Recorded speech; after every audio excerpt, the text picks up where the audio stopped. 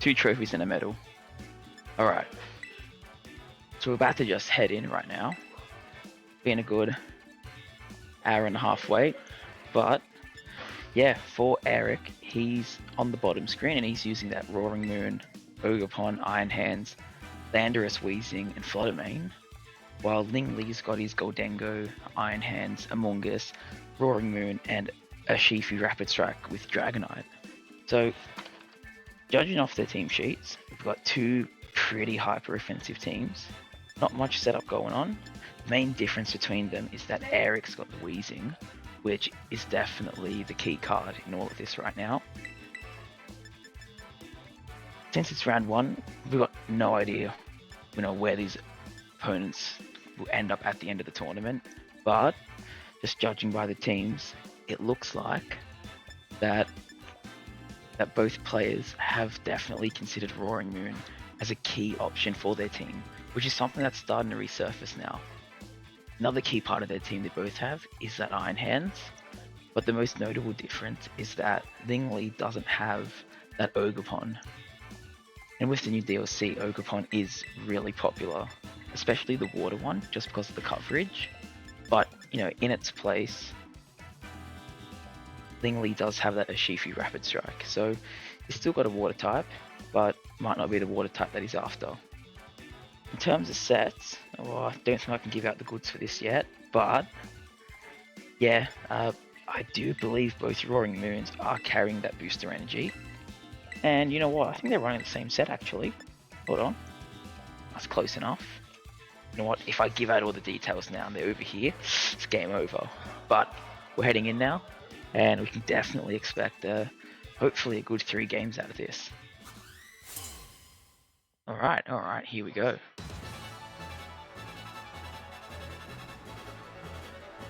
To crack it in for turn 1, we see that Lingdi's led the Iron Hands and Goldengo, while Weezing and Landorus comes out. So, for those that know, neutralizing gas, it stops all the abilities on the field. That means Good as Gold from Goldengo doesn't work, Quark Drive from Iron Hands doesn't work, but that Landorus, it's carrying a spicy item, it's carrying that ability shield, which means it's not affected by the neutralizing gas, so it just got a free Intimidate off. And in this position, Goldengo and Iron Hands do not like eating up Earthquakes or Stomping Tantrums from that Landorus. So, I'd bet my pigeons and say that Eric's in a pretty good spot. But Lingdi, that Goldengo is carrying that Terra Dragon, and that doesn't eat up, it doesn't eat up Earthquakes too bad. So that could be a good, Terra typing, but just a classic fake out, turn 1, playing it safe. We might just see a nasty plot here, and we do see a nasty plot. So he's getting boosted, getting a bit of stats up, which is nice and good. And then, the taunt on the Goldengo. Yeah, that means, look, it might have fallen a bit too short, since it already got nasty plot up, but on the plus side, it can't protect next turn. So, that Landorus, which I do believe it does have that ability shield, a Stomping Tantrum now, since it got faked out, will most likely get a knockout on it. So if it doesn't terrestrialize here, that Goldengo is out of here. The big one is what the Weezing's going to do next, because it does have access to that Will-O-Wisp, which is crucial, because Iron Hands doesn't like Will-O-Wisp, but it also has access to Gunk Shot, so there's a lot to consider here for Lingdi in terms of whether he wants to terrestrialize, switch out, play it safe. But it looks like he's switching out the Iron Hands, resetting the Intimidate, doesn't want that -1, and Roaring Moon comes out, so if that Roaring Moon gets hit by Will-O-Wisp, that is not good news. It's the opposite of good news. It's bad news. But Eric's playing it safe, protecting the Weezing. Might just have to Lando eat up a Stomping Tantrum, but that's 150 damage. That Goldengo, that's gone. Look, did the crit matter? I can't say, but I reckon it didn't. But don't quote me on that. But at the same time, yeah, that was expected after the fake out, just getting that Stomping Tantrum to do double the damage. So, even though Lingdi lost his Goldengo, he's not in too bad of a spot. I mean, if he gets his Iron Hands back out of here, he's got fake out pressure, both his Pokemon are at neutral, and he can just start picking up damage. I mean, that's the whole point of this. And we do see the Iron Hands come out. No Intimidate, nothing. So, looking pretty safe. And the Weezing just protected last turn. So, you know, it's basically an open slot to be hit right now. The main thing to note is it is carrying that Will-O-Wisp once more. And Lingdi has 2 physical attackers. So, here we are. Is he going for Fake Out? Does Fake Out and it goes into the Weezing this turn. The question is, does Tailwind come out? And no. It's just a Breaking Swipe, lowering the attack down. Nothing too dodgy. And it gets a crit, which, I mean, yeah, I'd say it mattered. But, I mean, nothing's knocked out yet, so not too bad.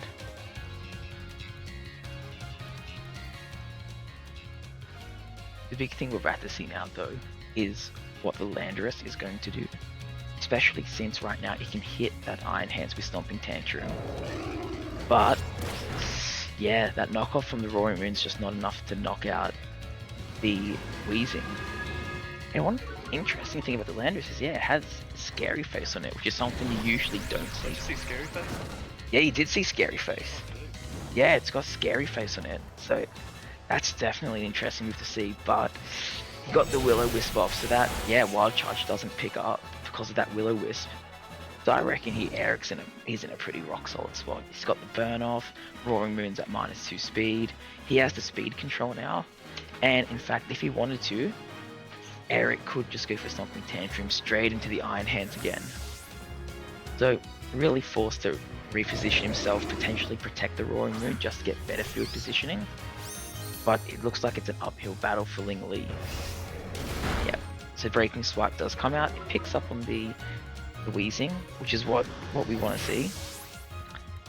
But, yeah, unfortunately, it's still an uphill battle for Lingdi. Stomping Tantrum does come out, doesn't do too much damage because of the Breaking Swipe. But now, Eric has a free swap into either his Flutter Mane or his Ogerpon. You're going to do heaps of damage. And he does choose to opt for the Ogerpon. I reckon it's cause he can evade the Rage Powder. Plus, Ivy Cudgel still does heaps of damage to that Roaring Moon. The main thing to be considerate of is that Roaring Moon on the field, you know, even though it only has access to Breaking Swipe and Knockoff, which are fairly passive in this case, those Breaking Swipes do lower the attack of Eric's Ogerpon and his Landorus, and all that damage adds up and he can't deal too much damage in return, especially if that Pollen Puff from Amoonguss comes out. It becomes a very dicey position. Yeah, what we're seeing is Eric does switch out his Landorus, might want to reset the Intimidate for later, and just a passive, you know, follow me, doesn't want to take any spores, especially from that Amoonguss, and follow me, unlike Rage Powder, it doesn't care if you're a grass type. So yeah, that spore straight into the Ogerpon, which means that Flutter Mane just came in for free. And if it starts going for Dazzling Gleams, that's going to start picking up massive amounts of damage on that Roaring Moon. The other thing to note with Lingdi's team is that the Amoonguss, it does have access to, you know, the Spore, the Rage Powder, and Pollen Puff, and Protect, but it's also in a position where Ogerpon can't really damage it, and since the Flutter Mane is Choice Specs on Eric's side, once it's locked into a move, it's forced to stay into that move. And we do see, yeah, Shadow Ball was the decision that Eric has decided to stay in for, but that Pollen Puff does heaps of damage. Judging by it, might have been a 3-hit knockout range, but with a knockoff, yeah, that might just bring it down. Or even another Breaking Swipe, 2 of those, that might just do it for it. But since that Flutter Mane is locked into Shadow Ball, hitting the Roaring Moon's going to be incredibly difficult. And since, I mean, if that Flutter Mane doesn't switch out, that might just be it for Eric. So really needs to consider his field positioning right now. But Lingdi is slowly making his way back into the game, and it is looking pretty good for him right now. He does decide to swap out his Amoonguss, potentially get the Regenerator up with another Shadow Ball, and Iron Hands does take Shadow Balls fairly well. So the Roaring Moon does get a knockout here. That's phenomenal, because that Flutter Mane is now stuck in with Shadow Ball. But just a Tailwind, opting to play it safe. You know, maybe get a bit of speed control, especially since that scary face did so much before. But now that the Flutter Mane's locked in on Shadow Ball, and it's not doing too much to either Pokemon, we might see that Eric will switch out for Landorus, reset the Flutter Mane's choice specs, and potentially bring out a Dazzling Gleam in the next turn. So,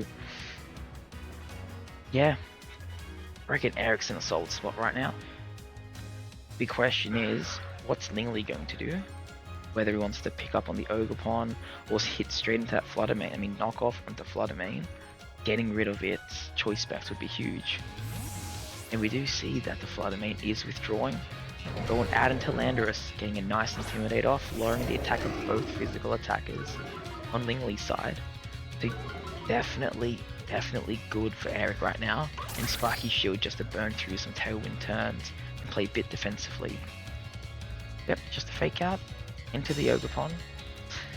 Good Spiky Shield protect, gets a bit of chip damage on it, especially with that burn at the end of the turn. It's definitely chipping up, but the knockoff does come off, and even though the ability shield's pretty much useless right now, that knockoff just helps with the damage.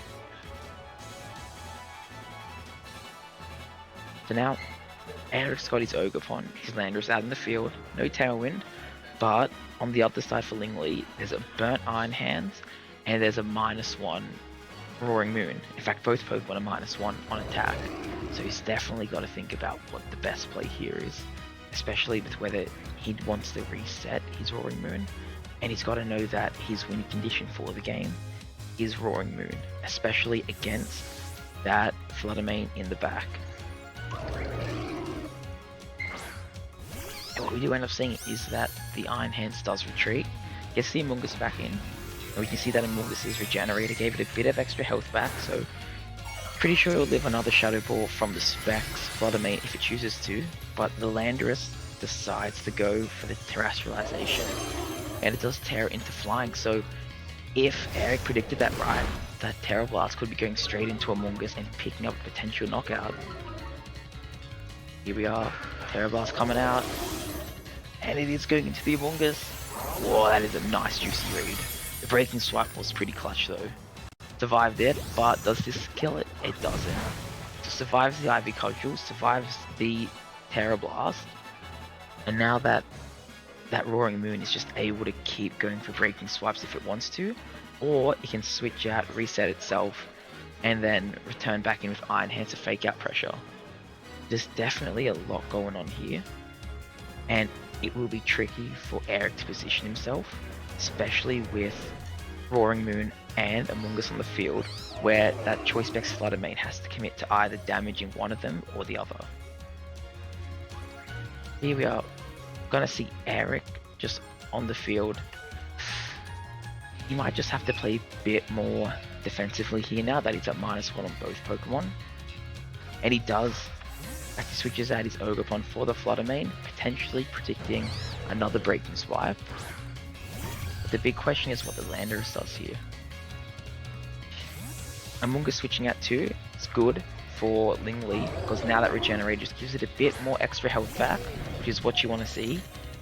And Landorus just playing it safe, burning through another turn of Tailwind, and protecting itself.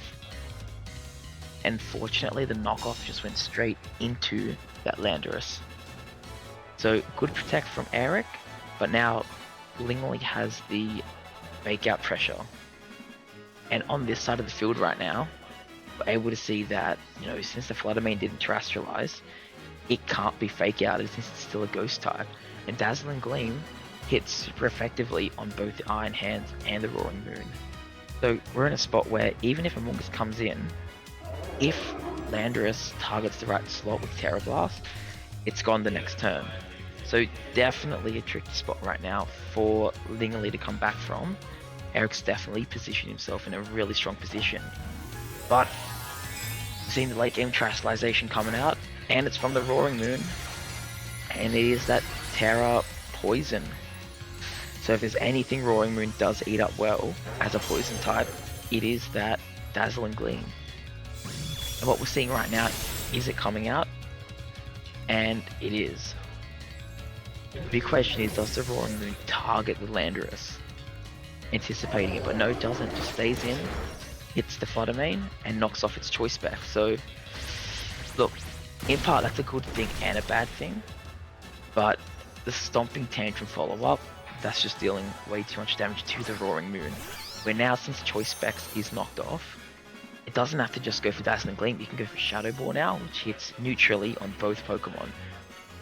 Which means Lingdi's now in a trickier spot, where beforehand it would have resisted both, it would have resisted Dazzling Gleams with both Pokemon, but now that it can't, Shadow Ball will hit neutrally into both of them and will probably do a huge chunk of damage. And we do see the forfeit from Lingdi.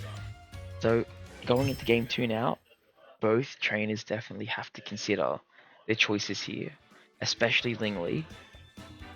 We saw at the start of the game, the Goldengo was strong with a nasty plot, but just wasn't activated enough, especially since it got hit by that Stomping Tantrum. It's Lingdi's team. In fact, I think it's got knockoff as well, so not too bad, not too bad. But yeah, heading into game 2 now, we're about to see the games go off, and same lead from Lingdi, Iron Hands, Goldengo, but I think it's a bit of a switch up this time, Flutter Mane and Wheezing from Eric's side. So the Flutter Mane can super effectively hit both Pokemon here. And that's huge, because Shadow Ball and the Goldengo with Choice Specs is arguably a KO, or a Moonblast and Iron Hands will do heaps. And if that Goldengo even tries to tear a Dragon, if it gets, hit by a Dazzling Gleam, that would be shocking for it. So, a lot to consider here from Eric right now. He's in a commanding spot, but the Iron Hands as well. It's in a good enough spot where, it can stop the Wheezing from taunting the Goldengo, Will-O-Wisp the Iron Hands. So, this could be a good spot for Lingdi too. And what we're seeing right now is Eric opts to switch out the Flutter Mane, potentially predicting a Heavy Slam coming in, or just wanting to get an Intimidate out. And the Iron Hands does retreat as well, so he doesn't want to eat up a Moonblast. And what we're seeing is that the Amoonguss come out instead, which is good redirection, especially against Wheezing and Landorus. So both players playing it passively right now. Will-O-Wisp comes out into the Iron Hands, so predicting that Will-O-Wisp into that slot, and Amoonguss does eat it fairly well, especially since it's not a physical attacker. The big thing now is that Landorus is in, hasn't been fake out, so Stomping Tantrum's not doing too much, but at the same time that Amoonguss can start redirecting, it can start giving out spores, it could even predict the Stomping Tantrum into the Goldengo and Pollen Puff itself. So Eric has to be really considerate that if that Goldengo gets up and running with a nasty plot, he might be in a really tricky spot.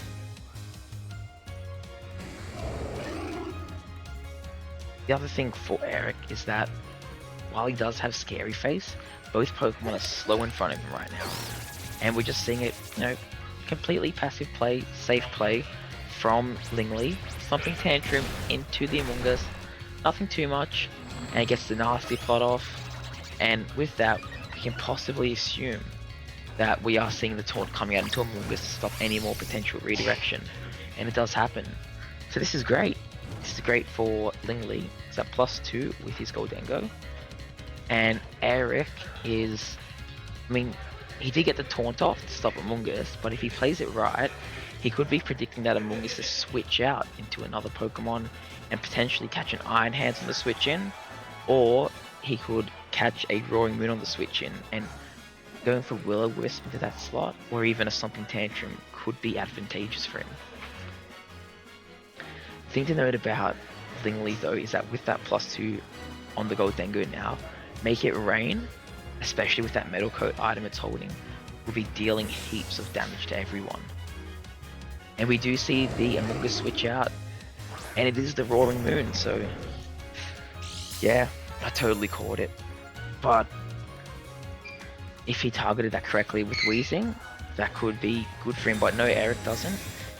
Starts to play it safe, nothing too big, and just Stomping Tantrum out into Goldengo, probably deal it down to half, but no, gets the knockout because of another crit. Yeah, no, okay, this time that crit mattered, because yeah, there was no like actual boost, so yeah, that could have been a really big turn for Lingli, but yeah, no crit Lando. That definitely hurts Lingli a lot. In fact, that might just change the entire game. I think it was in Lingli's favor actually. So this isn't good right now for Lingli. Iron Hands I can assume is coming in, but no, just the Amoonguss. So probably wanting to play it safe. It is a bit of a comeback after this, especially since his powerhouse called Dengo was just knocked out.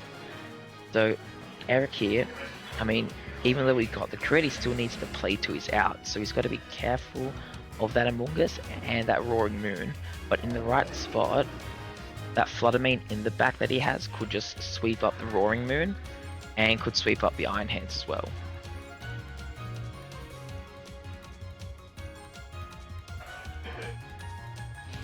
Yeah, no, I'm just thinking right now, yeah, that old Dengo was pretty crucial for Lingli, but, you know, we are seeing Lingli now playing a bit safer, getting a bit of chip damage down with the break and swipe, you know, lowering the Landorus attack. The big question is whether the Weezing does go for Will-O-Wisp into Roaring Moon just to creep a little bit, but instead just opts to taunt the Amoonguss, recognizing that Spore could be a potential problem. But this may not be the worst case here right now, because if Eric does play this right and tries to clean up, he could double into that Amoonguss slot with Stomping Tantrum and Taunt, just predicting a potential Iron Hands coming in.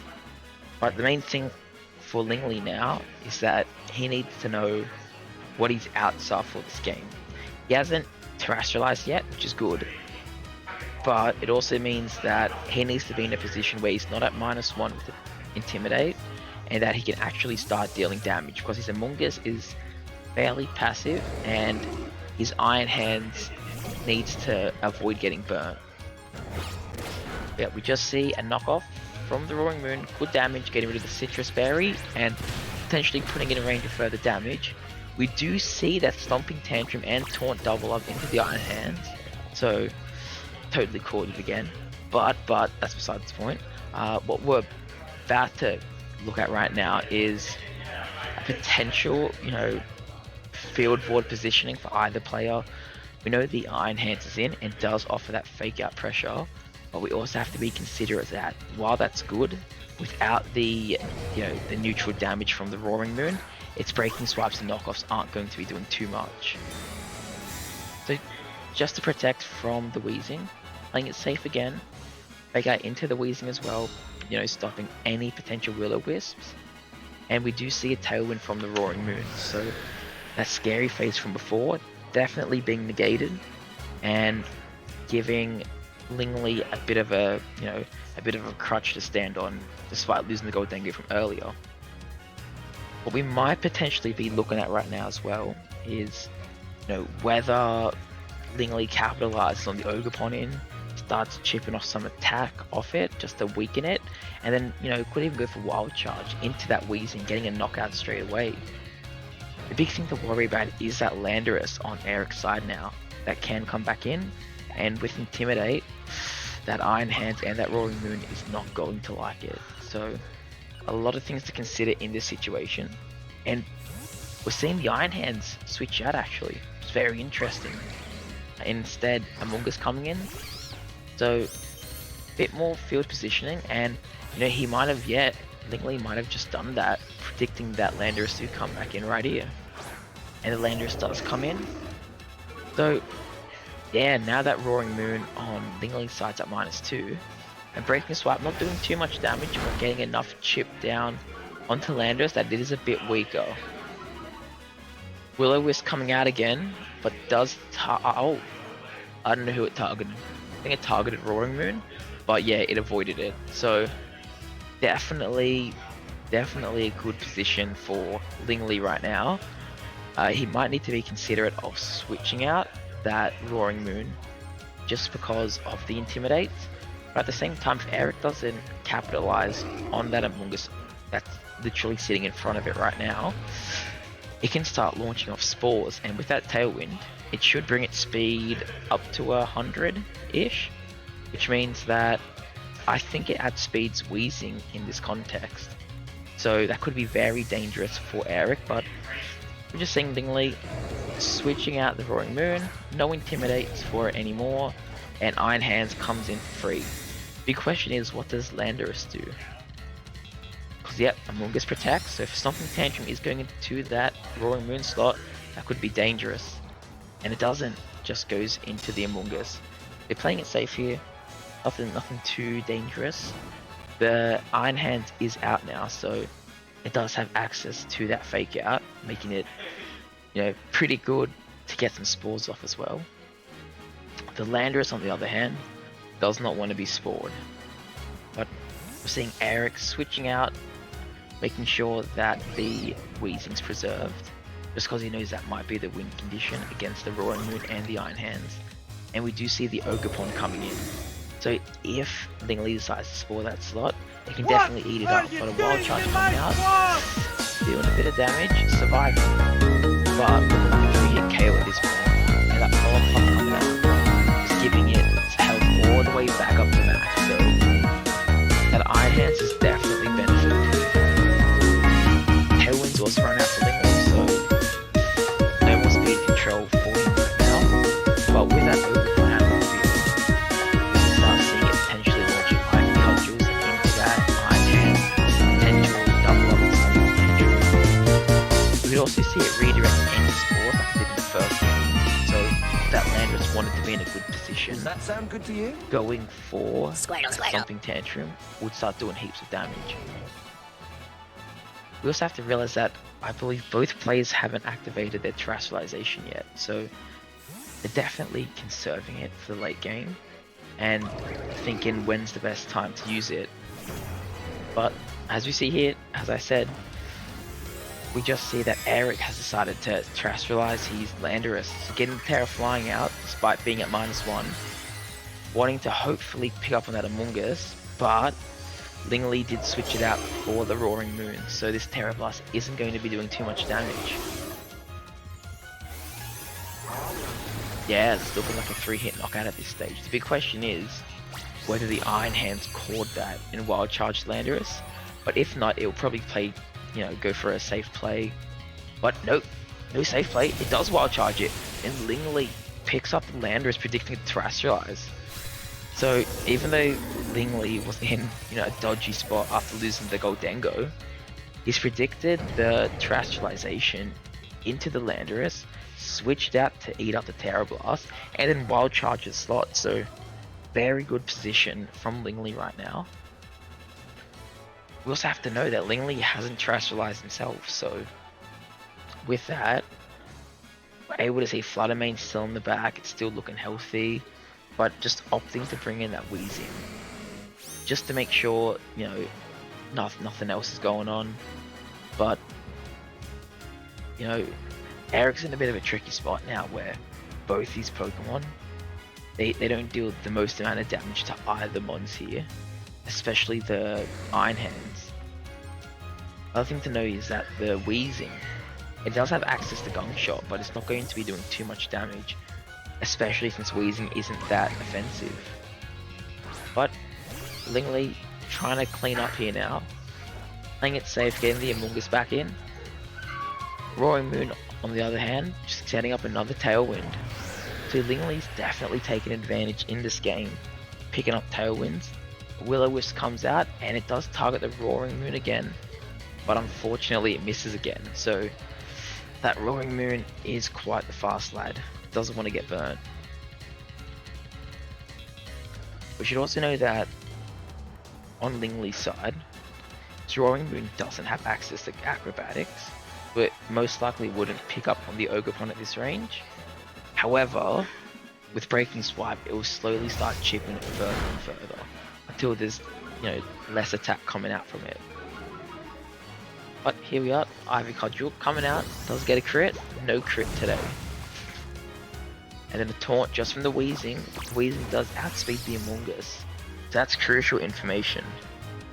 But yeah, just a regular Pollen Puff, potentially predicting that to come out. And now that Roaring Moon is back on max health. So we're definitely able to see here right now that Eric, he's a bit on the back pedal right now. Needs to figure out a way to get rid of the Roaring Moon, because he knows that it is a threat here. Especially since his own Weezing and Ogerpon can't do too much damage to it. The big problem is he can't get his Fluttermane in at the right time, just because if it does terrestrialize into the poison form, Dazzling Gleam won't be doing any damage to it. But Lingdi playing it passive, switching out the Roaring Moon, and bringing in the Iron Hand, so a bit of fake out pressure. And Eric just protecting the Ogerpon, doesn't want it to lose out. And the Will-O-Wisp does come up and it does hit the Iron Hands. So this is good news for Eric right now. It's got a bit of burn damage, the attack's halved, and Pollen Puff does come out and restores its health back up to max. It looks like this game is going to go on for a while, especially with the Amoonguss. But in Eric's position, he needs to find a way to win out this game. Just because he's already got the first game up, and the second game, he did take out the Goldengo really early on.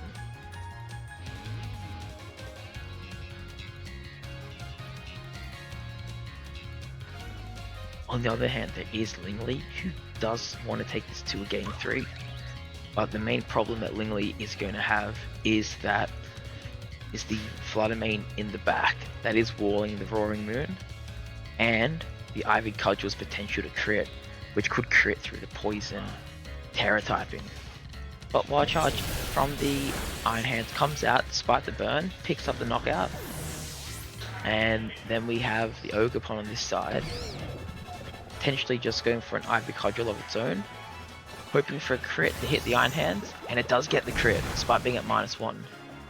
A Pollen Puff healing it back up all the way to the top. And that's what you want to see. There we are.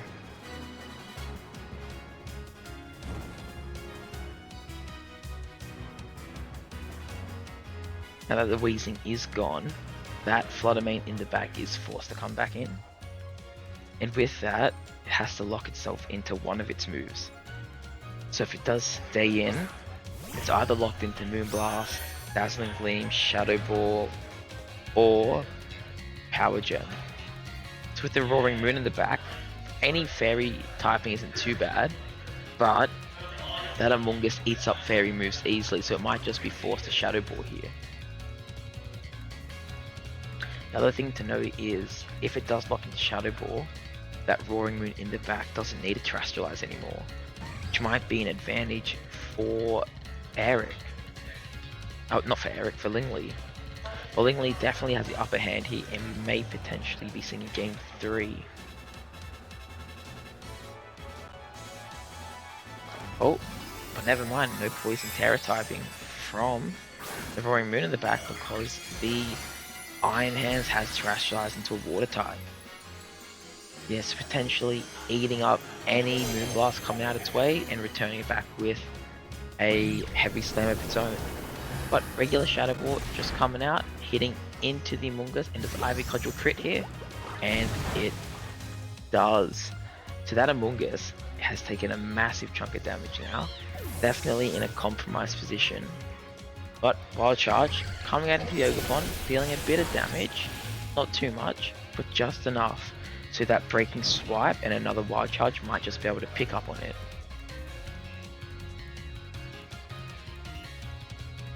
Lingdi's especially in a good spot now, because if he decides to double target that Ogerpon, Shadow Ball from the Fluttermane won't be doing too much damage to the Roaring Moon, just because of the typing.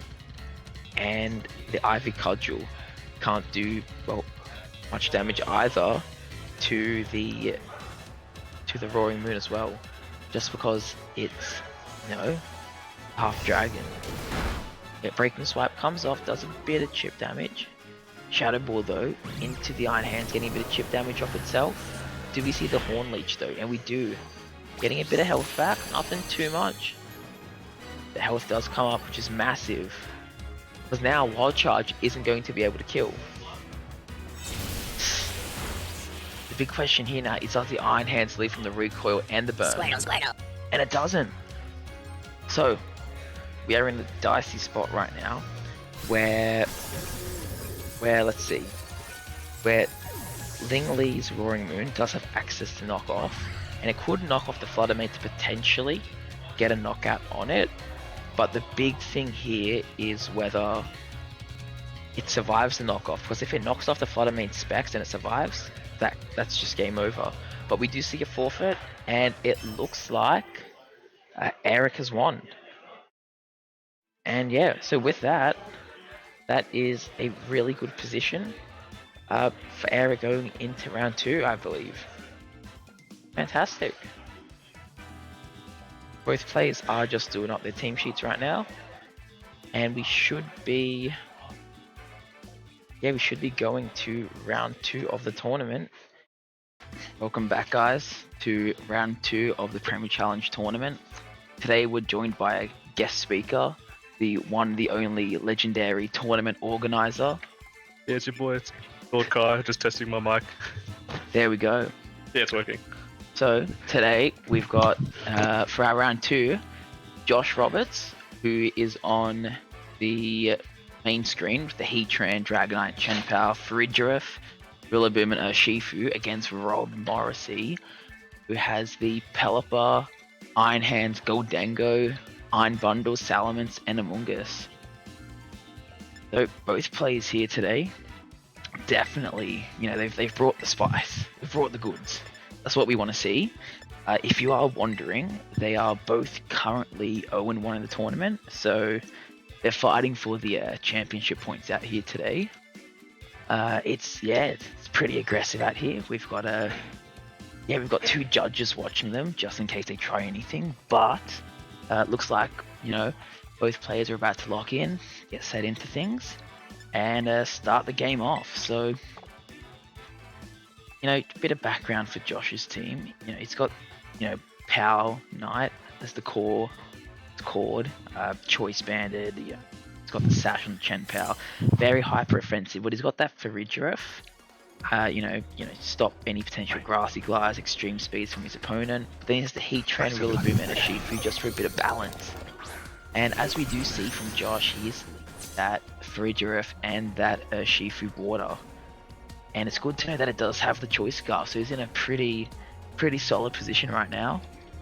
Rob, on the other hand, he's led the Iron Bundles that, and he's led the Goldengo. So 2 special attackers, but he's not in a bad spot either. Oh, what happened?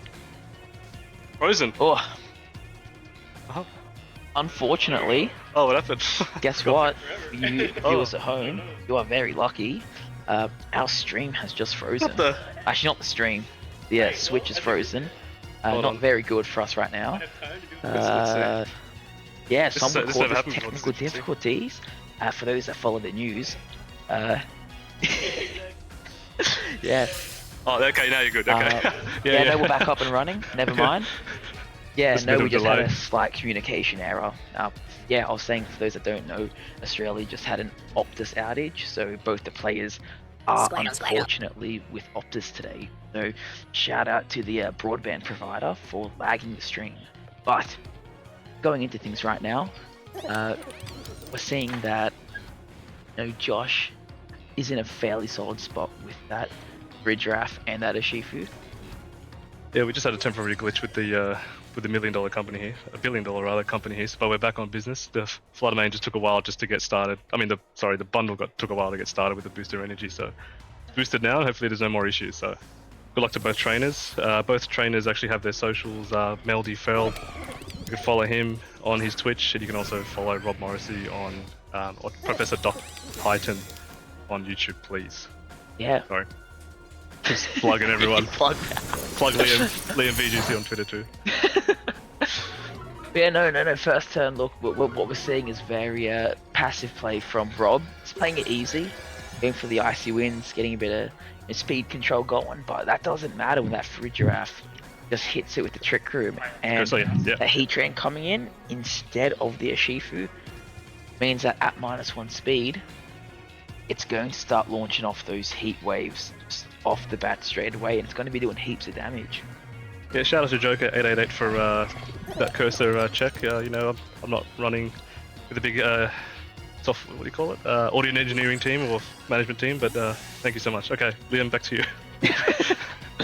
Yeah, well, you know, look, our streams are sponsored by everyone. Got to plug them, show the support. But yeah, no, back onto this, seeing that Rob's he's positioning himself fairly strong here, getting that iron hands in. Knowing that, you know, even though the iron bundles lowered the speed off, he can still do a bit of field positioning, getting into a good spot, and we are seeing that Psychic coming out into the iron bundles. It did Terra Ghost, potentially predicting, you know, a Terra Blast that was grass, but you know, it doesn't really matter here because would have done neutral damage, but Hydro Pump from the iron bundles coming out, good amount of damage to Heatran, brings it to half. So that Assault Vest is definitely coming in clutch here. Big thing to know that even though Iron Hands is out, it has access to Fake Out. Fake Out's useless with the Fridge Giraffe from the so, you know, even though it can't Fake Out, you'll go for Drain Punch, you can Heavy Slam, you can go for Wild Charge. So it's in a pretty solid spot, I reckon. I have to sit because the coming on this thing, yeah. Yeah. Alright. Don't mind us, we're just migrating. Yep. Alright.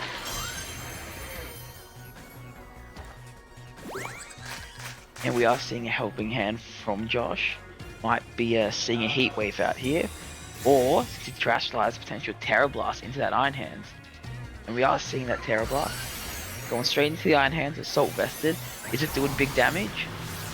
Straight into the Hariyama AI. Let's go. Yeah, that is big damage.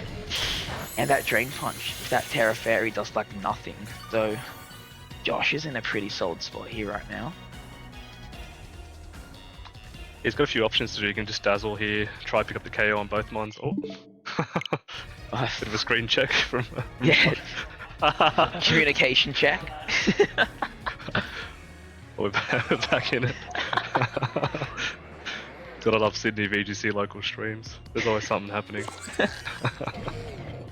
yeah, no, we are seeing that that Heatran can do lots of things here. I mean, Heat Wave might just pick up on the Iron Hands, but that Iron Bundles is also in range of a Heat Wave, it looks like. So it looks like Rob has to definitely consider his options here. Deciding to switch out though, so playing it safe with the Iron Hands, doesn't want to eat up another Terra Blast, and Goldengo does like that. But Dazzling Gleam comes out after the Heat Wave come out. Do we see Heat Wave come out on both sides? Oh. And if it does, it's going to do terrible damage. Baker still managed to survive that, but he doesn't come in for free. He's going to take that. Yeah, that Goldengo does not enjoy that. And in fact, that Goldengo is leftovers, so it does get a bit of health back, but it's chunked away like 85% of its health. So not the best.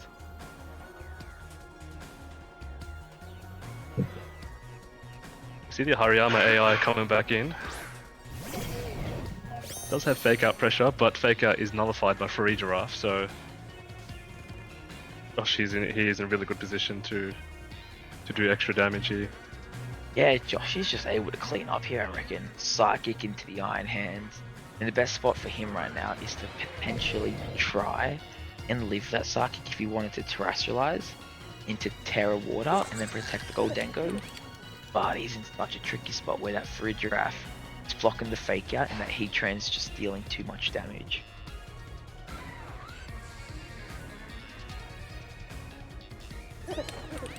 Helping Hand comes out for Giraffe, and you can imagine that this next move from Heatran is going to do crazy damage, but Goldengo protects.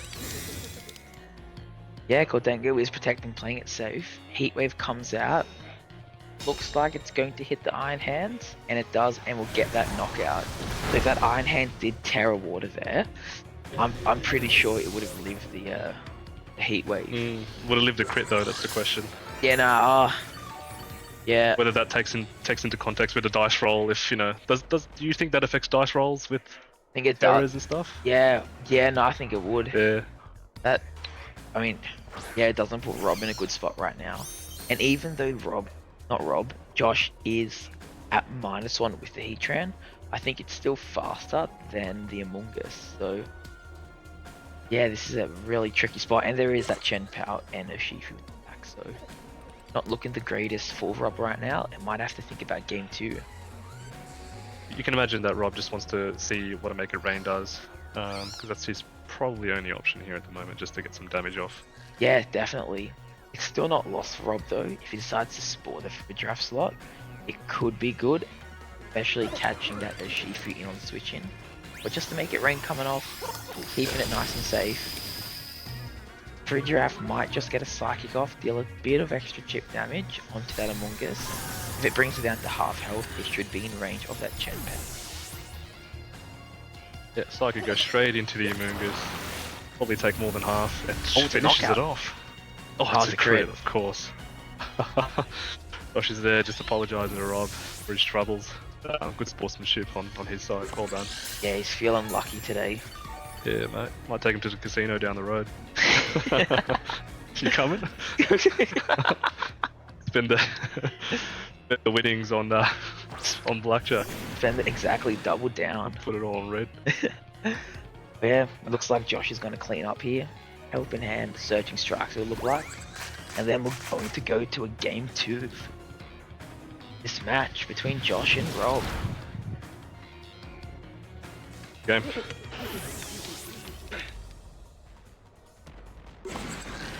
Alright, very nice, very nice. So, a few things to note is that, even though Rob was a bit on the back pedal that game, Iron Bundles was definitely fairly underutilized, especially against the majority of the team. Iron Bundle spam, very well thought out by Josh, and the big question is how he considers this going into game 2, because Rob has got to rejig some stuff here. He's got to think, how do I beat the Heatran, especially when it Terra Fairies, and what am I doing about the Free Giraffe?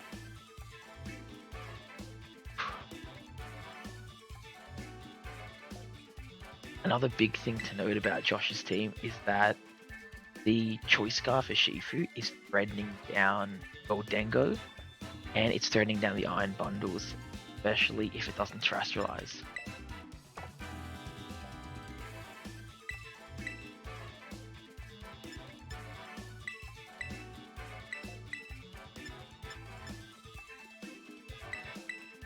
There's both selecting their ons going into the second game. Pretty crucial that Rob manages to clutch up this game so he can bring it to a game 3, which keeps him in the tournament going into this 5-round Swiss tournament today. Josh, on the other hand, he might want to switch things up here and there. The old saying is, if it ain't broke, don't fix it. But, could be good to keep Rob on his feet. And here we are going into game 2. Let's go, game 2. Get hype. We'd like to also do a big shout out to Cold Toast. Yeah, and shout out to the new UTS president, yeah. Mr. Cold Toast. He is the Same thing? Yeah. Okay. There seems to be a bit of a lag on Mr. Rob's switch. It might take a second. shout out to the NBN as well. So these guys are going to stare at each other for a little while before they get into battle. It's the good old stare down. Yeah, looking at each other. Looking at each other, weigh each other up. Okay, now And yeah, it's going off now. This is great. now we're rolling.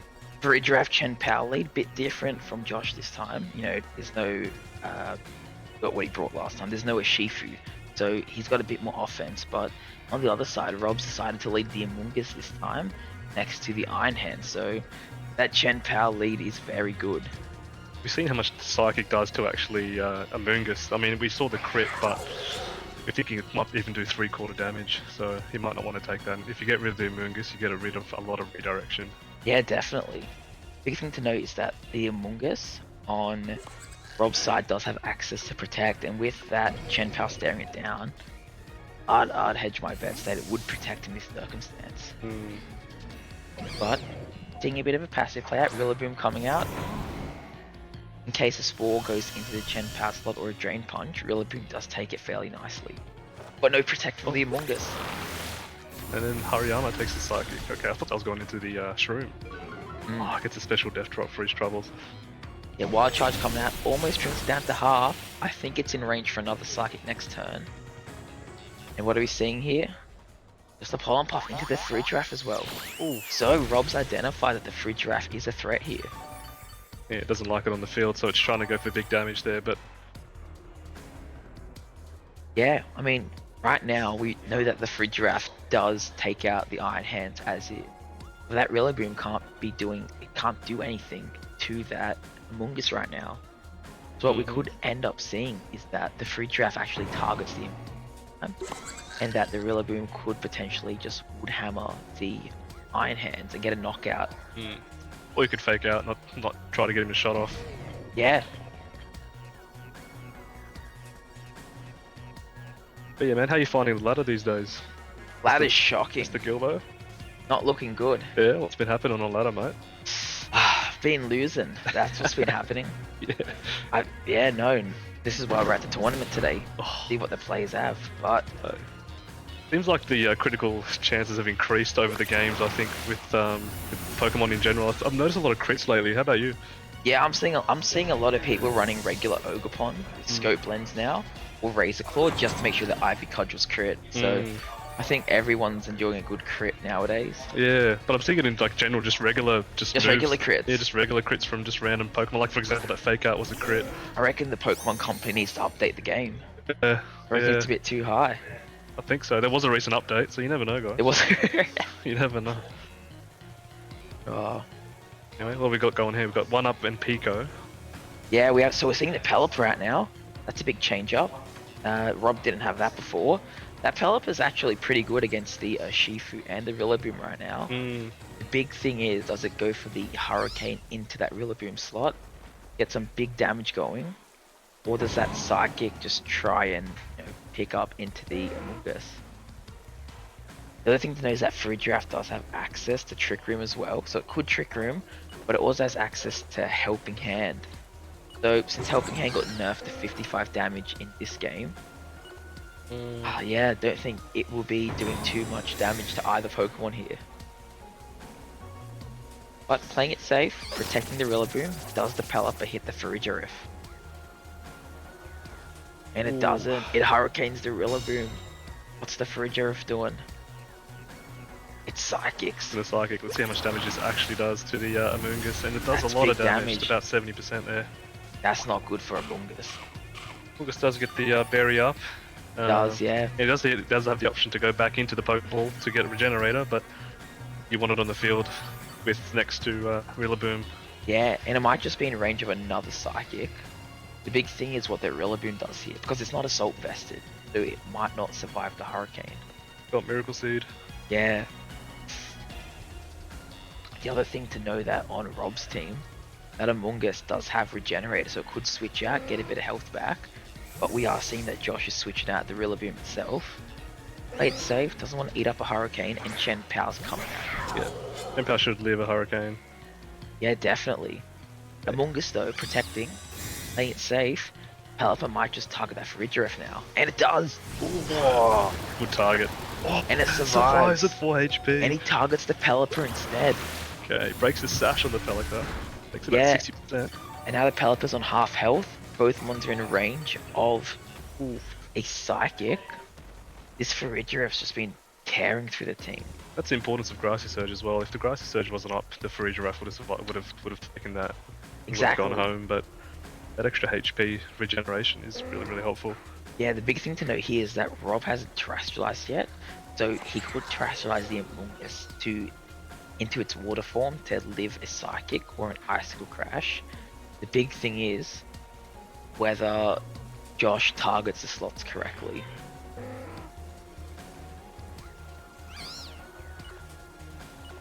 And here we go, Icicle Crash does come out into the Amoonguss, no terrestrialization, and it is a knockout for the Amoonguss. Hurricane coming out, but into Chen Pao doesn't hit the Fridgeraff, which means this Psychic might just get the knockout on the Pelipper. And it does. Rob's down to his lucky last Pokemon. Yeah, Would you like to bet what his last Pokemon is? I'm gonna say. I'm not gonna look. I'm gonna look. I'm gonna say Goldengo. Goldengo. I reckon it's the Goldengo too. Goldengo. Gunter. Is. Oh, Iron it's Bundles. Iron Bundle. Okay. First lost money Yeah. Didn't see that coming. there. Gunter comes in. Booster Energy speeds it up. It Yeah. doesn't have a. It does have a spread moon icy wind, just not enough, I think. Not enough, no. Yeah, look. Psychic and Sucker Punch might just knock out here. The real question is, can the Iron Bundles pull back against 4 different Pokemon? And can you call the Protect on Chien-Pao? Or do they both protect? I guess with Yeah, Icy Wind. here we are, Icy Wind's coming out. Do we see a crit? We see. No crit needed, just takes it out. Okay. If redraft that gets Rob so much trouble finally goes back into the Pokeball, and Rillaboom looks like it's going to come in and Yeah. reset the grassy terrain, and we might see a Grassy Glide come through. Yeah, and now that the Rillaboom's in, with Grassy Glide and sort of Plus Flake Out. plus, yeah. I mean, Hasn't Terra'd yet. yeah, as in Terry, he's going for the Terry just to guarantee the knockout, and Sucker Punch just in case. Here we are. Is Rob able to clutch back? Let's see how we go. Games can be won from this position. And the Terry is coming out from Josh. I wonder if And, oh no, from Josh, Rob. he's going for Rob. Oh no. did Rob. I wonder if Josh faked out here. Yeah, that would be good if he predicted a fake out. But if a Sucker Punch is coming out, that's going to be deadly. And there is another Terastallization coming out, and it is the Grassy. Yeah, it is the Grass Terra Grass from the Terra. Rillaboom. To see a lot of damage coming from this side now. Yeah, this is going to be huge. Here's the Sucker Punch enough though if it comes out. It is coming out. And, Not enough. Means Iron Bundle has a chance. And the Grassy Glide. Yeah, no, it had no chance. Well played. Grassy Glide picking played. up. Yeah. GG. That makes Josh Roberts your round 2 winner, which pushes his score up to I'll 1-1. get Josh to sit. Do you want to come sit next to Josh and do a quick interview? Yeah, we'll get him in. Yeah, so Josh has won round Well 2. played, fellas. This is great for him. It means he Well has to win the played, next well 3 played, rounds and he well top played. cuts. Well played. And today's prize pool is looking I plugged pretty you. stacked. I plugged your socials. I think it's, I don't know what's in the prize pool today. I think it's $20 to the winner.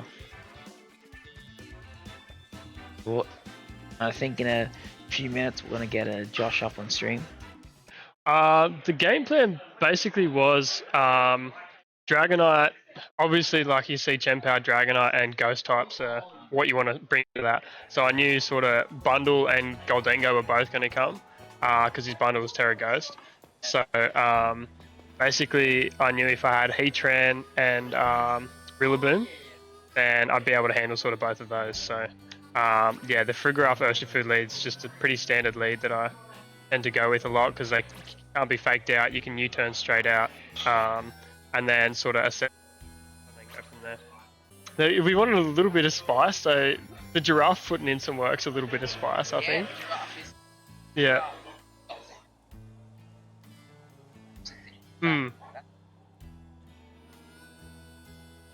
I didn't expect it to 2-hit KO Pelipper, yeah.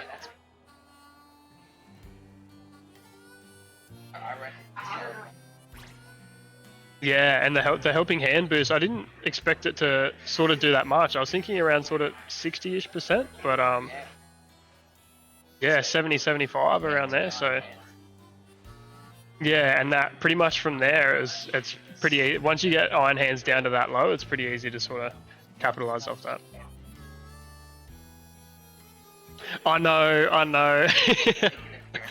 I was going to bring it in game 2. I was actually considering it, but I wasn't sure if it was going to bring the double ghost again, so I didn't want to run the risk, yeah.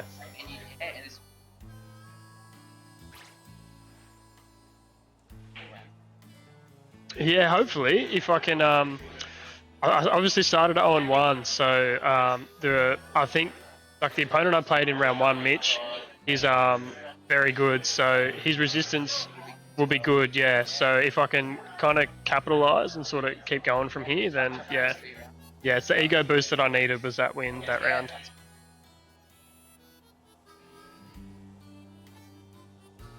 Thank you. Yeah, it would be. Yeah. Perfect. Thank you, bro.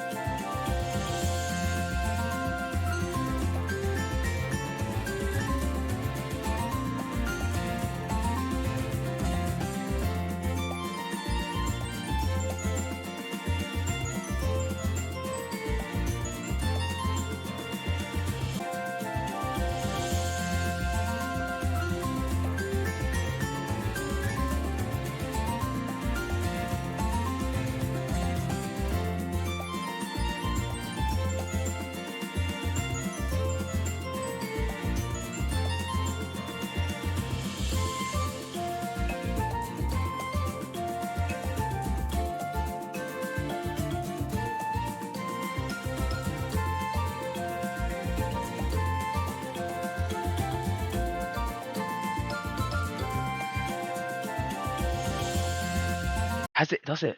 Hmm? Oh no, Hmm? I've been impersonating an ambulance for the past like 2 minutes. Wee woo. All right, in we go. Welcome back, guys, to round 3 of the tournament. It's about 5:26 p.m. right now, Australian Eastern Standard Time, GMT plus 11 for those that don't know their time zones. For this round, we have Jai versus Jarrod. Both of these players are seniors. I think this scores a 2-0 right now. I think whoever wins this basically comes out first in the tournament. But on the top screen, we've got Dragapult and the Tornadus from Jarrod's side of the field. While on the bottom, Jai's just led his Goldango and his Tornadus of his own. So both players, they're really locking in their moves fast. I mean, I can't talk faster than this. Can't even go through the team. It'd be faster to run fair money with how fast they're going.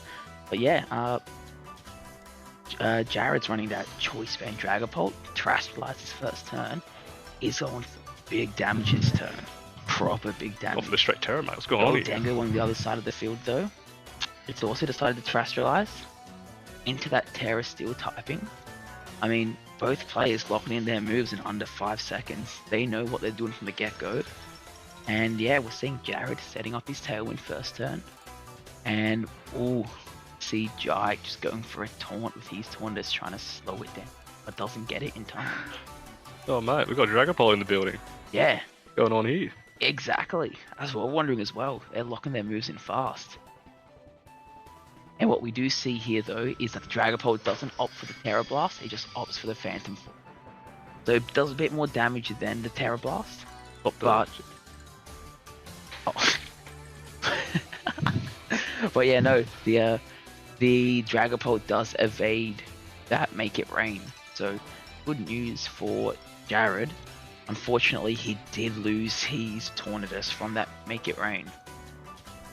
On the plus side, Chen Pao comes in freely and it boosts up that Phantom Force, so it might just pick up on the Goldango, and now the Chen Pao can just start doing damage to that Tornadus. And I've seen Jai run the Goldango Steel many times before. I think he really likes the Pokemon, especially having choice specs and trick on it, so it'd be tricky if you can. Oh, yeah, and it just barely lives the Phantom. That's huge. But double up with the Brick Break just to ensure the Goldango doesn't survive, and it does get knocked out to bulky Goldango. So if that was the normal Goldango, would have been gone from the get-go. Yeah, mate. I love the song too. It's the Ogerpon. No, is it the Ogerpon song? No. It's the Lousy 3. I don't know what it is, but love that playlist. We are seeing now though is Jai's bringing his Urshifu in. Got the Tailwind set up. He's in a pretty good spot right now. The Urshifu is Splash Blade, so it does have boosted water moves. And with that on the field, next to that Chen Pao on the other side, its Urging Strikes will be doing heaps of damage to that Dragapult. He loves his plates. Got a few plates on there, mate. He's got Flash Plate and Flying Plate. Was it? Sky Yeah, Plate. Skyplate. Yeah, he's played it up. Played it up, mate. He's here to eat. Yeah, geez, but getting an Intimidating, dropping the Chen Pao stats. We do know that since the Dragon Ball is choice banded, it is choice locked into that Phantom Force, which means that Urshifu can just start dealing heaps of damage to that Chen Pao one. Good Crash goes into the Arcanine slot. Does a bit of chip damage. Not too much, but enough just to, you know. The chip, yep, but here's the Surging Strikes coming out with that Splash Plate, doing heaps of damage. Should live. Is it enough to KO? That's the big one. Oh, and it does. does. Oh. Unfortunate on Jarrod's side. Massive amounts of damage from Jai's side of the field. That was a thick roll at the end. Yeah, it also means that Jarrod cannot switch out the Dragapult now and is locked in on Phantom Force. It's also good to know that Jarrod now has his own Urshifu out that is Scarf locked as well. And once it locks into either Surging Strikes or Close Combat, it can't do anything else. Arcanine comes back out. See what he brings back in here, mate. What are your bets? Oh, it is the Tornadus. That's a good switch back in. That might just eat up the Phantom Force, get a bit of a bit of tailwind support next turn. But it looks like Jarrod's just opting to Surging Strikes the Urshifu, do a bit of chip damage, because potentially that Phantom Force might just be going into that Urshifu. And it is. Oh, and it knocks takes out Urshifu out. I think that was just enough cheap damage to maybe even. Well, I don't know if it would have one hit KO'd that, but yeah, that was just enough chip. The tailwinds disappeared for Jarrod, but now that Jai, even though he's up one Pokemon, he has to play this really carefully because that Arcanine, it's 4 times weak to those water moves, and the Urshifu on the other side is Choice Scarf, so it might just outspeed. And Jai's already terrored as well, so there's no saving that Arcanine if it was to get hit. Yes, it's definitely a tricky spot for Jai right now to be careful of. Jai does have the advantage of Tailwind on his side. Yeah. Let's see if the speeds are on his side. He might miss the Bleakwind, and Urshifu misses, and Jai celebrates because that would have done big damage. Maybe it would have taken it. That's not what you want to see. Flare Blitz coming out, though, should pick up, and it does. The Dragapult's gone. That's good news. That is the good news. Big question is, where does the Surging Strikes target into? Because if it targets the Arcanine, this could be dangerous. Bleakwind Storm, high risk, high reward. Yeah, and it does go into the Tornadus. It's critting. First hit, second hit, it's almost at half after a third hit. That could be it. And it hits 3 times. But it's definitely in range of another Surging Strikes, but the Tailwind goes out. Now, Jai has to really think about what he wants to do. Does he want a faster Arcanine to get some chip off? Does he want a Will-O-Wisp? Does he want to do anything to take damage? He's looking for maybe a flinch here. Yeah, Jai's definitely looking for an out here. He needs a way to get out of this situation. He's got the Tailwind up, but that flinch is going to be so important here. Rock Slide comes up, comes we out, get the flinch. flinch. And we get the flinch! And Jarrod gets his Urshifu gets flinched. What a game we have here. Yeah. Unfortunate. It's not over. The Bleakwind Storm has to hit. That's the big one. Yes, and the Bleakwind does need to hit. It did not hit the other time, so you think maybe it would hit this time, but see what happens now. And the Bleakwind hits. And it does hit, and with that Sky Plate, and that's picks game. Up. Well done. Great game. Yeah. Great game. Came down to a few misses, came down to a bit of RNG stuff, but absolutely great game from both players. Both of these players did compete at Worlds at Yokohama, so they're no strangers to the higher level competition. I'm not surprised to see them both in the final game. Them kick off this game.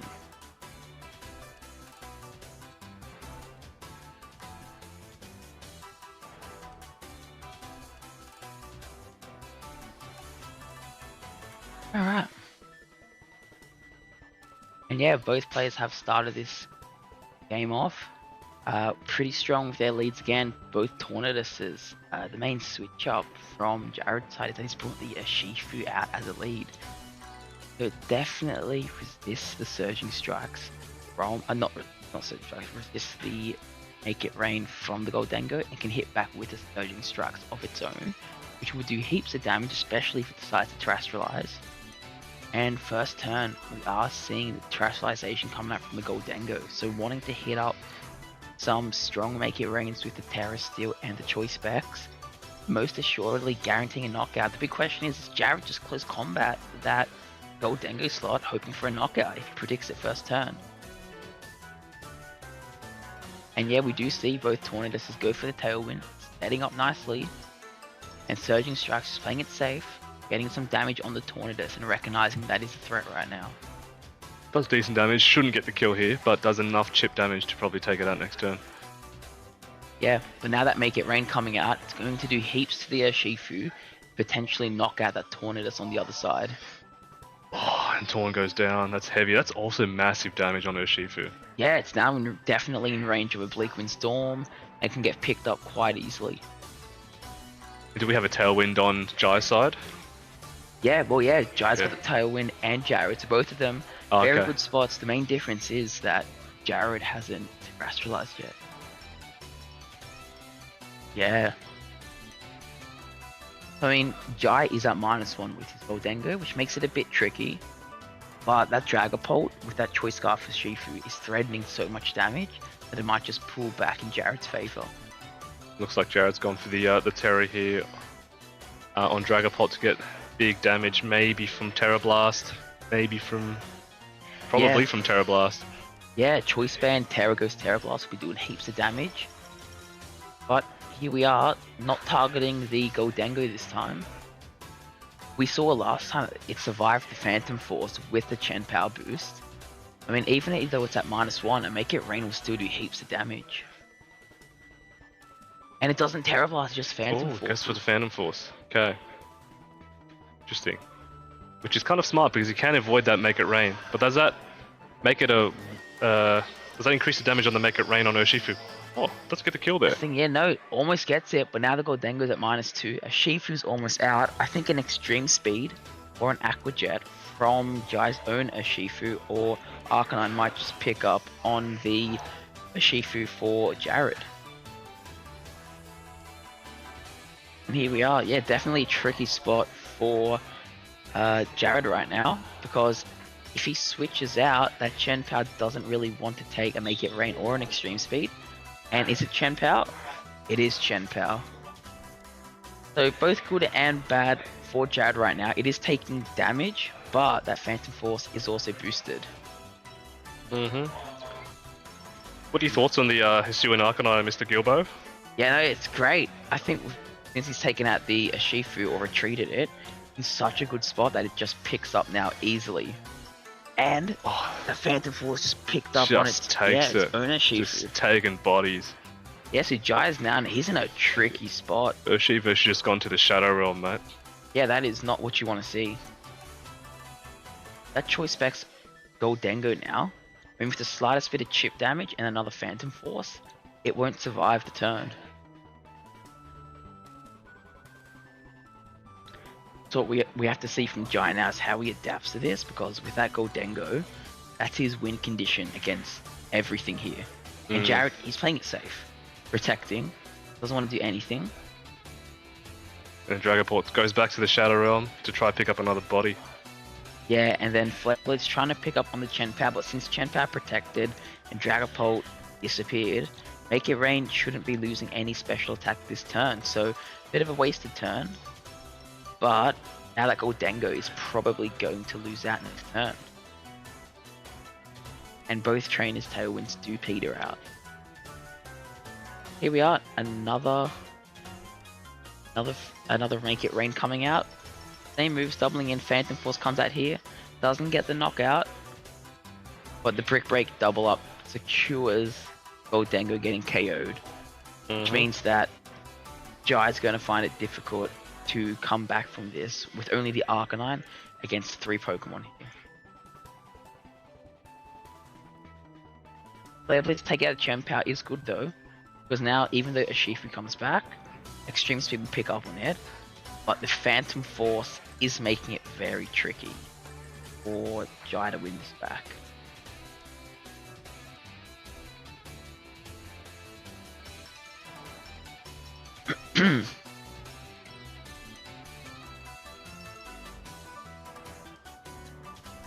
I think in terms of the win condition here for Jai, that he needs to hope Phantom Force doesn't beat the Arcanine, and that he can somehow Flare Blitz and hope for a critical hit.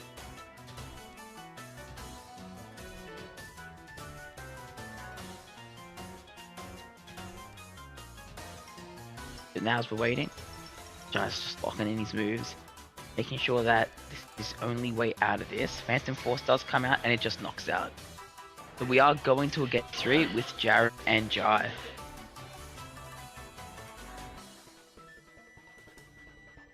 The really important thing to know in this match is that the main difference between the first game, no.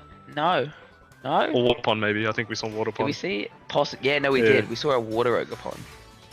Yeah. We also haven't seen, I don't think we've seen, we have seen Roaring Moon. I mean, would hope to see Roaring Moon in this game, but yeah, different leads this time from Jai. He's got an Arcanine Goldengo. Jarrod though, sticking with the Urshifu Tornadus, that's really dominating right now. Let's see how we go. So, like we might lock in a move here with Goldengo, but we're also seeing if you might want to switch up and out.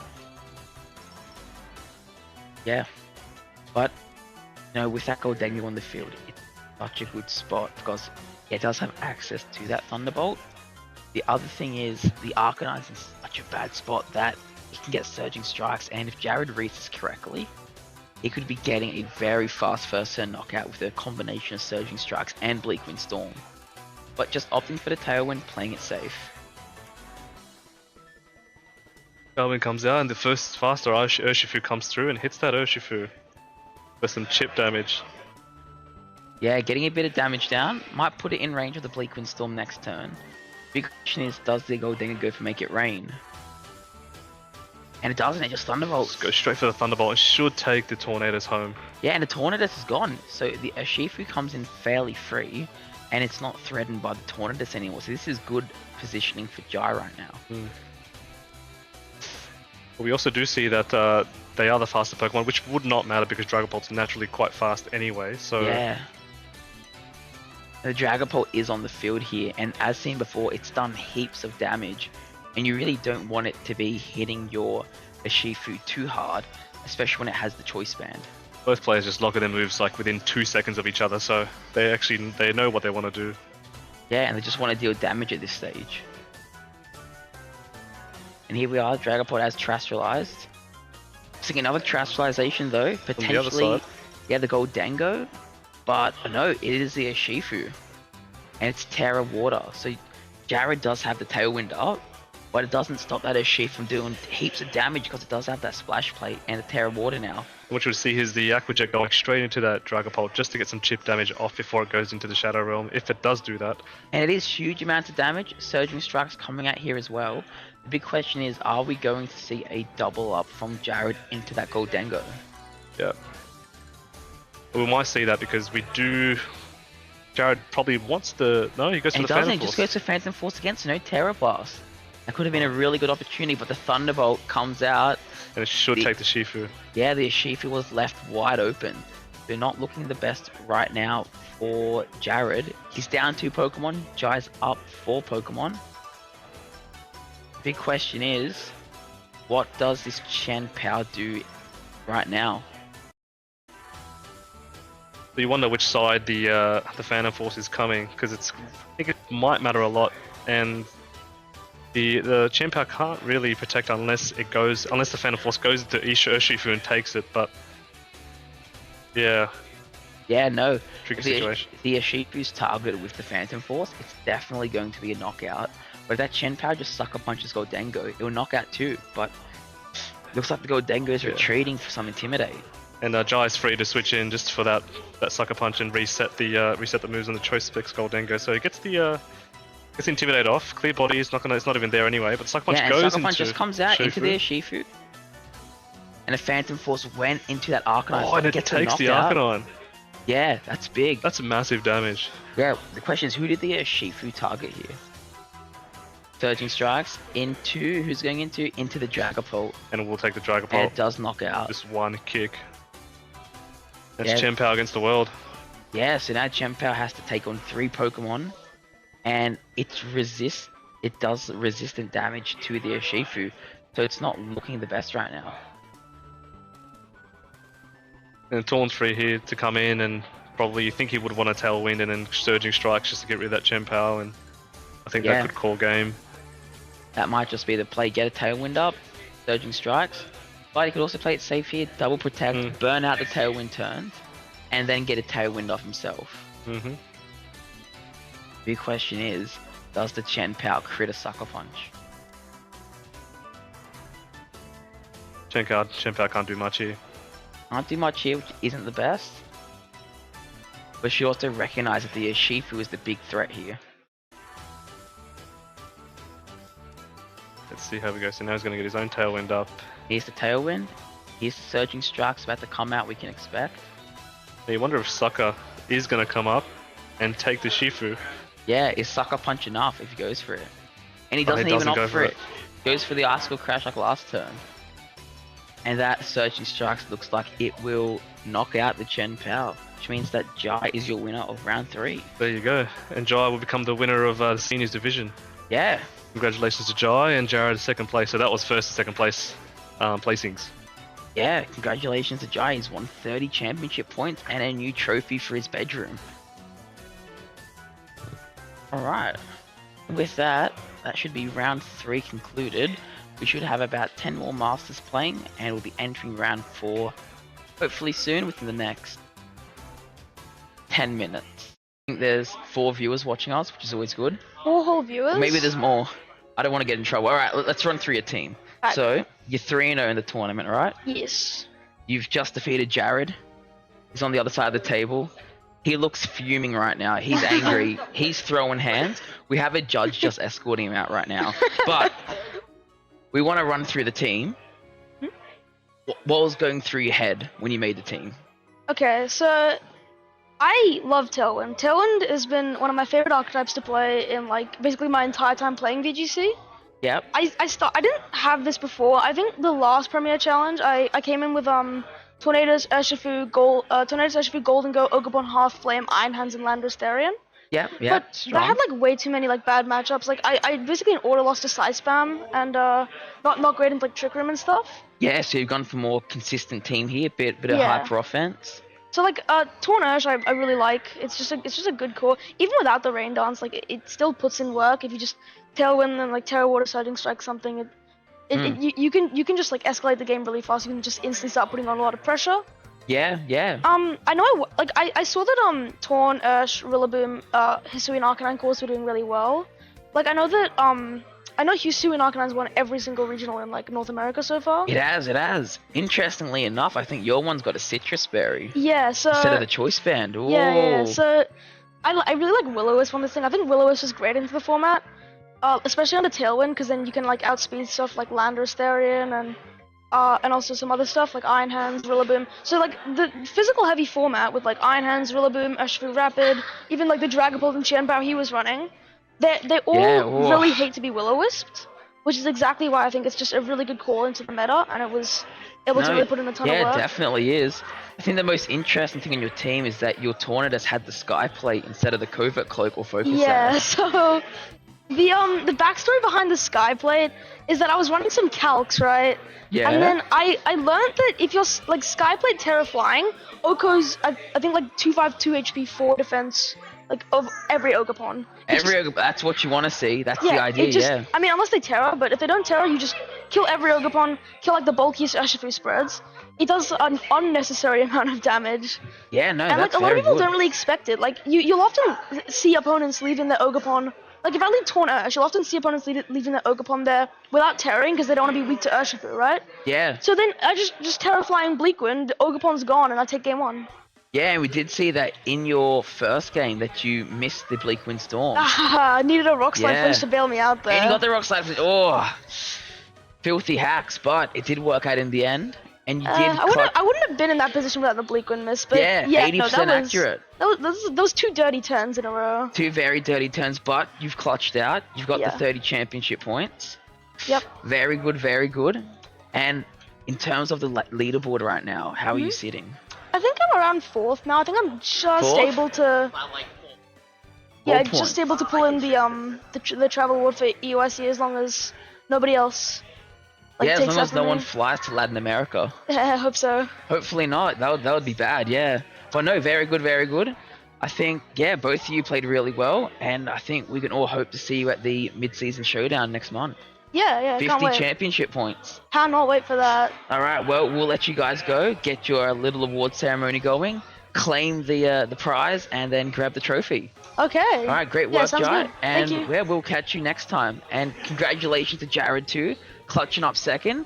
There's a cheeky prize pool involved too, no doubt. That's happened twice. You don't think there is? No, I don't think I get it. I think. Budget cuts, don't worry.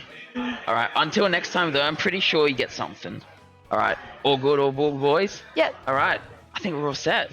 Thank you. Junior judge to ensure that everything runs smoothly. Alright, let's run it back.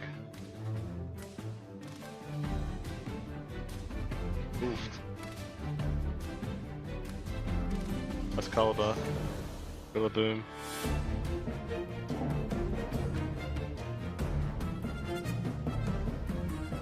And there we go, that's what we want to see. All Pokemon are level 50. The judge's tip of the day is to always ensure that the players are playing with the right leveled Pokemon. Mm-hmm. And if you're from the Pokemon company right now, this wasn't our fault. Yes, So- yes. If you were the Pokemon company right now, you should sponsor us and mistakes like this won't happen. Yeah. BSB and bank details are in the description. Yes, yes, in the, please. I need cash. We need cash. I need cash, man. I'm broke. Yeah. These locals are running me broke. But just alright. like the first time before, it's playing out the same. We see the Lando Terastallizing, gets the Rock Slide off, and it should be hitting into that Baxcalibur. Whether or not it flinches is up to it entirely. But yeah, big damage, bring it down to half, and no flinch, so it gets the Sword Stance up, which is something that Martin does not want to see. But that Ice Body means it gets extra healing back. This makes it really good when that Aurora Veil goes up, if it does. I think Ninetales has Disable, running kind of a support self. I've never seen Disable actually on Ninetales, but I have seen Encore being used. Yeah, that Disable would be really good to stop that Rock Slide. But we might just see from Martin another double up with Grassy Glide Rock Slide to try and stop that Aurora Veil potential. And we do, Grassy Glide comes off, big damage, but the Rock Slide needs to pick up the knockout here, or else that Ninetales is in such a good spot. See, that's big damage coming on the left side. Oh, And it doesn't pick up, and the Aurora Veil does come out. safely comes up. Alright, now this Landorus looks interesting. I mean, I've seen someone say before using Terra Rock Landorus. Ever have you heard that, mate?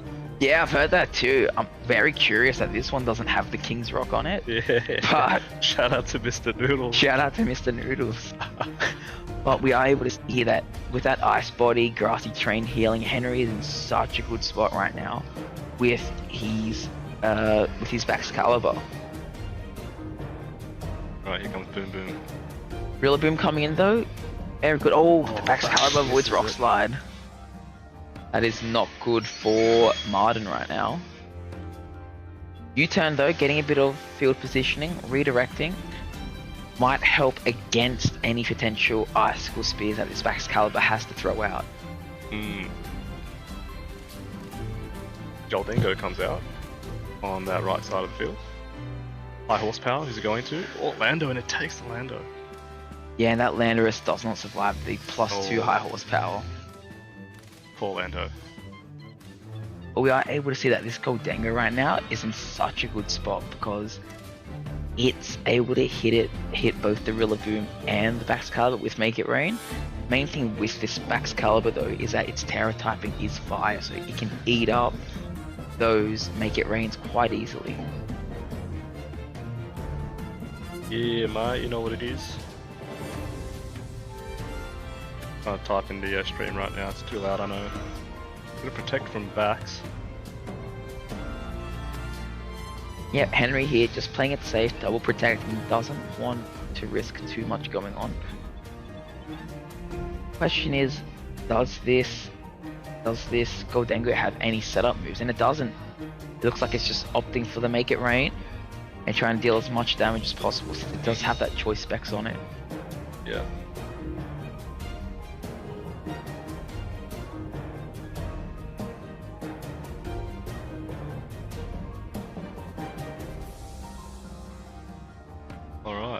happens here. Martin's still got I mean, Henry's still got 3 healthy Pokemon there if he wants to switch in and out. But we do remember that Aurora Veil's up, and the Aurora Veil is going to stay for a little while because it does have Light Clay, so... Yeah. So, yeah, what I will see now is, since Henry has gotten himself into a spot where he can deal so much damage to both Pokemon here, if he takes out that Rillaboom, the Goldengo is Choice Specs locked in to make it rain and will just be whittling away at the special attack. We're going to Terra from back. And it is that Fire Terra. Yeah, it is the Fire Terra. So yeah, that Goldengo is now doing even less damage, and that Rillaboom's doing less damage. But Henry does lose that Ice type boosting, which means he doesn't get the increase in defense from the Snow Warning. The Mega Rain just tickles backs and just touches Heatran for no damage. Yeah, and now Martin here, just trying to switch out, get a bit of field positioning here. Potentially bring the... Well, yeah, I'm not sure who has him back to Tornadus, but I don't think it will appreciate an Icicle Spear that much. Oh, and it just does so much damage. It's a 2-piece and a chicken. 2-piece and a soda. Yeah, that's huge. What's happening now is that Goldengo is now trapped in here with that Choice Specs on it, and its Make It Rain does little to no damage to both Pokemon here, especially with that Aurora Veil up, and Henry is running the Light Clay, so that Aurora Veil is lasting for 8 turns in total. Yeah, we can't Rillaboom here. Rillaboom comes in, Grassy Terrain will come up, or Grassy Surge will come up. Fake out pressure's there, but difficult for Martin, so he's bring it back, because the momentum's definitely in Henry's side at the moment. Yeah. So now the big thing now for Martin is there a way to kind of get around this, you know, this Baxcalibur that just has been doing so much damage to Henry. It's insane. The damage output it's pulling out. Yeah. High horsepower though coming out, no crit, but does a good sizable amount of damage. But that Icicle Spear, just look at all the damage it's pulling out. Easily knocks out after 3 Icicle Spears. And this time he's able to get 3 Icicle Spears off rather than 2, and that's a 3-piece in the kebab. Yeah. So now, even though, you know, Martin does have the Goldengo left, there is still the chance that he crits some Make It Rains here, but it looks like with that high horsepower as well, it's going to be incredibly difficult for Martin to make a comeback from this. Yeah, and now he's down 3 special attacks, and we might see the whole high horsepower go through, and because it's Swords Dance, just knocks out. It just takes it for a ride. That's just showing how much damage is put out with that Swords Dance from the first turn and the Aurora Veil. I mean, before the communication error happened, you would have seen that the flinch stopped the Baxcalibur from even functioning. So with that, we can see how crucial that first turn was with that Swords Dance. It's also good to know that Henry's Ninetales does have access to Disable and Icy Wind, which even though we didn't use, you know, too often, or he didn't even use it at all, I'm pretty sure, the fact that he has access to it means he has, you know, some speed control, and he can stop, you know, repetitive moves like the Rock Slide. But Martin here, opting to lead the Landorus again, but changing it up with that Goldengo. So this is good for Martin, because I think with the Rock Slide, if the Baxcalibur tries to Terrestrialize here, it, you know, it's going to get hit by a super effective Rock Slide, especially if it Terrestrializes. I think the other thing to know is that Goldengo, I'm not sure how fast it is, but if it has the right speed, then it will be able to outspeed the Baxcalibur, hit it with a Choice Specs, Make It Rain, and if it Terrestrializes, that's an insane amount of damage being knocked onto it. Ooh. It'll be interesting. It'll be interesting to see the speed mechanics on either side. I think maybe the Goldengo's faster. Yeah, I reckon the Goldengo is. But the big question is, does Martin go for a Rock Slide? And he doesn't, just U-turns out, plays defensively here, which is good. The big question is, what's he bringing in? Alright, I'm gonna guess Rillaboom. Yeah, I reckon it could be the Rillaboom, or Shifu, Bithio Shifu, which is just as good.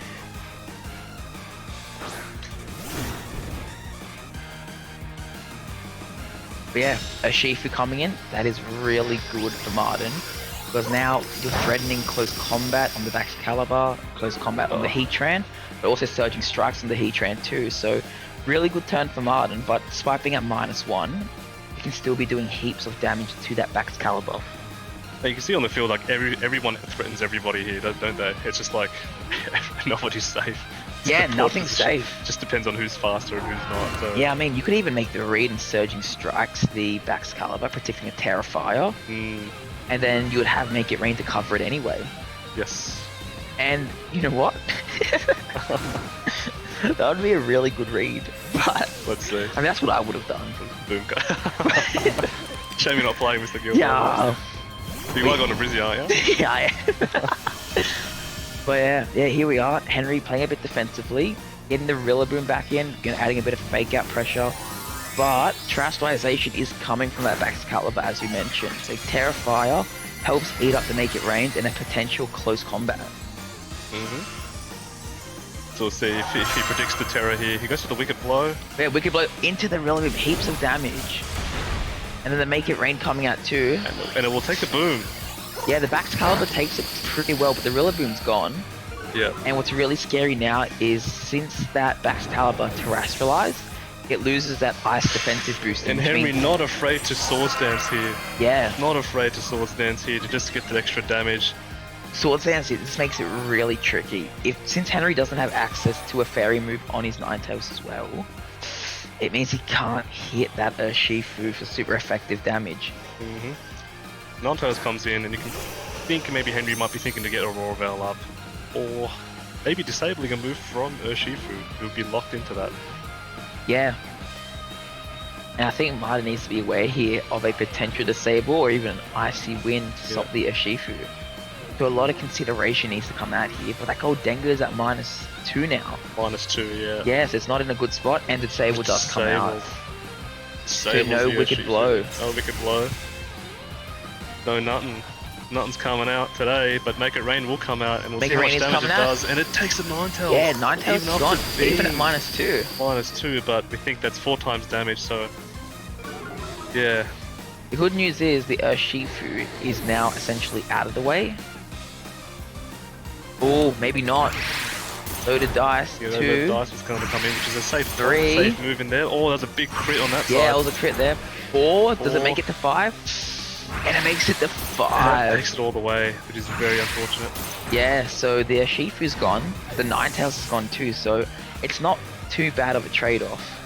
Yeah, and I love seeing Henry here, you know, using something, you know, like a Baxcalibur to do a lot of putting in a lot of work here, so. Yeah, so now Henry, you know, he lost the Urshifu, but it's not the worst case because he still has that Goldengo, which can switch out, and the Landorus here.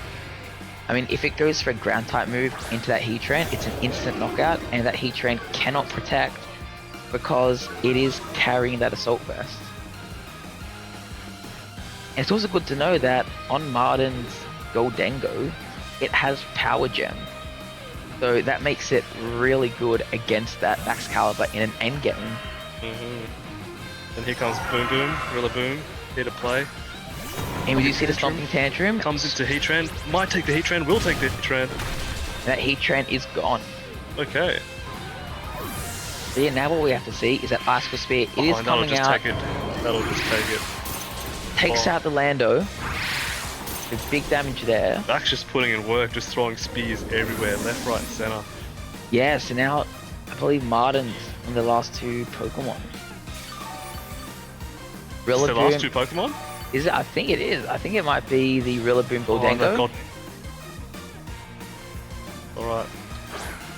Yeah, last 2. So Henry here definitely, you know, having to play it safe now, assessing which one's a threat, which in this circumstance it is the Goldengo. But the big question is how much damage a Power Gem will do and how much damage the High Horsepower will do. And remember, High Horsepower can still miss. Can still miss. Yeah, 5%. Don't sleep on it. Yes.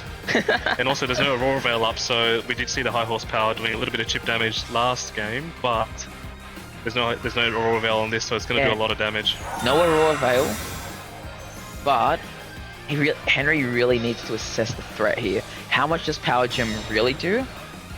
And because if it does, you know, just half, An Ice Body plus Grassy Trainer recovery will just be enough. Alright, snow But stops. there is no snow. No more snow, you can So just he's see lost the Ice fade Body. away. I think Henry's assessed that the Goldengo is the one that is the most threatening.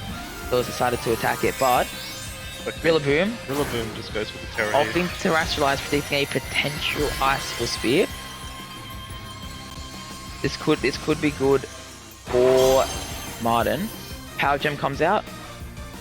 Massive damage. Then it looks like And that's going to be Rillaboom game. is Well faster, done by and Martin. High Horsepower Well knocks played. out, so Well we are played, going 1-1. to Game 3 between Game 3, Martin let's and bring it Henry home. for round 4 of the Premier Challenge in Sydney today. Good adaptation from Martin this game, and this is especially good for Martin because they know which Pokemon worked best against that Excalibur. A good game on both ends. I like to see a game 3 because both of these guys aren't any joke. Yeah, these guys, we can expect to see both plays entering top cut, I believe. Both plays are very formidable, trainers in this metagame especially. Yeah. Shout out to Temporal VGC, I will see you soon. Good to see you on stream supporting your Yeah. boy. For those in chat, place your bets right now. Yeah. Going rates $10 for Henry and $11.50 for Martin. you can't, So, you got to win either way. yeah. No, Martin's decided to lead the Urshifu Goldengo this time. A lot more offensive. Shout out to Chuck. Chuck, how you going? Hope you're doing well, mate. Thanks for tuning into the chat. Chuck's put $10 on Henry. $10 on Henry. I saw on Wolfie. On Wolf. Oh. Unfortunately, not in the States. But we are able to see that on the screen. This Heatran, even if Aurora Veil's up, is still pressured by that Wicked Blow because of the critical hit. Yes, so, you can bet that, Mr. Glass. yes, something to definitely There's be 5 seconds mindful left. of. 4 seconds, 3, 2, 1. He quickly locks it in. Aurora Veil goes up. This Aurora is Veil an goes easy up. Aurora Veil. Easy Aurora Veil. Yeah, Wicked Blow now. This is the big one. Does it come out? Yes or no? And it doesn't. Just close combat. He goes for straight Massive offense on damage, Heatran and he crit. takes the Heatran down. Is that a choice ban or was that just a crit? No crit. Yes, crit. Give me the numbers. No crit. Even numbers. That's just huge amounts of damage. If Make It Rain comes out, that could be it. It And is Make banded. It Rain does come out. So now, Urshifu is banded. yeah, the banded Urshifu dealing heaps of damage. And in that first turn, Henry has lost both of his first 2 mons. This is going to be a lot of work. Henry's going to have to go into overtime to think about what he wants to do here because he's lost both of his mons really early. Yeah, so all of you that bet on Henry, I'm going to be $10 richer by the end of this. But it's also good to know that Henry did have the option potentially to Terrestrialize into a Grass Heatran. But even then, the Make It Rain just would have done too much damage. Yeah, it would have finished it off then if the close Yeah. combat comes up. It's not over for Henry though. His No way. Landorus is Choice Scarf. It's in a No really way. good spot. And that Baxcalibur is in such a free position with that Aurora Veil that it can start setting up Swords Dances. Plus, Henry hasn't burnt up the Terrestrialization yet. So, this is by no means over for Henry. He just needs No to be way. really mindful of what he's Terra locking into. Henry's a world-class player, mate, so there's no way he's going to go down that easy. He's going to try to bring it back, and he's going to have to play really, Exactly. really well against Martin here, who's got 4 Pokemon Here we against are. 2. Rillaboom coming out. Okay. Look, it's not the most defensive switch in, but it's also, one of those options where Martin might think about sacking a Pokemon just to reset the board positioning. Yeah. You see, Martin's playing really safe. He's doing all the right things. Doesn't really want to take a stopping tantrum from Lando. But we see a Terrestrialization on that side of the field now. Yeah, we do see a Terrestrialization, and we are seeing the Terra Landorus going into its flying typing. The Baxcalibur is preserving its Ice Body and Ice typing. Yes, and Lando here can go for a Terra Blast right into that Rillaboom slot, which is going to do a lot of damage. Probably take it down all It the does way. take it down almost. to red. Oh, it just- Massive damage, and the Icicle Spear was rightly predicted into the Landorus slot, Wow. so no Swords Dance. And at -1, but it's still enough to knock out the Landorus, which is Martin's most popular Terrestrialization option. Yes, and Martin doesn't come in for free. He just loses both of his Pokemon quite early. So these guys are just trading. These guys are going haymakers after haymakers, man. This is so enjoyable to watch. Yeah, this is nuts. We're losing Pokemon every turn. The Urshifu comes out though, but a good thing to know about this Urshifu is that, yeah, it's Choice Band. It has the Wicked Blow. It breaks through the Aurora Veil, but that Landorus is choice locked, can't protect, and then fake out from it would just hit it hard. Well, the fake out goes into that slot, so it doesn't want to move. And now let's that's see what what we're the seeing Shifu here. will do. Wicked blow into Lando, And the it Wicked does Blow take knocks it out. Oh, it does take it now. Henry's down to his last Pokemon. Yeah, unless the Icicle Spear here manages the crit, this could be a very difficult position for Henry right now. And it looks like we're not seeing any critical hits. We Big saw crit one. there. There's one crit there. Saw crit, 2 crits.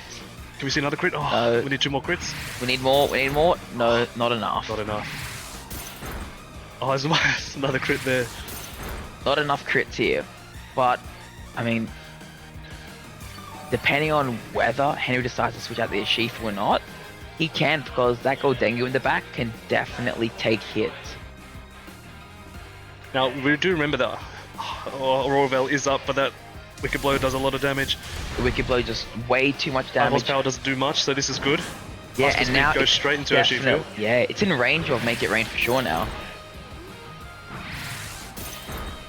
No crits here, but it will So take down the this Urshifu. knockout, and it does knock out after 4 hits. A lot of work for this backs to do, a lot of work for this backs to do. Yeah, and here we are. Back's color, it's getting a bit of health back. That's good, that's good. Plus the grassy terrain.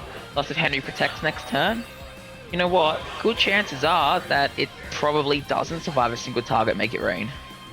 Probably doesn't, and Henry's already used his Terra, so he can't Terrafy here. He will protect just to optimize his health coming back with Ice Body / Grassy Surge. Yeah, but here, playing it, you know, just for safety, Martin is deciding to terrestrialize Goldengu into the steel typing, making sure that when it uses Make It Rain, it's getting a 100% Yeah. knockout. And we can expect the Make It Rain on the next turn is going to just do so much damage now.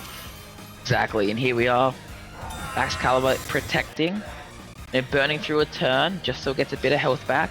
There is the potential that, you know, it might live the, Make It Rain. I mean, I don't think it does. No, I don't think it does. And the snow stops. Yeah, no, I don't think it does. I'm running the calcs. Yep. It's not living, I reckon. Gilbert's got the calculator here. Got calculators in the head. Easy, lads. Anyone want to double down on the odds? I'll bet you $40 it doesn't live. Joker, got anything on the odds, mate? And Chuck, anything you want to put on? Actually, I think Make It Rain should be like 95% like accuracy, man. Just Yeah, it's just too much it's damage. just a lot of damage. Yeah, we're seeing the Make It go. Rain hit in and it doesn't Good survive. game. Well Good done game. to Martin for winning. Martin Tran proceeds to 3-1. Yeah. And it's looking Unfortunately, healthy for all top of cut you now. in the chat owe me $10. PayPal's linked in the description. Make sure to send it over. Alright. And for those wondering, this is the Pokemon Sydney second Premier Challenge, which is held at UTS today. And yes, we stream all our Premier Challenges and mid-season showdowns. We're rich.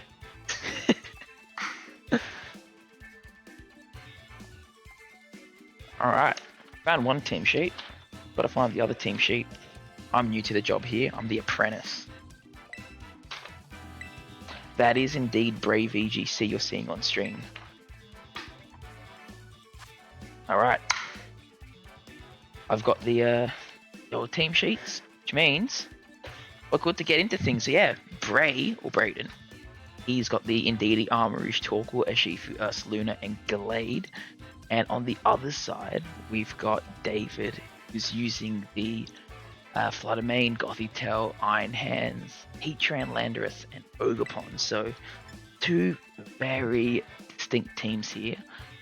Brayden is notorious for his, his hard Trick Room style team, especially with that Indeedee and Armourouge. So, yeah, he's definitely got it. He is the Size Spam Master. Yeah. He is very notorious for it. In fact, 3-1 with it right now. Very good. What else do we have? It's good to know that Brayden's team, despite it being Size Spam, he has a bit of offense with it as well. That Glade, that Urshifu, it's got good speed control. But to respond to that, you should also remember that David has that Gothitelle Shadow Tag, traps people in, and has Trick Room to reverse any, Trick Room from the Indeedee or the Armor Rouge. And yeah, Brayden was wondering, he did bring that to the last local, and he did do good with it. The only reason he didn't make cut was because he had a team sheet error. But heading into the game right now, yeah, we see Brayden standard lead in DD Armor Rouge against the Heatran Landorus. So very strong leads here. Oh mate, so Davos is in the building, man. Shout out Game of Thrones.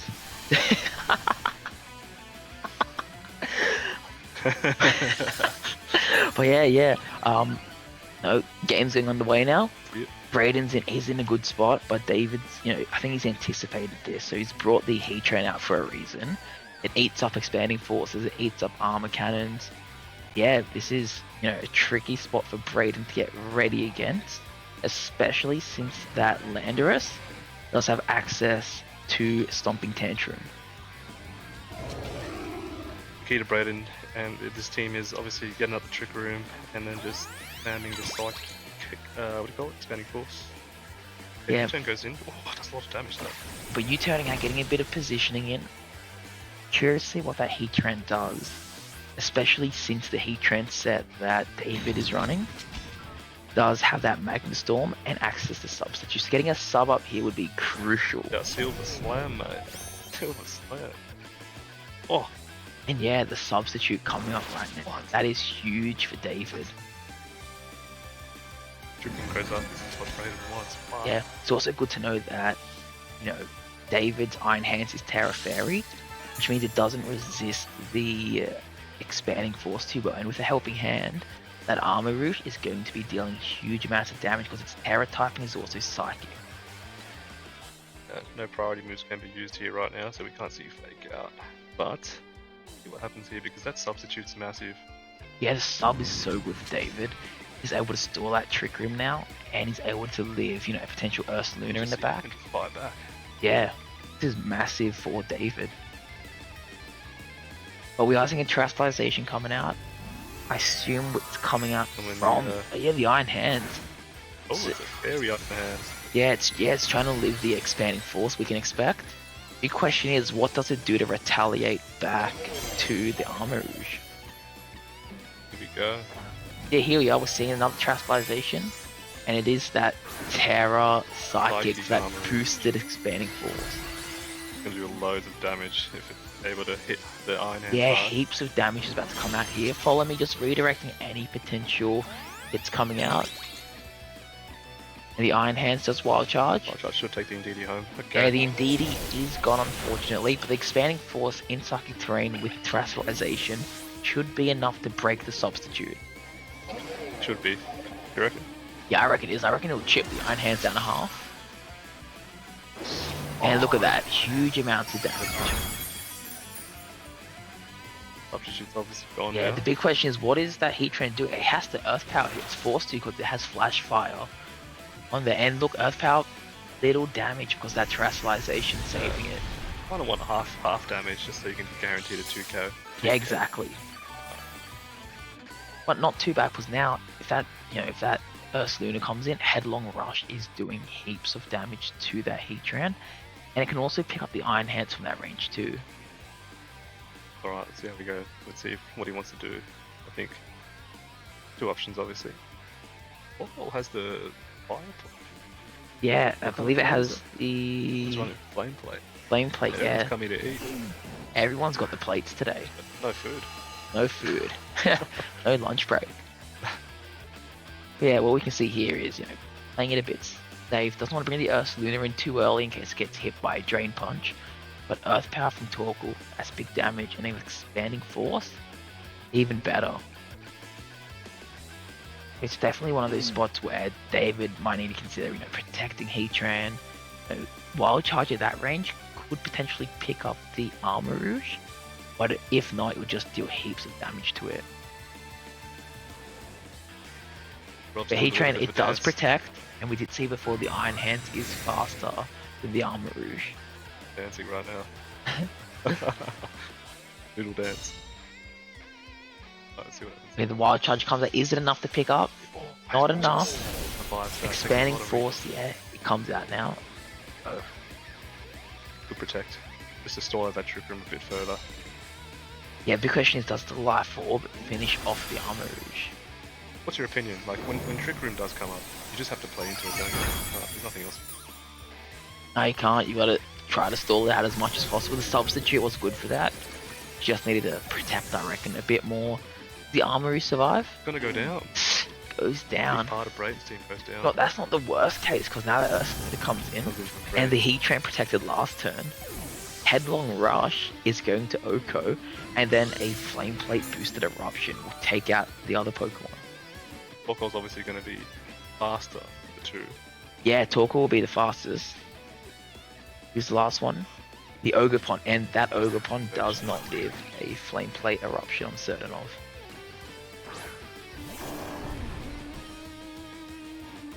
Yeah, does he just click that button? Is he just the nuke button?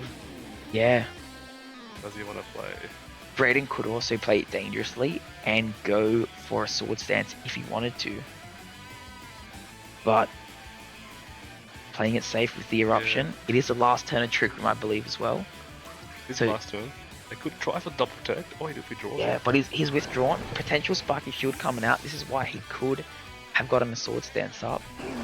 And the Landorus coming in. Lando is probably not going to take the eruption well, is he? Yeah, it won't take the Eruption well. No protects. Flame Plate, Sun boosted. Big question is Headlong Rush enough to hit that Ogerpon and KO it? I think protecting might have been the right play for him. Yeah, Just to. and it's not enough. Is it a crit? Oh, it is enough. Is enough. Yeah, no, wait, hold on. Is that a crit? It's not a crit. That's got to be a crit. 100% a crit. Not a You crit. got your calcs out, man. Yeah, it's just built like that. Built. The Brayden, Even hit- without the guts. yeah, without the guts, without the Sword Stance, 120 damage. That Ogerpon was not built enough. But there's a lot of work for David to do. But Yeah, I mean, yeah, he maybe needs just it. Earth Power here and. Earth Power, and the Heat Train just needs to crit a Magma Storm into Ursaluna. Brayden cheeky, you're gonna go for the sword stance, or is this I guess for protect? Okay, could have went for a sword stance. Yeah, getting a bit of stall out with the burn damage, making sure that Magma Storm next turn just picks up. Magma Storm. Yeah, this is praying for the crit right now. David's been watching the streams, been seeing everyone on stream getting crits. He thinks it's his turn now. I haven't seen one crit, have we? I've not this game, no crits yet. He's begging for the crit. Right. But with that little bit of burn damage, I reckon it'll be close. Also, he was stalling that Trick Room. So Trick Room's off, Lucky Terrain's off, which is not gonna really matter. Yeah, but the sun's up, which means that Heat Train is in a good spot. Big thing for Brayden right now is that he needs to play this carefully because he knows that Earth Power won't be enough to knock out the Heat Train, but he also Headlong knows Rush. that Ursaluna could lose to the Magma Storm. And there is the Magma Storm, Magma Storm single coming up. target, stun boosted. It's enough to knock out. If the Earth Power's gonna do enough. That's why he protected, get that little bit of chip damage in. And is Earth Power enough? I don't is it think it's enough? enough. It's not enough. The big question is Earth Power enough from Heat Train to knock out the Torkoal? I've seen Especially Brayden- defensive, Torkoal's pretty good, isn't it? Yeah, yeah. Yeah. This, I mean, I've seen his teams. I reckon there's no special defense boost. Is Oh. it enough? Is it enough? It is enough. Brayden Comes lives down, the these Earth guys are Power, just- hits it back with He an just Earth did Power. he did the throw. rope-a-dope. That is what we want to What see. do you No think of the rope? crits, Love and it. we're No going to game crits. 2 now. Good Brayden game. is up a game. No luck. Brayden is very keen to top cut this tournament. It's been on his Santa's Christmas for the past 2 years. I think either one of these boys actually makes top cut, but you never know. With resistance, they can both still I think make so, it. yeah. But it's definitely a quality matchup. Here we are. Let's go. Purge and Burst Renix. Ogerpon Water and the Heat Train coming out, and indeed the Armor Rouge. So similar, I mean, same leads for Brayden from the last game, but a bit of an adaptation from David. He's brought out the Ogerpon this time, thinking about utilizing it a bit more instead of letting it get head rushed by an Ursaluna. There we go. You know the strategy for Mr. Brayden. He does make it Trick Room. Yeah, he would Benefit a love lot to out get of it. Trick Room up. I think both Pokemon can do Trick Room, so can he switch it up this time? Maybe. Yeah, he might switch it up, go for some damage this time, because he knows that the Ogerpon's not too offensive. In fact, if we look at the Ogerpon on David's side, it doesn't have any sword stance setup, it doesn't have any focus energy setup, and it doesn't have access to an instant critical hit like its regular form Ogerpon if it had scope length. So that indeed he gets Trick Room up and he just goes for Expanding Force here. That Armarouge will be dealing heaps of damage to the other side of the field, and that indeed he gets a free Trick Room. And yeah, Brayden switching it up, switching up the tricky rooms. yeah, he potentially is. Does he go follow me? He doesn't. He just goes for Terastallization. Okay, you get a crit here. Ivy okay. Cudgel doesn't crit. Bob is going up, It's going up, okay. but it's gonna come back down because this Expanding Force 100% breaks through it. Yeah, This Expanding Force might even pick up the Ogerpon I itself. think it will. The Ogerpon's gone. Is the sub gone? Oh, It's he a crit the Oh, Ogerpon. that's unfortunate. You know, Between you and me, I don't think it matters. there's one crit for the game. Should have a crit counter. Yeah, we've continued the trend. Yeah, I mean, Heatran, it's lost its substitute as well. And that indeed he uses Trick Room, and it does. It could be devastating for David coming in. Yeah. The dimensions are twisted. Yeah, and Dimensions are twisted. yeah, since the Indeedee took no damage, if Iron Hands comes in, it's going to be redirected into the Indeedee, which isn't something you want to see. And here it is, Iron Hands coming out, and I think it's forced to I think it's Terastallize. forced to Terrority because it needs Yeah. to lift something and maybe Wild Charge into Armarouge. But Exactly. So while it's forced to do that Expanding Force, it's guaranteed to bring it below half easily. Brayden exactly knows what he wants to do. He's got this set. Yeah, and I think the Heatran is forced to protect here. Yeah. And if it doesn't, it might be in a tricky Yeah, spot. it's gonna have to. I mean, I don't know if Expanding Force will take the Heatran, but it will just keep taking down. Yeah, definitely. So Brayden's in a really good spot right now. Question is, does it protect? No, no protects from the Heatran. Follow me. Expanding Force is coming out. Wild Charge probably first. Let's see how it goes. Does it Take break half? Yep. It does break through half. But how does the Armarouge respond? Expanding Force, let's see how much it actually does to Heatran. Massive amounts to Heatran. Whoa. And the Earth Power is not enough, I think. No, not at all. No, it's special death boost from the Steed. Yeah, which means another Follow Me redirection and another Expanding Force will just pick up on this Iron Hands. Here we are. Click the nuke button again. Yep, pretty standard. Let's go. Buy spam still working since Regulation B. Effect is there. Here we go, another. Is it a Drain Punch coming out? I reckon it's a Drain Punch. Stay a bit more defensively, get a bit of health Drain back. Punch. Gotta be Drain Punch. Yeah, There we good go. Call, Mr. Liam Gilbert. Oh. What's he playing right now? What's going on? Gets a bit of health back, but that health is not enough. You'd make a good Pokemon psychologist, mate. PhD in VGC. The- But yeah, the Expanding Force does come out into the noticed Iron it, Hands. Is it enough to survive? Oh, It's No, not it enough to doesn't. survive, even with the Drain Punch, not enough. and there we go. We have two more turns of Trick Room, so Expanding Force. He just keep coming. Plus, there's going to be a slow Pokemon. I wonder if he brings the Torkoal in. Yeah. If he brought the Torkoal with him. The Torkoal does come out, this could be tricky. Especially since it hits with the Earth Power and it's just protected last turn. Yeah, But we also- know it can kill. Yeah, Ursaluna would also be good Yeah, here. either or. I think the last one for David is the Landorus, and it is. Now we know Lando can't survive an eruption.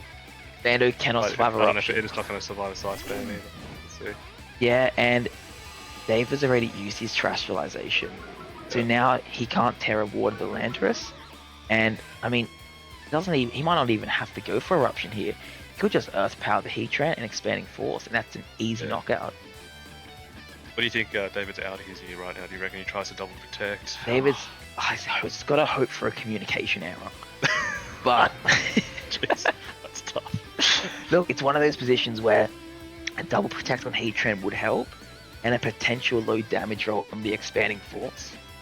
But even then, I mean, Brayden could have targeted with Armor Cannon in the sun, single target into Landorus. Yeah. Brayden's in a really good spot here, and whatever the Landorus does, it's choice locked into that. Oh, it's not choice locked actually. No? But no, it's just it can protect, but he doesn't opt to protect, and his power just knocks The power just takes knocks him. out here. And if expanding force, single target with psychic terrain and the terrestrialization to psychic, you Single have target. one of your first few top cut There you players. go, mate. Top cut for Brayden, VGC, Brave VGC. mate. He has made his first top cut, Coaching's come securing through. championship points, I believe. Guys. Wait, Yeah. is there any more Pokemon? Oh yeah. Oh, do you also get CP? He gets CP. AC. Does he get CP? First top 8, I think. Yeah. Ah, I think so. He's made it. I think so. Yeah. Yeah, congratulations to Brayden. We might get an Shake interview hands, with him fellas. in a sec. Shake hands. But yeah, our last round of Swiss for the day. It's currently, I think, 7:30 p.m. It's getting pretty late. Yeah, it's not Getting too late. bad. It's crunch time. But we're with our winner Brayden, who's come to all the locals in the past. The big question we have for Brayden is, you've used this team before. We've seen it. You're notorious for your Sty Spam teams. Yep. How did you feel coming to this Reg E tournament? You know, after all the US players have used their regional teams, how do you feel about your team coming into it, despite it being a bit different than others? So it was originally way different than this, but Yeah. I got some help from Justin Tang. He's a famous player in the States. Shout out to Justin Tang. Yeah, shout out Justin Tang, and he helped me adjust my team that I had, and we kind of combined it with Brian Collins, who top cut Sacramento. Yeah. And we combined those two ideas together, and this is what And this you is got what came this. of it. Yeah. And this is good. Yeah. Yeah. Yeah, definitely. I mean, we saw in the first game the Indeedee Arm Rouge. You got Trick Room set up really well, and you know, we ever worried about that substitute from the Heatran? A little bit, but I always knew I had Ursaluna in the back who could always like Beat it up. yeah. That is the aim of the Yeah. game. The second game they went smoothly though. Yeah. The first turn Trick Room with the Indeedee, Yeah. and then you followed it with the Expanding Force to break the sub, pick up Yeah. the knockout on the Ogerpon. Yeah. I was talking with my co-commentator, the great Lord Kai. Oh, He yeah. reckons the crit didn't matter, and I agree. Yeah. Psychic Terrain boosted, Boosted, yeah. Terra Psychic, Yep. heaps of damage. Yeah. So yeah, you've definitely done really good here, and Yeah. I think you've made top cut 4-1, no doubt. I hope so. Yeah, I would hope so. I mean, I'm pretty sure you guaranteed the cut. So, you feeling confident about top cut? It'll be my first ever top cut. So First ever top yeah. cut. So I'm a little bit nervous, but I think I'll be alright. Oh man, so yeah, there's a lot to go through with the top cut. But the good news is you're guaranteed championship points today. Yep. And you're one step closer to getting the prize pool, the big trophy. The big trophy, yeah. And yeah, I think you've done really well here. I don't want to go too far into your team because we hope to see you on stream again, back in Okay. for another interview. Yeah, I hope so. Hopefully the champions interview. I hope so. But- That'll be good. Yeah, we wish you good luck, and Yep. we will be very keen to see you in top card. Okay, thanks, All man. right, catch ya. Both players is that they are playing for that, that coveted trophy at the end of the day, where we do have a trophy here for our premium challenges. We are a very rich suburb, so yeah, we treat our competitors well. But Jesse and Diego leading up here. Jesse going with the Flutter Mane Chi-Yu, very strong hyper offense. And in response, Ogerpon Glade from Diego. So, it looks like Diego's screwed here. He's in trouble. Oh damn, that's tough, Yeah. bro. But, Cut the guy some slack. yeah, but the thing is, Diego's also got wide guard, so any potential dazzling thing True. is going to get ward straight away. True. And that's what we want to see. Heat Wave, gone. Dazzling Gleam, gone. Right? Whether Jesse sees this or not, up to him entirely. But at the same time, he's Chi-Yu, he's safety goggles, and can hit, dark pulses, overheats. Shout out to Mendes. Yeah. Shout out to Immortal Legend 4. Shout out to Temporal VGC. Shout out to Tutankhamun. Shout out to Mr. G. Shout out to Joker Junior 888. Shout out to everybody. Say hi in the chat if you're there. Yeah, Just shout out love. to all of you for Just staying. some love, mate. Yeah, but look, that Gallade, terrified. No wide guard. That's Okay. big, that's big. He might be setting up triple match. Oh, His the Woodhammer Woodhammer's coming gonna go out. straight That's into huge. Chi. Oh my god, what a The call. terastallization Oh, of water. shit. Holy shit. Diego's My unhinged. god, mate. Look, it's 8 PM here. He Tell either, him to he buy either, your yeah. mic. I mean, he either predicted that or he's just like, Mate, yeah. taking him to the casino. That is nuts. I'm surprised he got that. And the Psycho cut. Ooh, lucky no crit there. Yeah, if that was a crit, that would have been game over. Yeah. But that was such a read. Yeah. It is. Formula Cool, coming nice. in though, that's pretty good. It means that Jess is in a position where he can target some strong offensive pressure, especially with a Gallade, but needs to be worried about, potential for Diego's own Chi back. And here comes the wide guard. Knows Wide guard that comes down. Jesse is spec that. Means it's a perfect turn for Diego there. Called it quite good. Exactly, so no dazzling coming out. And then, yeah, potentially just an Ivy Cudgel into the Corby Knight. It's gone But straight no- into the Flutter Mane just to get rid of it. Yeah, so Fluttermane's gone, and Diego is up 2 Pokemon right now. It's a very commanding position for him. Fortnite can take the Pond for free, but it can also take the Gallade for free. And it doesn't. Not enough damage. But its type matchup is still good, and next to that Among Us with Column Path, Access 4, it's in a really good spot. The only thing is that Among Us has to be worried about that Psycho Got a card. big cut, yeah. And if it gets crit, then it's gonna be a little bit dicey, mate, and it's a bit spicy. Yeah, that is not the spice you want to see from Jeff. Not at all. The other thing is the Corby Knight does have access to bulk up. You're right there, Mr. So Mr. it can start setting up bulk up if it wanted to. Gilbo's, I don't know what happened there, but technical issues on his. Yeah, I'm still refreshing, I'm loading up. Yeah. Also, shout out to UTS for allowing us to host us here. If you're interested, you can join the UTS club, social Pokemon club. Yeah, They do a lot of good memberships things are around cheap here, as. and, Yeah, I recommend joining. They got tons of things going on inside of VGC, outside of VGC. Hit up the it's gonna UTS to Pokemon crit. club. I'm not surprised. They crit the Psychic Blade. Sharpness. Is it sharpness? It's sharpness. Hey, mate. We're trying to convince the UTS president to have 13 shots.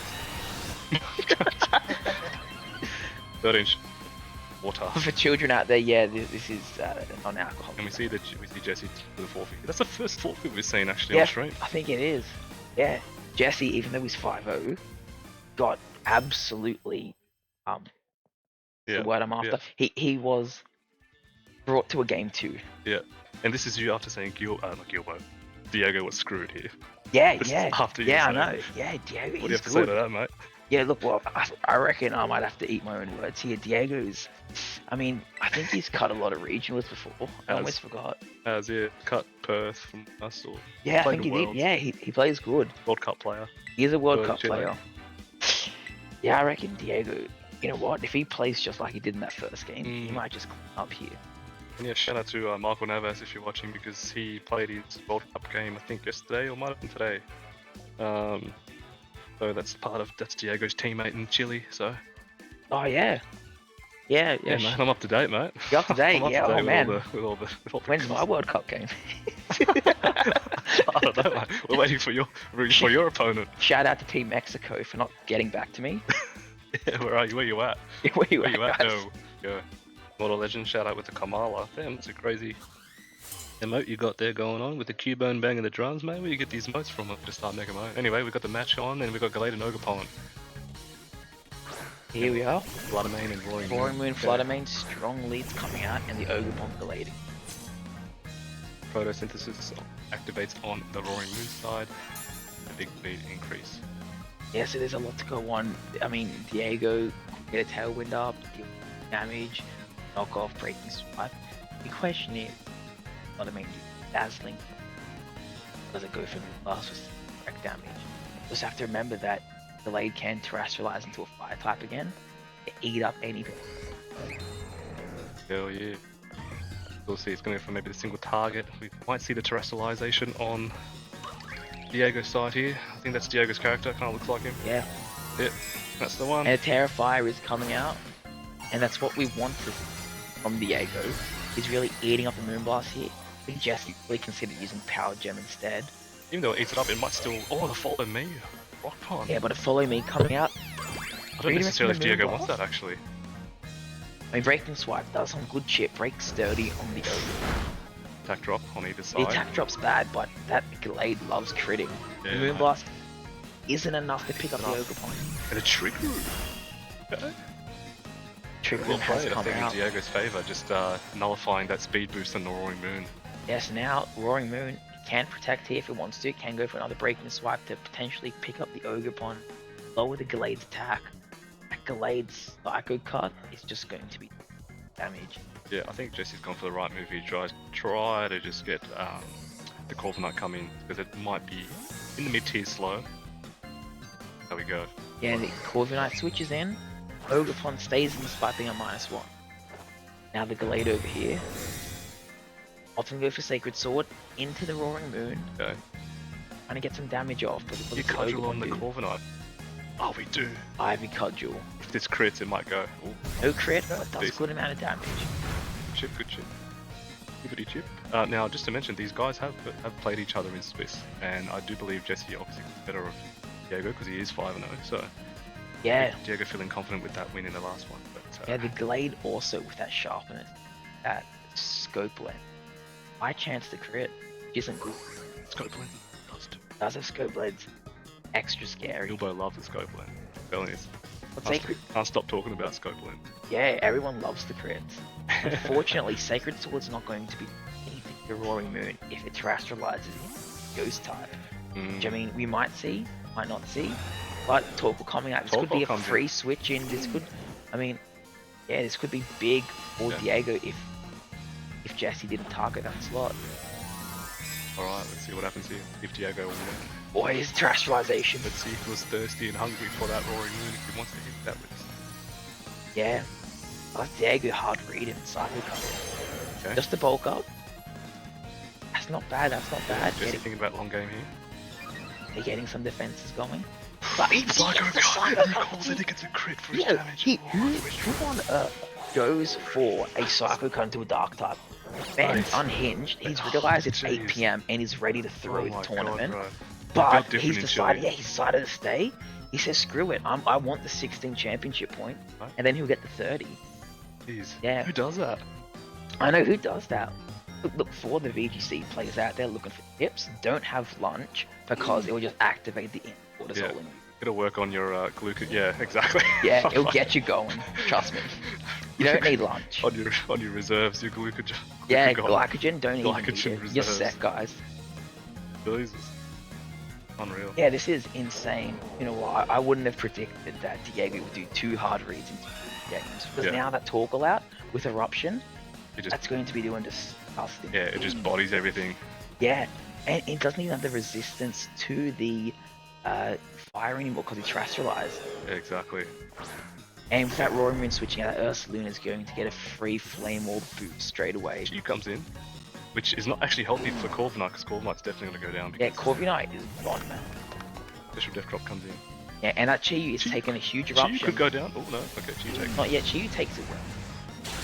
Oh, we have to remember that Chi Oh, yeah, it is a bit bulky. Did the There's crit another crit. matter? 2 crits. The crit count Yeah. is number 2. Did the crit matter?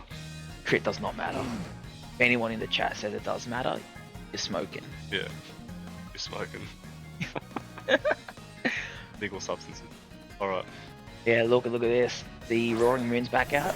Ursaluna's staring it down, can hit it with a headlong brush. Doesn't appreciate that trick room. Doesn't, and yeah, this is the part where Jesse needs to go all out. You know, double protect. It's Yeah, safe you- play. Yeah, last turn to Trick Room down. You Safe need play. that sort of stuff. Because if he gets out of Trick Room, that Chi you can hit the Ursaluna. Wreck. But the question is, how lucky is Jesse? Because I think there's 2 turns of Trick Room left. This is big because with the the Roaring Moon on such low health and the Corviknight down, Diego's in a really good spot. Oh mate. Diego's just playing out of his mind, man. They're built different in Chile, I swear. This is the difference between a 5-0 and a 3-2 player, guys. Unhinged. On here. Just does what he wants. But here we comes are. out. Glade's coming back in. Okay. Okay. Potentially predicting a double protect coming out, like double switch Double out. switching, okay. This is big, yeah. Yeah. This could be damaging for Diego if a heat wave's launched off, Protect. it's just a protect coming Okay. out. Okay. And what's the Chi going to do? Of the wrong Gonna moon? protect. Or not gonna They'll matter. protect. Okay. Nothing happens. The Trick Room does go off now, so that's a good turn for Diego just to switch back in with a little bit of speed. But Yeah, so- Roaring Moon's now the fastest Pokemon on the team. And on the Diego's field. back out. Big question is the Roaring Moon faster than the Ogerpon? I guess so. It's got a speed boost in the sun. Yeah, and with that wide guard as well, there's the potential to stop Snarl. Because the Chi only has Pillow Wisp, Snarl, and Overheat. So if it burns the Overheat, it doesn't really want to do that. So we might be seeing a wide guard out here. And we also might be seeing the Ogerpon get sacked. Right, White Guard comes out. Okay. Didn't There see we go. what Jesse locked into, but knockoff. It's a free knockoff into Pon. Yeah, Pon so goes knockoff goes down. Good. Okay, Snarl comes out. Okay. Perfect. So good turn. Good turn. It's still a bit dicey here now. Now the speed's on Diego's side. Yeah, the Chi-Yu is in a really Sorry. good spot where it can hit everything hard. Yeah. In fact, an overheat in the sun into Torkoal might just be enough to take out, It'd be tough. yeah, for the Torkoal from the Chi-Yu. Be tough looking at this. Big thing Oh. is, yeah, I mean, the Gallade doesn't have Shadow Sneak, so no chance No. of hitting the Roaring Moon. But yeah, even a double up into it could be bad. Another wide guard. Goes for another wide guard here. Here we just are. to maybe Wide not guard. take another snarl or a breaking swipe. Knockoff goes in. Knockoff comes out, takes off the Charcoal. There's an overheat coming out though, no, just a Snarl. Playing it safe. Okay. Okay. Are we seeing an eruption? That's the question. Is Diego actually stalling out his own sun so he doesn't get the Yeah, so speed the drop? Earth Lunar isn't hit. The Heat Wave just coming out. And that is a good play from Diego. Knocking out the Roaring Moon, making it safe. And that means the last Pokemon in the back is that, I believe it's the Fluttermane Fluttermane. from Diego, yeah. And that Fluttermane's in a really good spot right now. Really good spot. It won't benefit from the sun being gone, but it's still choice specs and it still can do massive damage now. Yeah, A wide guard, single target, who knows? yeah, and the thing is, Fluttermane, if it locks into Moonblast, it won't be enough to take out Torkoal. But if it locks into Shadow Ball, it can't hit the Ursaluna. It's a really tricky spot for Jesse to lock in his moves with. Especially since that Torkoal doesn't have access to Earth Power, and has Go for it access again. to Solar Beam. Fluttermane can hit either mon. Oh. Wide Guard's still coming. Now, Torkoal needs to survive this, but hard. Yep, Power It is- Gem coming out. It is locked. Doesn't survive it. Yeah, that does not survive. But this isn't the worst, because now that Fluttermane is locked in Yeah. on Power Gem, that Ursaluna eats up Power Gem pretty well. Does. Definitely does. And Diego is looking good. It's not over for Jesse, but yeah, Definitely Luna's not. got the guts already activated. Yeah. And he knows that the Chi-Yu is a big threat here, and Overheat into it will do heaps of damage, and there is no Protect on the Ursaluna. No, there isn't. So, does Overheat hit? That's the question. Here's the Wide Guard. again. Okay, spamming wide guard. It could have had an opportunity to Psycho Cut here. Power Gem comes Power out. Gem's coming out. It's going to get Doesn't do close. anything now. Does the overheat And the come Overheat comes out. Is it enough to take out the Ursaluna? out? It It is. is. Oh. Big. Alright, get a massive special attack drop. Attack. Yeah, and this is going to take us to a game 3 Mm. between Diego and Jesse. Power Gem goes in. Beautiful 1-1, okay. Welcome to game 3, guys. Massive games. I'd like to shout out the legions of judges at sitting tournaments. We're underpaid, we're underfed. I've been here for 8 hours. They've kept me in solitary confinement. Alright, game Alright, 3. here we go. Game 3 top cut. Let's see Yeah, how place we your bets do. on who's winning. Place your bets, guys. Place Right your now, bets. the going rate is $5 for And, Diego this and is just- $2.50 for You Jesse. get your money back. Oh no, you get double up. Let's just double up, I guess. Plus bet, yes. Yeah, yeah, this isn't like sponsored by any gambling site. Actually, this isn't gambling at all. No, This no, is it's not. just This is novelty. Just in case any representatives from the Pokemon company are watching. Yeah, you should. Once again, Robert Noodles at Mr. Noodles is one. Yes. But yeah, no, seeing the first turn go off, seeing that Jesse's staying with the same lead as before, going with that Flutter Mane and the Roaring Moon, and on Diego, he just decided to keep it real simple and wait for and stick with that Ogerpon and a Gallade from the very He likes first that lead, doesn't he? turn. Yeah, he loves it. Likes that lead. It's the new Indeedee Armor Rouge. Budget Indeedee. Yeah, I think Diego is kind of forced to terror, but thinking that a Moonblast might be coming his way now. Last Yeah. time I remember that he followed me, he didn't necessarily need to follow me that time. Yeah, he didn't, but he still did it. He's doing it again. Question is, does the Ogerpon take it here? Breaking Swipe coming out. Not too bad, not too bad. But is there a Moonblast coming out? That's the big question.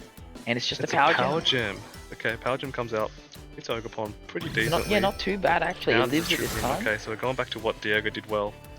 The Trick Room. Yeah, and now Diego knows that, it's the Flutter Mane, gets it out early on, he's set for the rest of the game. So we could be seeing a Psycho cut into Flutter Mane slot and an Ivy Cudgel really crit into it. Be a good, nice read here. Nice read here. It's so good to see a Pokemon like Gallade come in and showcase its talents on the screen. Definitely. Especially with its new ability, Sharpness, makes it very good. Yeah. The Roaring Moon just protecting. Diego's staying in, not doing anything yet. And here's the Psycho Cut. Is it a crit? No crit. Not enough. Unfortunate, but is the Ivy Cudgel coming out? It is, so double targeting the Flutter Mane, so he recognizes who's the threat. He got a crit! Now it's on 33 HP. Diego! Diego just critting for days. That's crit number 1 for the game. He's got that chilling in energy. Oh, right. Yes, now the Corviknight, it's Has access to Roost. Can get some HP back. it could, but I don't think it's enough to survive a Sacred Sword from that range. But it also leaves Roaring Moon wide open to it getting shot. Yeah, and that Roaring Moon does Sacred Sword, and with that sharpness boost, really devastating. The Sacred Sword's right into the Roaring Moon. It Roaring does, Moon and it does so much damage. It wasn't even a crit, and the Ivy Cudgel Yes. coming out into the Corviknight, little to no damage because of that. Thanks to that breaking swipe. Yeah, but look, Scope Lens is off. No crits for you today, lad. Still can get crits, but a lower chance. Lower chance, a lot lower, which Doesn't is have what. the lens on him, the magnifying glass. Yeah, that's what Jesse wants to see. Yeah, doesn't like being crit, so he just knocks it off and be like, you don't need this anymore. You get your own hands. Exactly, but now the Corviknight's being a bit, used better in this game. Getting access to Roost, better restoring at the Trick Room. 100%. What would be bad here is if Torkoal came out. Yeah, if Torkoal does come out, That would be very bad. it'd be tough. Now I think we're Oh, seeing man, it. I here we think go. it's Mr. Gilbert VGC. Is it Torkoal? Oh, It is Torkoal. mate. Whoa. Yeah, I shake my hand for that, mate. Well Very, done. very That's, nice. Got the reads going. It's got the PhD at He's in the Gilbert game right VGC. now. He's loaded. I don't know anything. And yeah, here's that Protect, really going for the stall here. And you know what? That Roost is so good for Jesse. Unfortunately, Eruption's going to take it out next turn. So, he's forced to either switch the Corviknight out because it doesn't have access to Protect, or if he switches into Chi-Yu, there's a potential for Ivy Cudgel to just hit it. Oh, do it, lad. He's doing it. Gotta do it. Oh, Potential. Ooh. yeah, but okay. we also know Jesse hasn't used his Terrestrialization yet.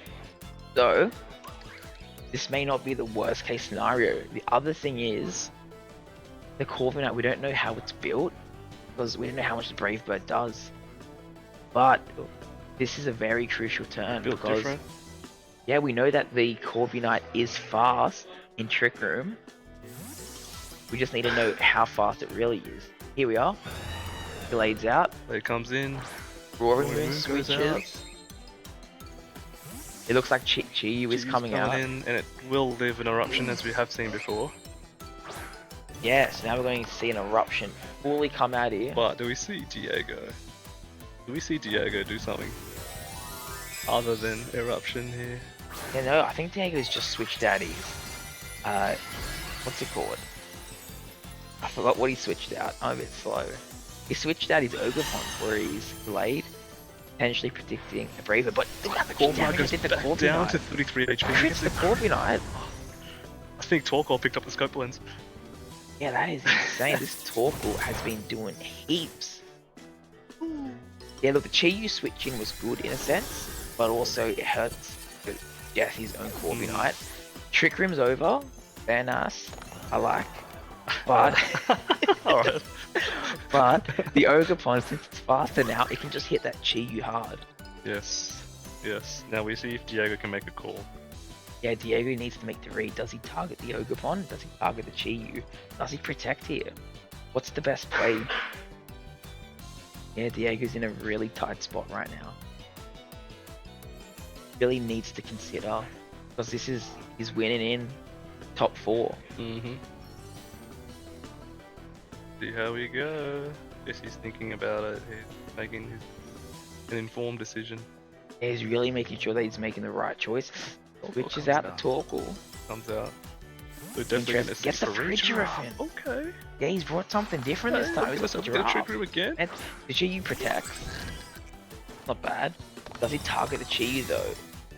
Oh, He does. No, he goes straight goes for for the the Corviknight. Corviknight. Corviknight goes down. Corviknight being so Man. successful in storming Yeah. out Trick Room goes down. This might not be the worst thing though for Jesse, because with the Corviknight out of the field, Fluttermane just comes in now and it's a clean dazzling gleam. He gets photosynthesis, he gets a special attack slash maybe speed boost. Yeah, speed boost plus specs. Oh, I mean, yeah, next to a Chi-Yu. the Chi-Yu's kind of forced here to overheat now. Because if it goes for Snarl, it's not going to deal enough damage to the Farigiraf. And yeah, I mean, it might have been a mistake knocking out the Corviknight instead of just spiky shielding. Yeah, what we're able to see here now is Diego might need that Farigiraf to miss an overheat. Yeah, you're definitely right about that. You reckon probably spiky shield into play, switching Farigiraf to Yeah, set up Trick Room. does the Ogerpon live the Dazzling Gleam? I don't think it does. Don't think it does. Doesn't. Farigiraf also lives Doesn't. that. If the overheat connects, game over. the overheat Diego. will just... Don't connect? Ah, it does And it connect. does connect, then it's a GG. Yeah, that's it. I think that's his last one. Diego getting cooked. Not get over by the overheat, not literally, yeah. No. Yeah, oh jeez. No, but Diego, he's done well with the tournament. Oh, that's a lot of work for little Torkoal to do. Yeah, look, even with the special attack drop on the Chi-Yu, our Fluttermane just needs to switch out, switch back in, and just hit it with a power gem, exactly. and that's it. Very smart play for Jesse. Just not being tempted to do anything silly now, just to do the right thing and just switch out so we can reset. Sun will still go out. Yeah. Now, Chi-Yu Chi does just protecting, playing it safe, potential eruption coming out now. And it is just Eruption will just take out the... Yeah, Diego definitely still playing to his outs here. If there's a win, there's a way.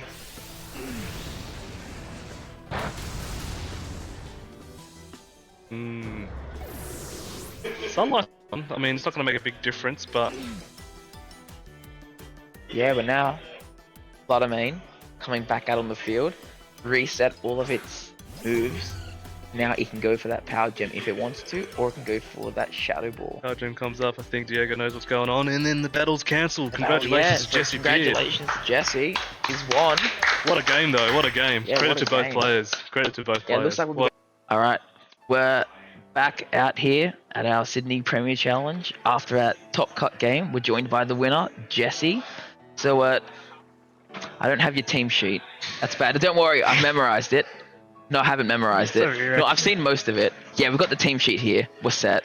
Alright, so we saw in that first game, to quote one of the commentators, they quote unquote said you got cooked. So any commentary on that? What happened turn one was, because me and Diego played during Swiss, and in game 3 of Swiss, I power gemmed his Gallade. He hadn't brought Gallade game 1 or 2. First time he brought Gallade, I power gemmed him. Yep. And predict, because he never followed mid with Ogerpon. And I power gemmed him, he terrified, and I KO'd him turn 1. Yep. And basically just won from there. I really didn't think he'd make the same play turn 1, game 1. Yeah. It just kind of spiraled out of control from there. Yeah, no, definitely. I mean, we definitely saw Diego going for a lot of hard reads throughout the entire... I mean, we didn't know you played during Swiss, so we just thought he was unhinged. So there was a lot of commentary about him being unhinged. No, there's a bit of history there. Yeah, but no, it's definitely good to see that your team as well has a Corviknight, which we've like never seen before. Yeah, no, it's just got such good typing into a lot of the meta. Yeah, so I mean, I suspect a lot of people want to know why you chose the Corviknight, like for this matchup at least against 2 fire types. Yeah, well, it kind of walls the Ursaluna, which is probably the big thing there. Yeah. Just didn't wanted to have something that could just ignore the Ursaluna. Although his Facade did do like over 50% to me. Terra Normal Facade did do over 50% to me last game, so it wasn't that good of a counter. But yeah, the Terra Dragon on it really helped in that last game as well. Even though we got surviving the crit eruption in. Yeah, that was huge. That was a massive Ruin. crit. Yeah. We also noticed that you're 5-0 right now, 6-0 in fact. Looking to clean up the tournament, go into the cheeky prize pool of $105, I think. I don't know what's in the prize pool. It's looking bad. I'll take whatever it is. Take whatever it is. But yeah, no, definitely looks like you've got a really solid team. Yeah, I mean, the last thing we kind of want to look out for is you've got a lot of Terra Dragon typings on your team. Yeah, Fan of the Dragon typing?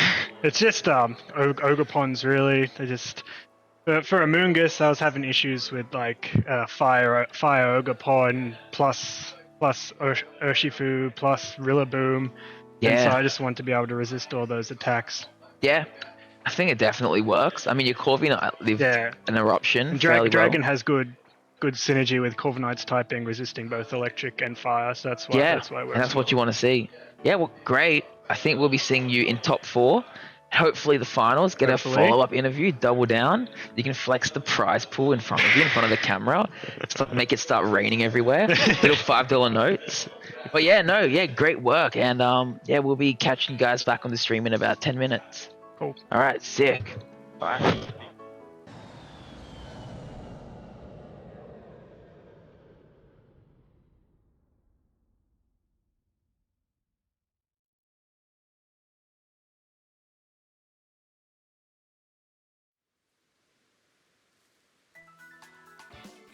First day on the job. Paying me scraps here.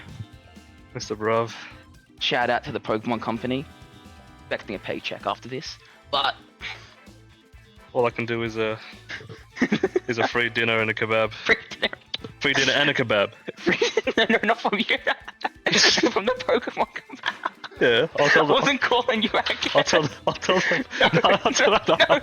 I know that. We're live.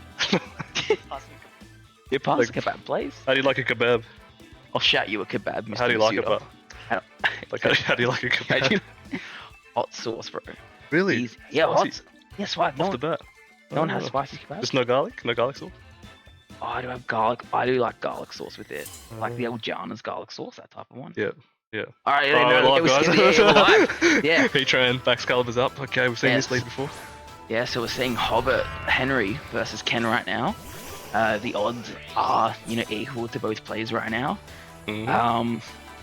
Yeah, both players seem to have Ninetales on their team. So, yeah, they're running some very similar stuff. Ken, he's brought the spice today. He's got a Dozo. Yeah. So, on the Baxcalibur side, he's Henry. We saw him play before on stream against Martin. Didn't do too shabby. But yeah, right now we're just seeing Aurora Veil from Ken getting a bit of damage in. Oh, Henry's not scared to go for a Swords Dance here because I think he believes that an Aurora Veil might be coming up, so he can nullify that. Yeah, the players are moving really fast. Henry's retaliating with his own Earth Power though, doing a bit more than Glamora's Earth Power. Can you smell what the Rocky's cooking? Both Earth Powers coming in? Yeah, both players are going fast. They're just so experienced at the game, but it's also 9 PM. So you're in, you're out, off to KFC after. Speaking about experience, both of these players did compete at Worlds for respective countries. Yeah. Amazing. These players are very good. In fact, I think they're both in World Cup right now as well. So, this is like a pre-World Cup game. Yeah. Oh, you, Mr. Gilbert? Yeah. Once again, shout out to Team Mexico. Yeah, they're doing great. They're scared of you, man. Yeah, Australia GMT plus 11. Just a lot to shout that out. Uh-huh. But anyway. More Spiker Shields here. Yeah, back in. Looks like the Ninetales opting to do some chip damage. Potential freezes, 10% chance. Ooh. Not chance today. Yeah, bit that chip damage from the high horsepower. Just trying to bring it down a bit. Yeah, Heatwave connects in, it might take the Ninetales, and it won't because the Aurora Veil's up, so well Yeah, done. not enough. But that Glamora, it does have access to that Sludge Bomb, could get a potential poison and on the Baxcalibur. Also, Mortal Spin, that just guarantees the poison anyway, so it offsets the Ice Body. But yeah, it's hoping to get a knockout here. Moonblast, Blast comes big straight damage, into but Baxcalibur. that Oh, is it's not enough. 30. Special Special attack. attack drop, that's useless. Not gonna matter. Yeah, Earth Power coming out, that's nice and that Heat Train is gone. And for those that watched Henry's game earlier, he is running the Assault Vest Heat Train, so yeah, very bulky lad. The Icicle Spear just drops the Glamora, but at the cost of Toxic Debris Yeah, coming Toxic out. Debris up, that's not what you want to see.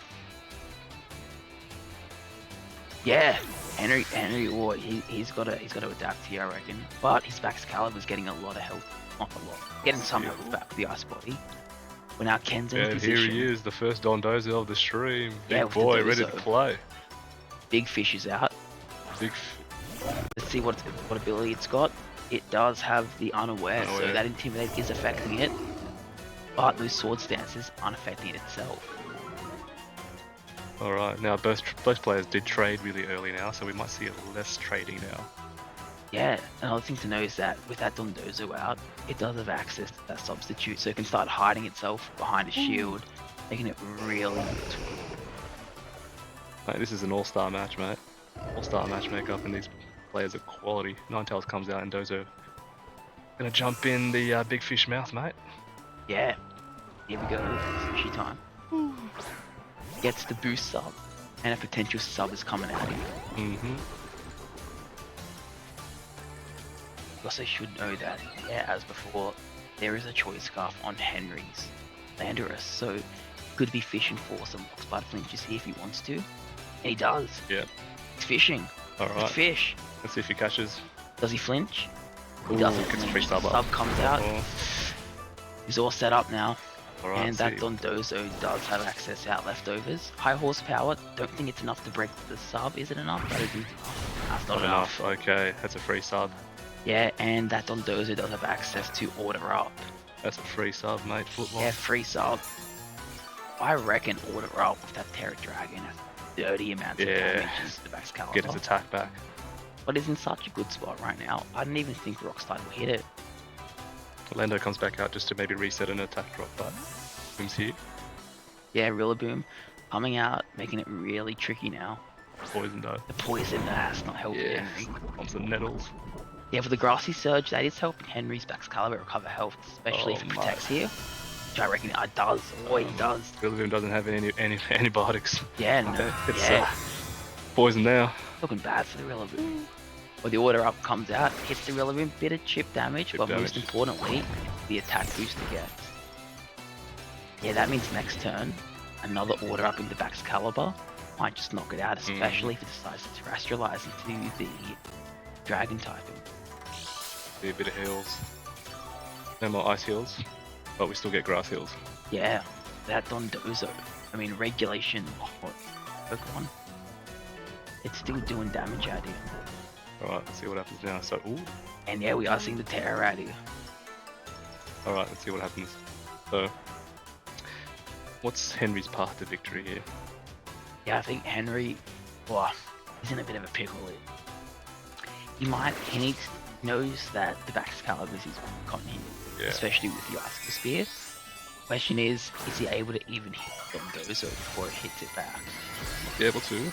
He does have Swords Dance up, but the Aura Veil's still there, so. Yeah, but the Unaware stops the Sword Stance Oh, anyway. it does, doesn't it? Yeah, it's not looking ideal. Not oblivious. Yeah, it is weak to it. It lives the grass moves from the Rillaboom.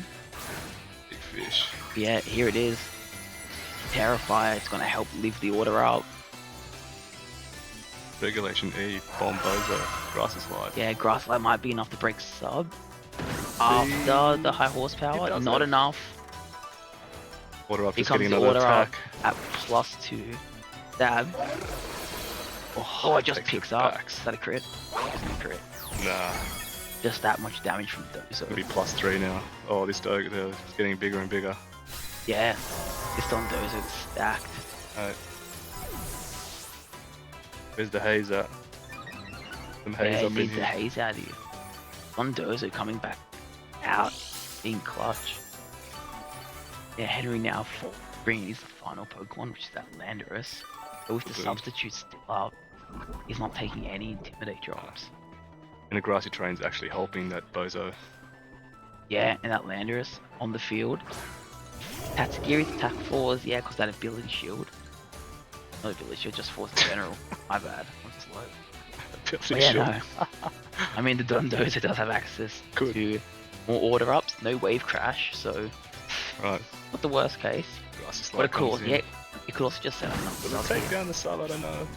Not even. That sub is bulky. Tantrum will take It'll the break sub. it for sure. God. Yeah. Yeah, it's faded. That's what you want to see. Right. And then the order up, +3, Big catfish. boosted into Landorus. Goodbye, Lando. Big. Oh, survives. the invisible focus sash. Yeah, it's living. There is. It.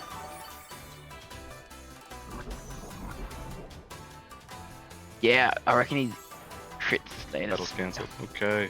Look, we were hoping for a It's a big communication, fish, but man. it looks like we're going game 2 now of the tournament. Henry, yeah, definitely needs to rethink how he plays his Baxcalibur, since that's his offensive on his team. Ken, though, he knows the Dondozo is good. He's a fan of the big fish. The thing that he has to be worried about is how he sets his Glamora up for the turn, especially since got an early poison on the first turn on the Excalibur. Crow comeback. What do you see? Something with Hayes. And here we are, game 2 coming Go. out. Nice photos on either side. Little gamer profile photos. Fun thing to know about both trainers is that they are former winners, champions of local events here. Mm-hmm. They're really playing for the goods now.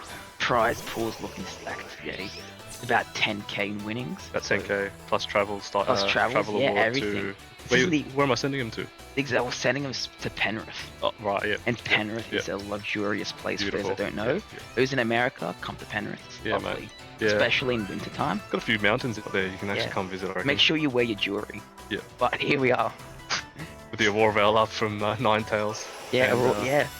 It snows in Penrith too, so. Yeah, exactly. Tons of bring your skates, loads Yeah. of ice. But yeah, here we are. We've got the raw rails on both sides of the field set up. Loads of ice. Not, And, not the yeah. illegal type. We are, yeah, just seeing very offensive plays from Henry. Oh, Taking flash out the Ninetales first turn, flash cannon. Yeah, doesn't like the But- Aurora Veil. Yeah, that sludge bomb, you know what? Didn't do too much to the Ninetales on Henry's side. But with that Dondozo out, this could be really dangerous. Mm. Yeah, because an earthquake at that range might just be able to pick up. Might be. You know, you might be thinking maybe Ninetales on the other side, on Henry's side, might be able to come up with Aurora Veil. Yeah, and since both sides are Aurora Veil boosted, now it's just a defensive game for Ken here, because yeah, that Dondozo will be so bulky with the Tatsugiri out. But Heatran is Trashflizing into the grass type, eating up a potential earthquake. But it's also good to know that this Heatran does have Terra Blast, so it can hit that Dondozo for super effective damage. Alright. Let's see, Spike Shield on both sides. Being passive a little bit, just to see what's coming on. And here we are. Terra Blast coming out into that Dondozo. Coming to the dozo. Let's see how much that is, maybe half? That's not what we want to see, and it takes it to half. 55%. Yeah, and the sub comes out, Just gets the sub off. barely gets it off, and that's not what you want to see. But at the same time, it's not over for Ken. But if a Mortar Spin comes out, he was enough to chip the Ninetales, poison both, set up in a good spot. Yeah. He definitely needs to weigh up his options here, protecting, getting a bit of health back, and then just winning down that Heatran would be an idea. Shout out to the chat, I definitely agree with Hayes Polytoad. Might bring it to Brisbane. If I get paired with Ken first round, mate, I'm hazing. I'm just gonna click ban Hayes. Choice ban Hayes. Yeah, Choice scarf Hayes, rather. Okay, let's see what happens now. Both players taking their time locking in their moves. yeah, making sure they know what they're doing. It's also good to see that Henry, he's assault vested, but order up with that Tatsugiri now +2 is going to be doing heaps of damage. And Icy Wind won't be enough to break through that substitute now. Not at all. Here we go. Just to go through the formalities of getting all the boosts up, of course. Yeah. Now, here we are. Dondozo going for the Terastallization. Potentially predicting a Aeroblast Grass into it. Mm-hmm. Yeah, because we don't want a Terra Blast here. If not, the Heatran's only next effective move is really Flash Cannon. Because that Dondozo is in such a good spot. The Icy Wind comes out. Tatsugiri avoids it, yeah. but I don't think it's enough to break the Dondozo. Let's see.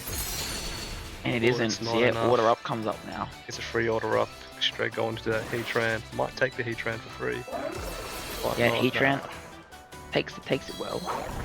But if the Terra Blast comes out here, this could be really bad for Cannon. But no, just a Flash Cannon, as anticipated, and that should be enough to break the sub.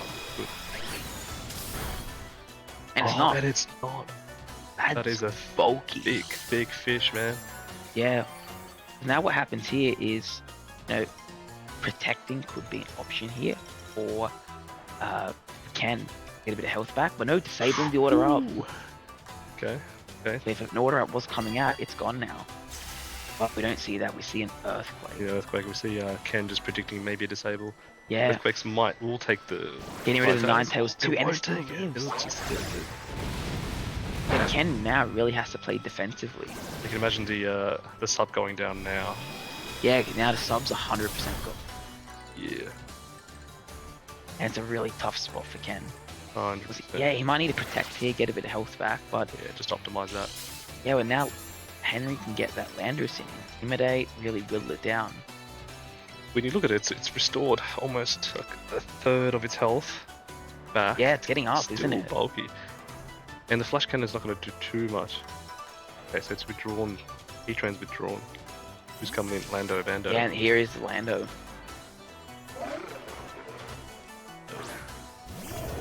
Scarfo. We might just see an Icy Wind come out here.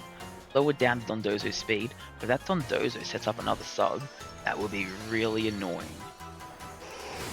Here we go, speed drops. And a sub does come out. Oh, it just able to get the sub in. And with all the health boosts coming back, that's what you want to see. Definitely not a foot long. It's definitely a 6-inch sub. Yeah, With what it's got left. shout out to Subway. Subway, huh? Italian herbs and cheese. Exactly. Yeah, bro. Toasted as well. Toasted. Mozzarella. Yeah, who eats fresh, man? Yes, sponsor us, Subway. Even though Subway says eat fresh, right? Shit. Yeah, Eat toasted, not cold toast. not cold toast. Here comes the Heatran back out. He just got that. Dondozo protecting, getting a bit of health back. Also stalling out that disable. But it gets a bit of time to do the order ups back and going. You turn out, trying to break the sub, but I think it's not going to be enough even with the Heatran. And then he can start really getting those order ups up and getting his attack back.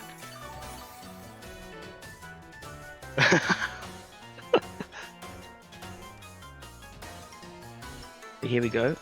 Going for a potential Earthquake here. U-turn comes out. Doesn't break the Yeah. sub. Or does it? Or does it? Ooh. Or does it? I reckon with the Flash Cannon it might get close. Ninetales And comes out. Ninetales comes out. Here Question is, comes- does Ken go for order up into that Landorus slot? Tails from Penrith. Here comes the snow. Here comes the snow. Flash Cannon, out we go. Even at +1 speed, it's not far from the Heatran. Doesn't break the sub. Doesn't break the sub. And he does This go is, for Earthquake instead of the order Right. up. That Heatran is gone now. And with it behind the sub, that's not good, yeah. Now it's a real big stalling game for Ken out here. Stalls back, gets the leftovers up, and really heals up. Lando can come in for another Intimidate. Now, I don't think Order Up is disabled no more. Yeah, it's not disabled, yeah. It's free.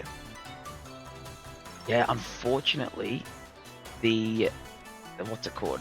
Substitute's still up, so no Intimidate.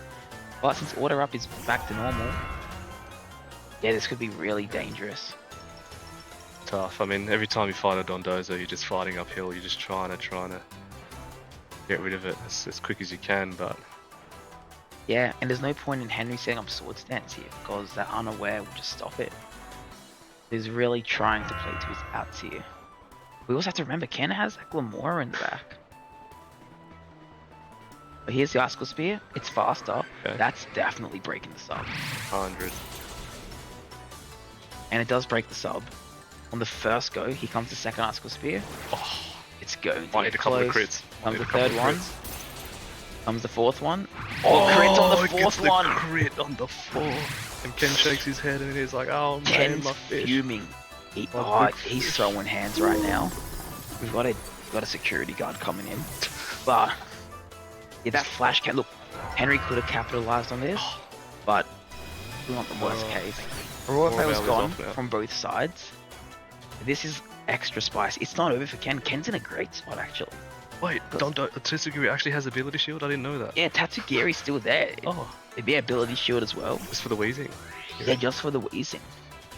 I mean, over here, a Draco Meteor 100% KOs the Baxcalibur. You reckon? But it has to hit. It has to hit. The question is, Henry has... Oh, they have Mighty Water. No, he hasn't. I said nothing. But, Draco Meteor, if it hits, will probably knock out the Baxcalibur at that range. But Heatran switching out. Okay. Good switch out. Potentially, predicting Switch a out. Sludge Bomb into the slot. Yeah. Bando. Baxcalibur, I reckon it's protecting here. It doesn't want the smoke. Huh? Not from I sure. reckon, 100%. It's not. I'm wrong. Sludge Bomb, decent damage. Does it poison? It does poison. Boys we don't like those. Hate to see it. Needs antibiotics.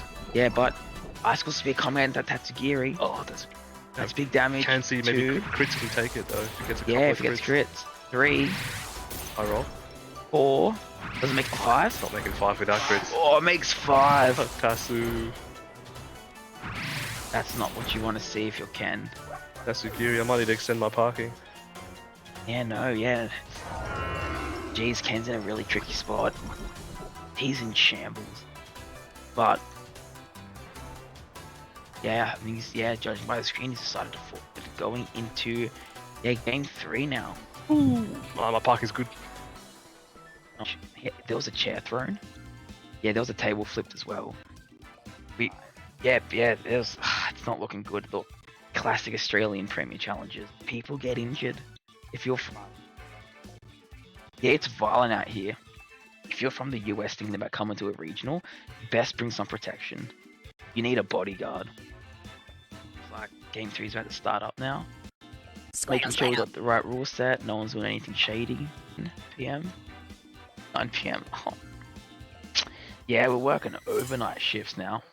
Good news is our pay's doubled since it's nighttime shifts. Bad news is 0 times 2 is still 0. So...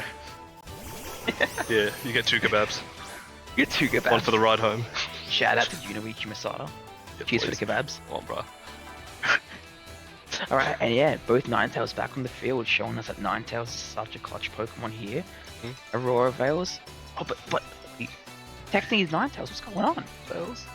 I think he's just double protect. Weak. That's nuts. They're reading each other's minds. Everyone's playing defense. Are we seeing an Earth Power come out here? Sludge Bomb. Yeah. Okay, we're gonna see a Flash Cannon then. Oh, an Earth Power. Oh, Henry predicts it I think correctly. Henry benefited a lot from that. Yeah, turn there. that was huge. Going to make things a lot harder for Ken now because that Glamora is down to its sash. So, I mean, Aurora Veil coming up is good, but I mean, the big question is, want to be preserving your Glamora, For later. or do you want to get your Dozo in? I mean, getting Dozo in is Bring good. Tasugiri and why not? Yeah, but what would be interesting is, Henry terrestrializes the Heatran and Taro grasses the what's it called? The Dondozo slot. So he doesn't. Staying in, playing it safe. We might be seeing a Flash Cannon now from that Ninetales. From into that Ninetales. But Ice even coming out.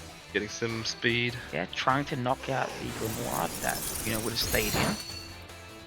But what does that Heatran do? And it is just that Flash Cannon straight into that slot of the Ninetales, and Ninetales doesn't take and it, it's even knocked with out. Aurora Veil. It Oh, can. it's a crit. Would it live? No, I reckon it wouldn't have. Huh? No, I reckon that 4 Heatran. times, yeah. Huh? Yeah, definitely. Nah, Nah. 4 times effect. That Heatran's built like a I don't know what the right Like word a brick is. shit house. Yeah, that's what I was gonna say. That's what I was gonna say. I was trying to find the more happy Less word offensive for way. it. The Oh, least yeah. offensive way. Built like a Dondozo. You're like a dozo.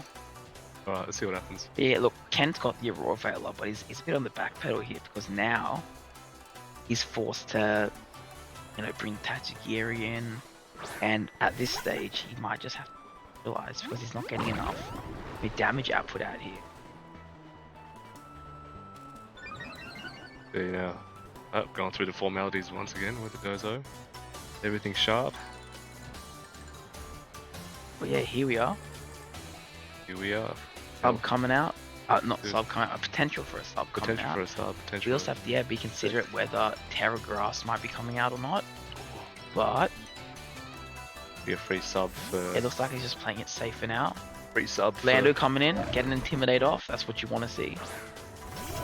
Question is, what does that Ninetales do here? Yeah, gets to an the Aurora Veil. You're gonna have to get the Aurora Veil up, and Yeah. now you're gonna have it for longer too. But Dondozo, free sub up, it's up +1 attack. Once it Mm. starts getting its order ups going, you'll be sad. Both players playing very strategically. Very, very strategically. They know what's happening. They know what's going Yeah. on. What I reckon will happen. Hmm? Actually, no.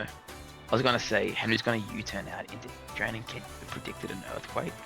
What I reckon, Ken just needs to get his boost back up, get some attacks going, and then because he hasn't terrestrialized, so He needs to get some damage off. Yeah, he needs to hasn't get got any damage. damage off. yeah, here's the U-turn. If the heat train comes out, I will be fuming. But you call the U-turn? Yeah, I called the U-turn. I called the Did a U-turn. handshake. I called the heat train, but I don't think it will be heat. I reckon it will be heat train, but I don't think Ken would have went for earthquake stage. But it's not. It's just Excalibur. Axe So comes Ken's in. actually. This is a great spot for Ken actually. I mean, Icy Wind can hit the Dondozo as much as it wants, but it's not going to be doing anything. No. No terrestrialization either. Crit. Crit. Crit counter number 1. Yeah. I don't think the crit mattered. Nah, I don't think it does. But order up, doing a See how much this does? bit of damage. Not too much. A Raw Veil just sticking right there. Yeah, but it's the attack boost. That's what you they want. And the fun part here is Ken knows about the disable. And if Ken decides to go for a protect with Dondozo, then that would stop the disable, especially next turn as well.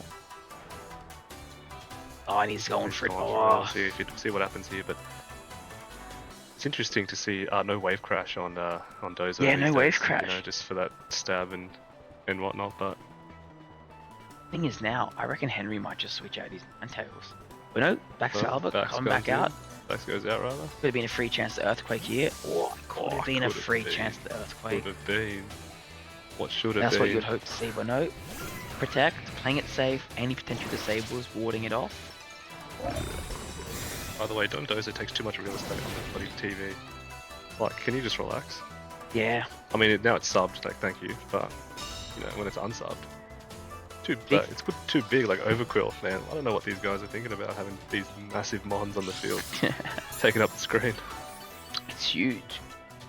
Yeah. Big thing here now is Dondozo is forced to terrestrialize to stop a Terra Grass coming in. Yeah. But, yeah, I mean, Ken over here, he could go for an Earthquake, or he could go for an Order Up to deal some damage. Shout out to the Premier Challenge champion number 1, C Betters, who's on the chat right now. Shout out to Mastodon as well.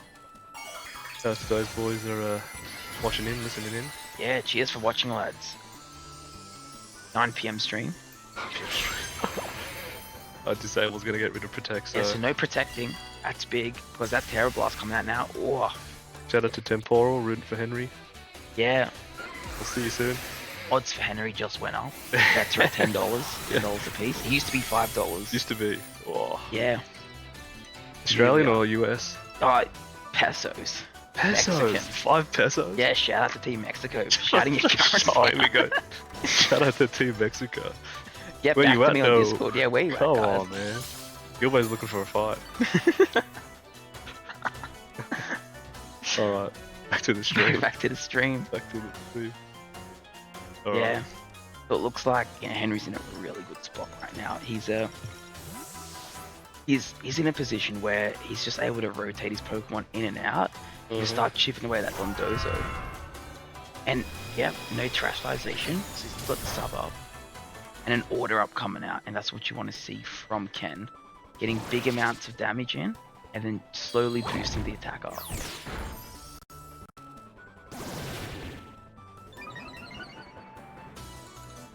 Alright.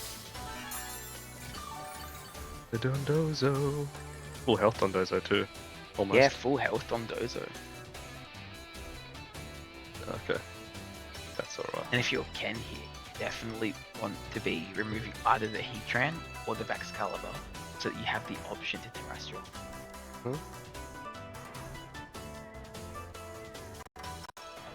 And the Heatran switching out. I reckon it's the Ninetales. It is.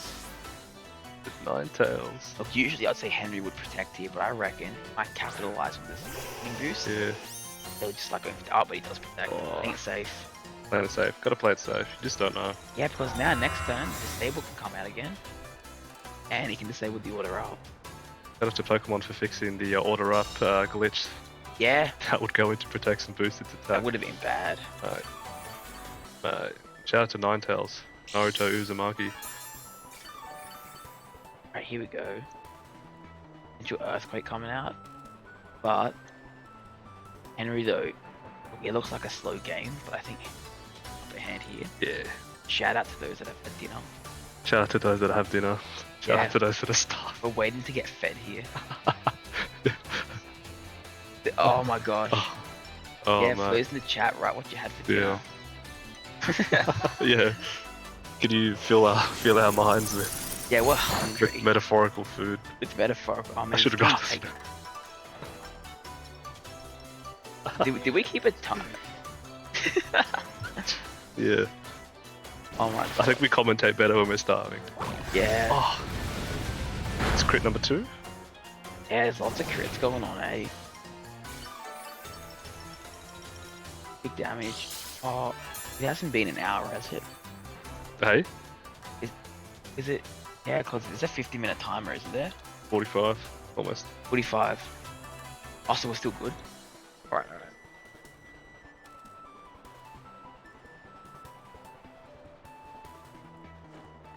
Oh jeez, that would be crazy. Here we go. Alright, icy wind. Dozo's still too good.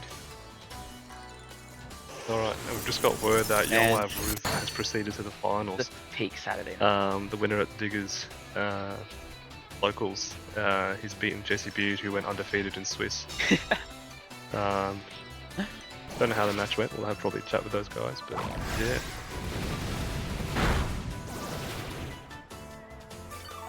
Looks pretty stally right now. Yeah.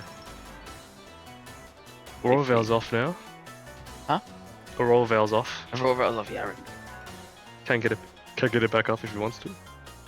Yeah, At the cost of maybe losing some Pokemon.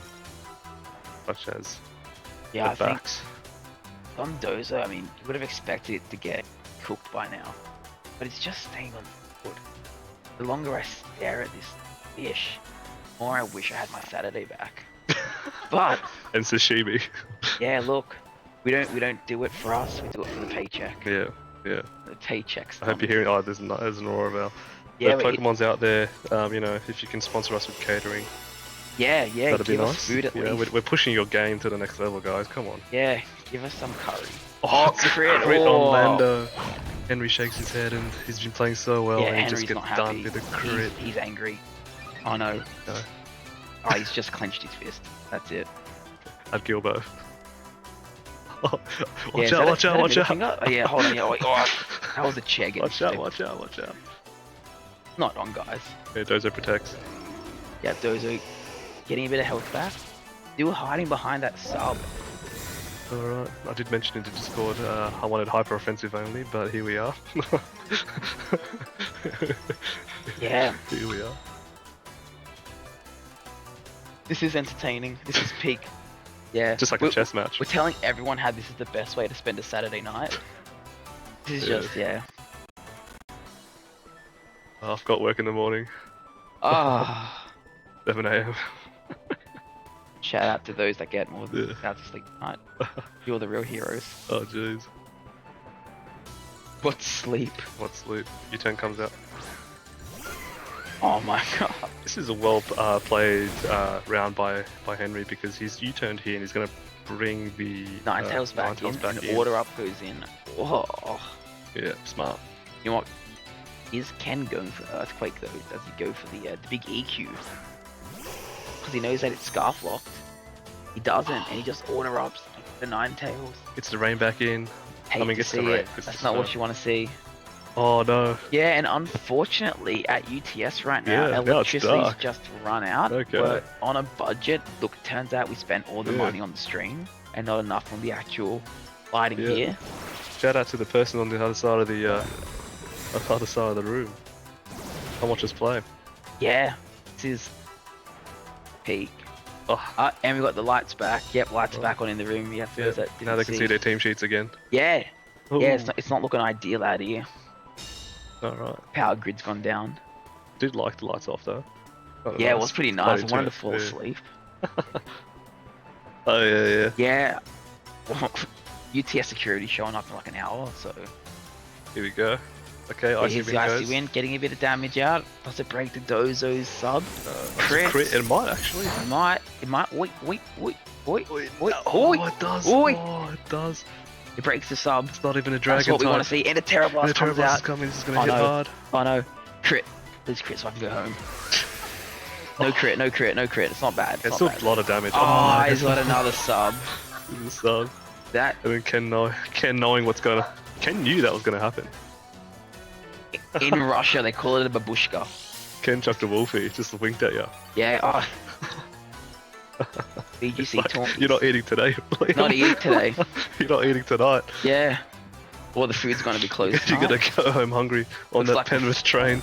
Yeah, on a Penrith train, fasting. Oh god. Oh, this is great. You know, as the head judge, we might have to call this a timer. Nah, I reckon. I think it's 50 minutes total game.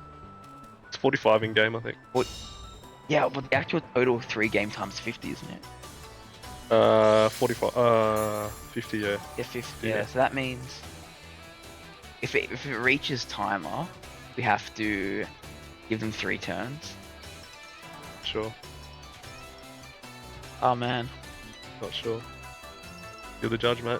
Yeah. Junior Judge Noodles. How long's it been since the game started? Oh, okay. Oh, you're shitting. Damn. Oh. Okay.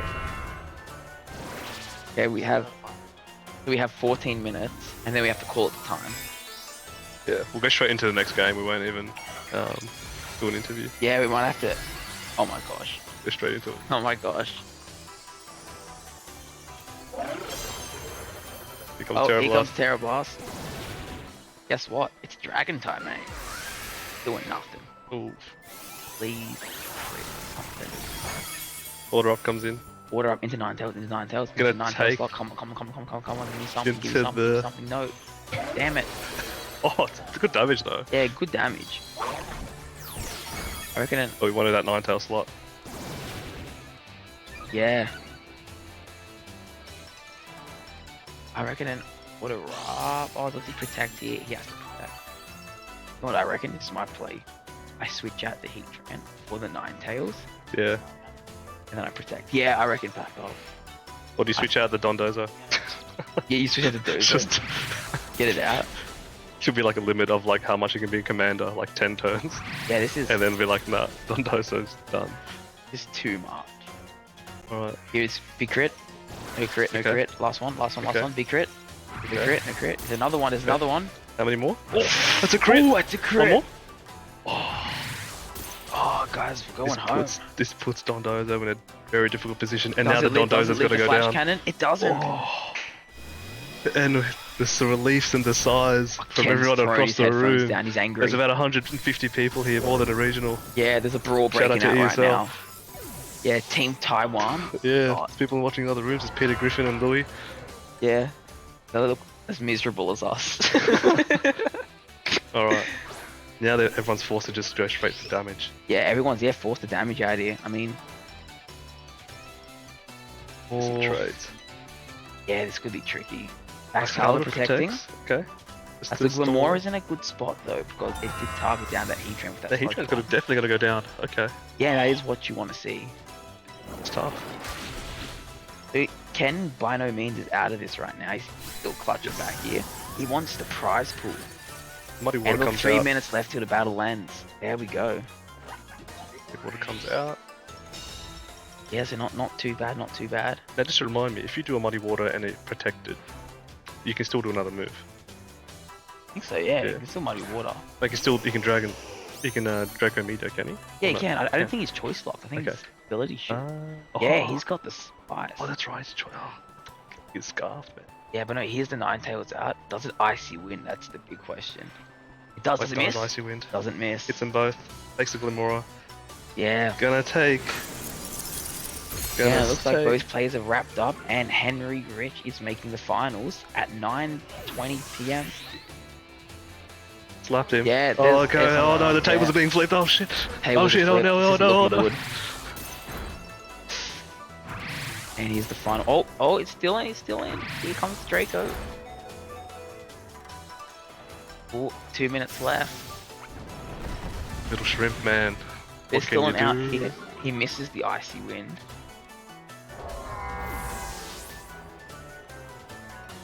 Lando comes in. Ice Yeah. Orlando.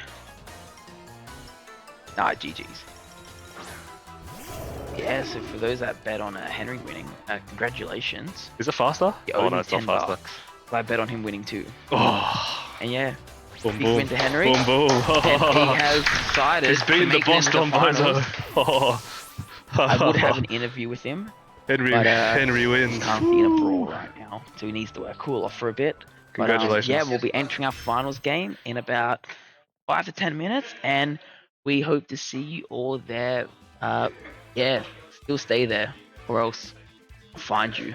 Alright, until then, versus Henry. I've got their team sheet somewhere actually. I was just playing around with it before. I found this cool standing up table that's electric and it just goes up and down. Like the bougiest thing I've seen. Yeah, look, it goes up and down. I don't have this. Back in my day, we just have regular tables.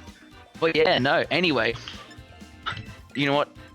Worst case scenario, no one who's actually watching this stream can hear me. Alright, here we go. I've got the teams. The headset's falling off my head though. Oh, that's not good. Oh, alright, pop it in. Alright, so you saw Henry before. You've seen Henry, in Swiss as well. He's the bloke using the Baxcalibur and Ninetales. Whereas Yov, he's got the Floodmane and Landorus. And fun fact, Yoev and Henry have both won previous locals in the past, so yeah, shout out to the Australian Sydney community. We're coming back strong. But yeah, no, Yoav decided to run the Roaring Heatran, Floodmane, Landorus, Therian, Iron Hands and Among Us team. And you know what Henry's running? If not, wind back. I sounded a bit too aggressive, but no. What we're trying to see here on the field right now is that, Henry is known for getting his Baxcalibur up and running, Sword Stance, the Ice Body, the Aurora Veil. But Yoav, if he just goes to full hyper offensive damage first turn, he's pretty much set. And yeah, he does have that choice specs on the Floodmane. With that Terra Fairy, we can expect huge amounts of damage here. And yeah, I mean, judging by Yoav, first turn Rock Slide, gets a bit of chip damage up, gets a bit of flinching potential. That's great, that's perfect. But it's the Moonblast that's doing huge damage, and it doesn't target the Baxcalibur. Oh no. Yoav, what's going on?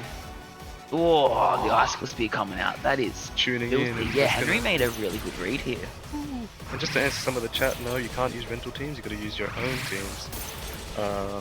Shout out to Paul Chua. Shout out to Mr. Dr. Prof Titan. If you don't follow him, don't follow me. Yeah, no, rental teams aren't allowed at our tournaments. We have a strict, if you bring a rental team, you get escorted out of here. Rental. Yeah, by security. Something's getting broken as well. It's a life lesson. Don't rock up here. But no, as we see here, Henry, he's taken a really commanding lead with that Baxcalibur. He's made a good first turn read, not getting hit by that fairy type move. And now he just needs to really position himself to deal with that Flutter Mane, because it does have that Moonblast, which is huge damage. Yeah, into the Ninetales, all strings are down, so with that Rockstar from Landorus before, it's definitely the blue code. Henry, though, he does get the Aurora Veil up, so protecting the Heatran, and an Earth Power going into that Heatran slot, it's not doing the biggest amount of damage, but it's still doing enough where, you know, it's almost at half for that Aurora Veil, and that Assault Vest just comes in so clutch. This is what we like to see. We just like to see people trading, people just going back and forth. Pure damage, love it. Yeah, we're big on trading here. Like trading, Inside trading, yeah. Everything. Make sure you collect your Kai coins on the bottom left of the stream. If you're on chat, collect your Kai coins. You can get yourself stuff, mate. Yeah, easy. Registered on Swiftix and Binance. So you buy in. We're almost competing with Bitcoin now. So anyway, back to the game. Disable comes out on the Heatran slot. No more Earth Power from that Heatran. Did it go for Earth Power though? Oh, did it with the Sugar Berry? What's going on here? The Shuka. It's going to be doing less damage. Oh, it still does heaps of damage. But it eats up well, so she needed to go for an Earth Power of its own, and it did. It did, unfortunately, so pretty much got faked out there. Yeah, Yoav's definitely in a receiving spot. Can't Earth Power because of that disable. Who's forced to Heat Wave, and that's something you ideally do not want to see. How much money to be a commentator? Mate, you got the skills that kills? Let me know, but I'm paying people in kebabs. Yeah, you want to be a commentator, you gotta arm wrestle the last guy. Yeah, you gotta arm wrestle the last guy there. Yeah, winning in. Yeah. Shout out to Alan. Shout out to Alan if you're watching. My boy. Hope your grandma's doing well. Yeah. Not like shit. Yeah. Love you. Alright. Yeah, no. Henry here, just getting a bit of speed control going. Doesn't opt to Earth Power the Heatran here, potentially predicting a switch out. But yeah. But yeah, no, Yoav decides that this is kind of a, you know, losing game, might forfeit. Okay, He's also checked the time. That was one of the quickest games we've ever had. We need more of that. These trains going soon, so we really got to get this on the way. And the last thing you want to do when you're stuck in Sydney is to miss your train. You miss your train, may as well sleep on the street. Game over. You miss the bus, yeah, it's a bit easier. If you miss the light rail, yeah, no one cares. But the worst, don't fall asleep on a train in Sydney. Yeah, one of three things happens. Most of them are pretty bad. I mean, you're either getting robbed or you're ending up in Quakers Hill. And yeah, it's not good. Yeah, no. Get a car, get a license, do the L's test, driver's test. It's easy. If anyone does have to file a complaint about the commentary, you can file it at what's our email? I'm Lord, I don't give a shit. Yeah, at gmail.com. Yeah. And just to confirm, I'm your commentator, Robert, and I'm joined by Alan. 7 of us left. There used to be like 40 of us, but That was 100, what are you talking about? Yeah. No, 150. we had a full stack. 150 people here, man. Can you believe it, man? But yeah, 150, we have a stream, we have a people, stream. we have UTS. we're sponsored. We're sponsored. Yeah, but here we are. Game 2's We kicking just in. don't have food. Just Most of all, we got each other. put each other. Alright, he's led the Ninetales again. He loves the Ninetales, which is great. Yeah, don't but we all? he switched it up for that Landorus this time. And with Henry's Landorus, we know that it is that Choice Scarf variant as before. And it's definitely adding a bit of pressure because of its Terra flying ability.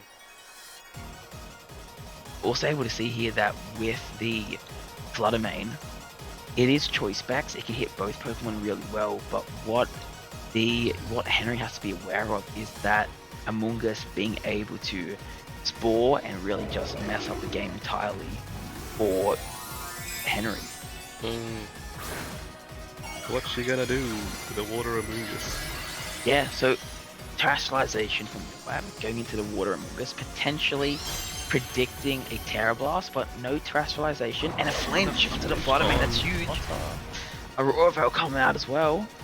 Did the Among Us flinch? That's the big one. No flinch, just a Spore spore. goes up. Okay, here we go. Spore goes up. And for those that are watching, I learnt that in Japan that water Amoongus is a Mizu. Yeah, Amoongus. shout out Amoongus.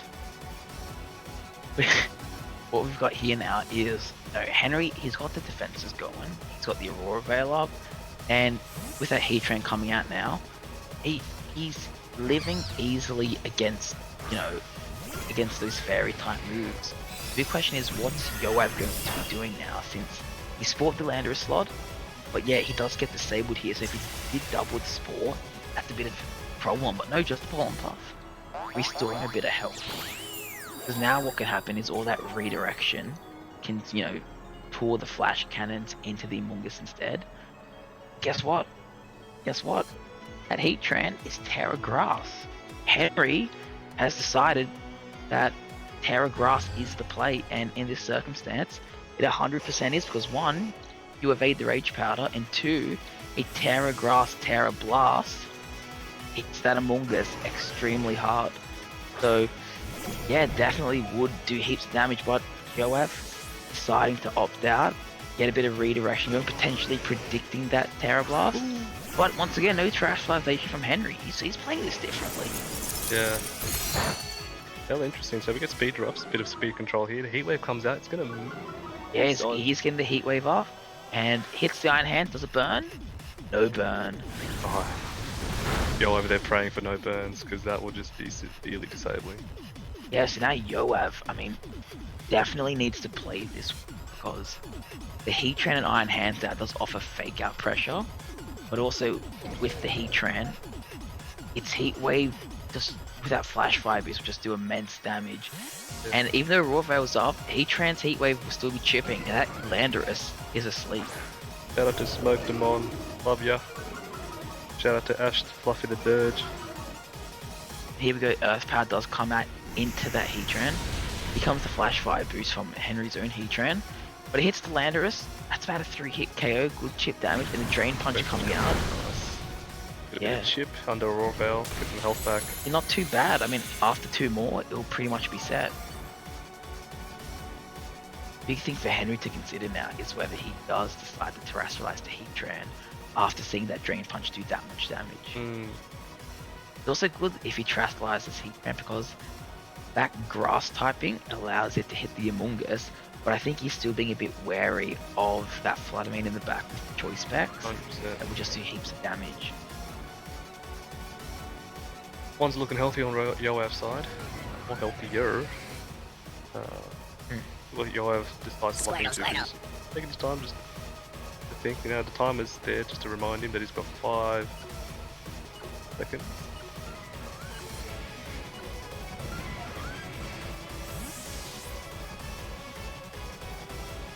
And here we are, Fluttermane has returned back to the field, staying safe.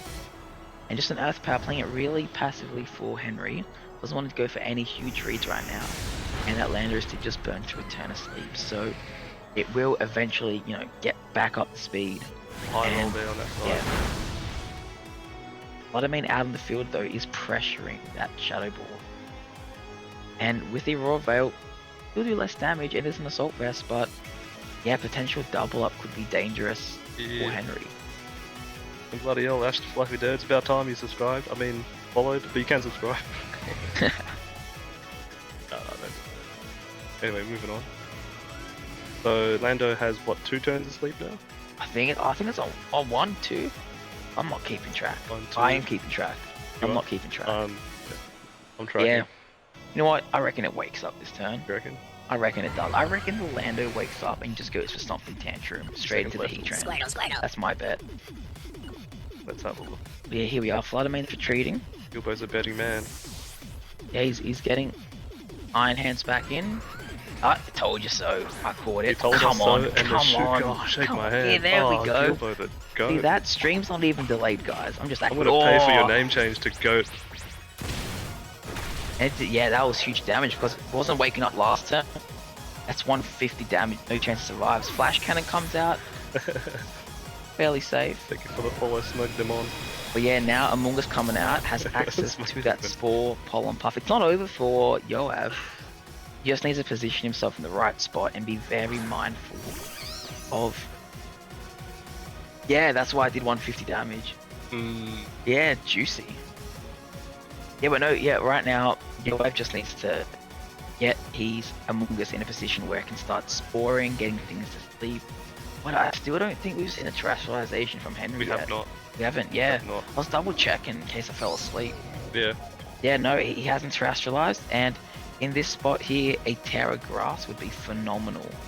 It was the Yoav just outweighing what he needs to do, what's the best play, Yeah, really taking his time to figure out what he really wants to do. I mean, he can Polypuff his own Mon, he can Rage Powder, he's thinking about 2 seconds. 2 seconds Start left on the my clock. timer. And here we are. Henry deciding to switch out the Lando. Getting that Ninetales back in, definitely wanting to keep it safe, playing it good. Does the Heatran terrestrialize here? That is the big question. And we're seeing a terrestrialization. Here we go, Henry's feeling peckish. Sure. He's getting the Heatran out. Here's for the Terra. Yeah, baby. Terrablast is coming. And there it is. Can I make a bet with you? I reckon Terrablast is coming. Terra Blast, you reckon? You have to check my hand if it does. Whoa, Oh game. shit. Excuse my language. He's just gone for the Drain Punch into the Ninetales, so he gets a bit of health back. That the Ice typing, Snow Warning, and the Aurora Veil is just too good right now. And Pollen Puff though restores Yeah. a lot of the health back, That's and good. that is what you want to see. That's a good slushy. And for those wondering why Yoav didn't Spore, well, you know, he was in part potentially predicting that Ninetales to come in, and if that Ninetales did go for Disable this turn, it could have disabled the Spore, but now it's disabling Pollen Puff. That's not too bad. Keep Not using too bad Drain either. Punch. Not too bad at all. Yeah, but now that Spore coming out, this is where the big part comes in. The big question is Terra Blast coming out into the Among Us? Good. Thinking about it. Thinking about it. Okay. Let's see. Okay. Here's the play. Here's the play.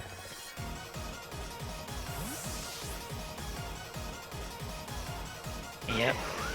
Here's the Fluttermane coming out. Disables the path. Oh no.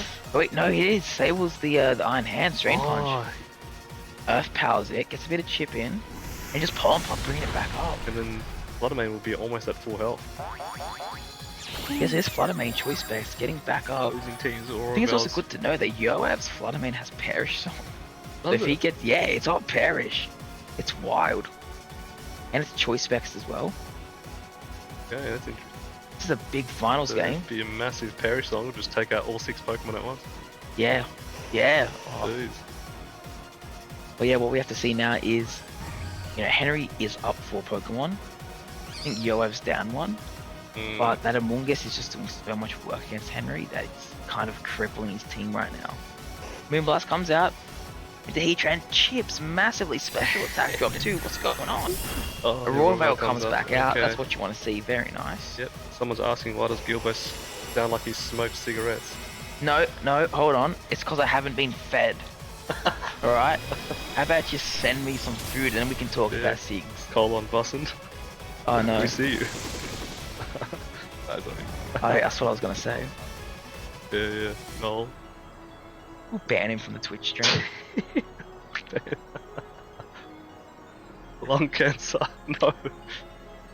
Guys, we're trying to keep this as child friendly as possible. Alright, back to the stream. Yeah, back to the stream. Ninetales is asleep. Ninetales is sleeping. We should be. Yeah, we should be too. Gonna have a big feed after this. Yeah, can't wait. But These yeah. are me, boys. We're going to get kebabs. There's kebab down the Yeah, road. kebabs. Oh, we got kebabs. Oh yeah, Heatran's gone. Yeah. Heatran doesn't want to eat kebabs. He's Yeah, gone. yeah, and I think that's big for Yoav because that's his essential counter to the Among Us here. And that what's it called? Ninetales, it's still sleeping. And with that Among Us, it just Pollen Puffs the Fluttermane, gets the health back up, and Yoav's really making a good return here. Great return. Yeah. See, one part of me would love to see a game 3. The one part of you.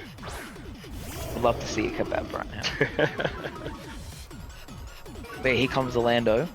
Dirty pack. Heatran's gone. Yeah, look, Landorus, it's Scarf. It's in a good spot. It can potentially pick up on the Flutter Mane at that range, depending on how bulky it is. I'm not sure how well built Henry's Landorus is, but a Stomping Tantrum, single target, it would do a lot of damage at the very least. Yeah, you think so. Yeah, the big question is, I mean, Yoev can't really switch it out because Iron Hands doesn't take it well. And Henry here, he might just play a little game of rotating. He gets the Baxcalibur in. Okay. Which is good here. Rage Powder coming out. Yeah, but I reckon Henry's U-turning here, get a bit of positioning. And he's not just a Rock Slide. If there is a flinch, there is a way. There's and I smell a flinch. No flinch. Moonblast's coming Moonblast out. goes straight into It's the Baxcalibur. Big damage. No, it has stopped. No, it has stopped, guys. This is tricky. This is really tricky. It's spicy. Yeah, because I Good think job. right now here, Henry, did not want that Baxcalibur to take that much damage. And what I think Henry is forced to do here is to capitalize on that Flutter Mane. But someone's missed. Who's missed? Ooh, does he get a flinch? No flinch. Baxcalibur's gone. Goes. Bax goes. And And the big one now. He's going. Yeah, Pollen Puff's coming out into the Flutter Mane. There you go. And it's gone back upside down. Mungus. It's so passive. It's such a slow Pokemon, but been healing the entire team and pressuring Spore. So look, I reckon we're gonna go to a game 3. I think with the Landorus being Scarf locked into Rock Slide, it's going to be really difficult for Rock Slide to actually finish it off. I think with that, yeah, game 3 is looking very high right now. Yeah. Game 3, baby. Oh, Get the flinch is though. great. Sleep isn't Gets good the for flinch Henry. though. Here comes the Pollen Puff, getting the health back. So, yeah, look, I think Henry needs another flinch here. Definitely needs the other flinch. Yoav, though, he understands that Iron Hands is his win condition here in a sense. But if it gets disabled on the wrong move, it's in a really bad spot, which is not what you want to see. And here we Just are. being safe, coming in, put some Iron pressure Hands on. coming in, yeah. Who missed it? Who missed it? Japanese. Flutter Oh, misses. Flutter Mane hit it, yeah. Which And that will means seal the game up for Moonblast Yoav. going there. with Looks like we're going ice. to a game 3. Round of applause. Game 3. I'm so happy. No, my glycogen's so low. Ninetales wakes up, or Oval goes up, but Yeah, keen for food. This is great though in terms of matches. Oh, Yeah, and for those who Yoav just is saw, going stop. Yoav trying to have access to Parasol. He's trying to break the That was a system. little bit of a Unfortunately, isn't working. Yeah. Can't drop your choice. Yeah. Choice specs. But here we are. Is the Ninetales saying Battle's it's cancelled? Very nice. The OF. So going into Okay. game 3 now. Both players really need to reconsider their options here. I mean, and it does look like game 3 starting off again. Both players really deciding on what the best leads are going into this final game. Really crucial that both Henry and Yoav are making adding the right Pokemon to this final game, because the winner gets a massive prize pool, huge, stacked today. Penrith's just not Penrith. Oh no, Sydney's just swimming in money. So yeah, this is one of these penultimate moments, especially since this is our second official Premier Challenge, and our following tournament that will be streamed for those watching is our grand mid-season showdown, which you should definitely watch. I believe it's going to be sometime next month, but it will be very, very peak because, it's going to be our largest event, and you should all definitely come if you have the chance. But final game is starting, game 3, and yeah, let's see what's going on. So yeah, Amoonguss Flutter Mane coming out very strong leads, and Henry going back to his game 1 lead, reverting back. He understands that worked well at the start. Why not do it again? Big thing to note here though is, it looks like Yoav's in a hard spot right now. By that Terra Water at Mungus. Oh yeah. That was too good. I think I saw one of you say that Henry needs his Rillaboom for this. I reckon Rillaboom would be pretty good here, especially since it hits the Flutter Mane and the Terra Water Among Us. But, important thing to note as well is that that's even if he goes for the Trash Fertilization. Because right now, Henry is threatening with Baxcalibur's Ice moves and the Ninetales' own Ice move. And yeah, I mean if Henry plays defensively here and predicts a Spore, he can definitely disable it next turn. But it looks like Henry might just go for an Aurora Veil, just really get boosted. But here we are, Moonblast coming out from Yoav, trying to take down the Baxcalibur as fast as possible. But there's the Aurora Veil. And that's what we wanted to see from Henry. So now he's really boosted and he's ready to go. The Among Us protecting though is very interesting because Henry cannot disable the Spore now. So a Spore is guaranteed to come out. The question is, where is the Spore coming out into? Ninetales could also potentially disable the Moonblast on the Flutter Mane. At the same time, you really have to consider the Baxcalibur in all of this, because as is right now, an Icicle Spear is assuredly a knockout onto that Flutter Mane. And will do heaps of damage to that Among Us. But Henry does decide to opt out, remove his Ninetales, and what does he bring in? The Rillaboom! He's brought Rillaboom. You know what that means? It means he's been reading the Twitch chat. Game over.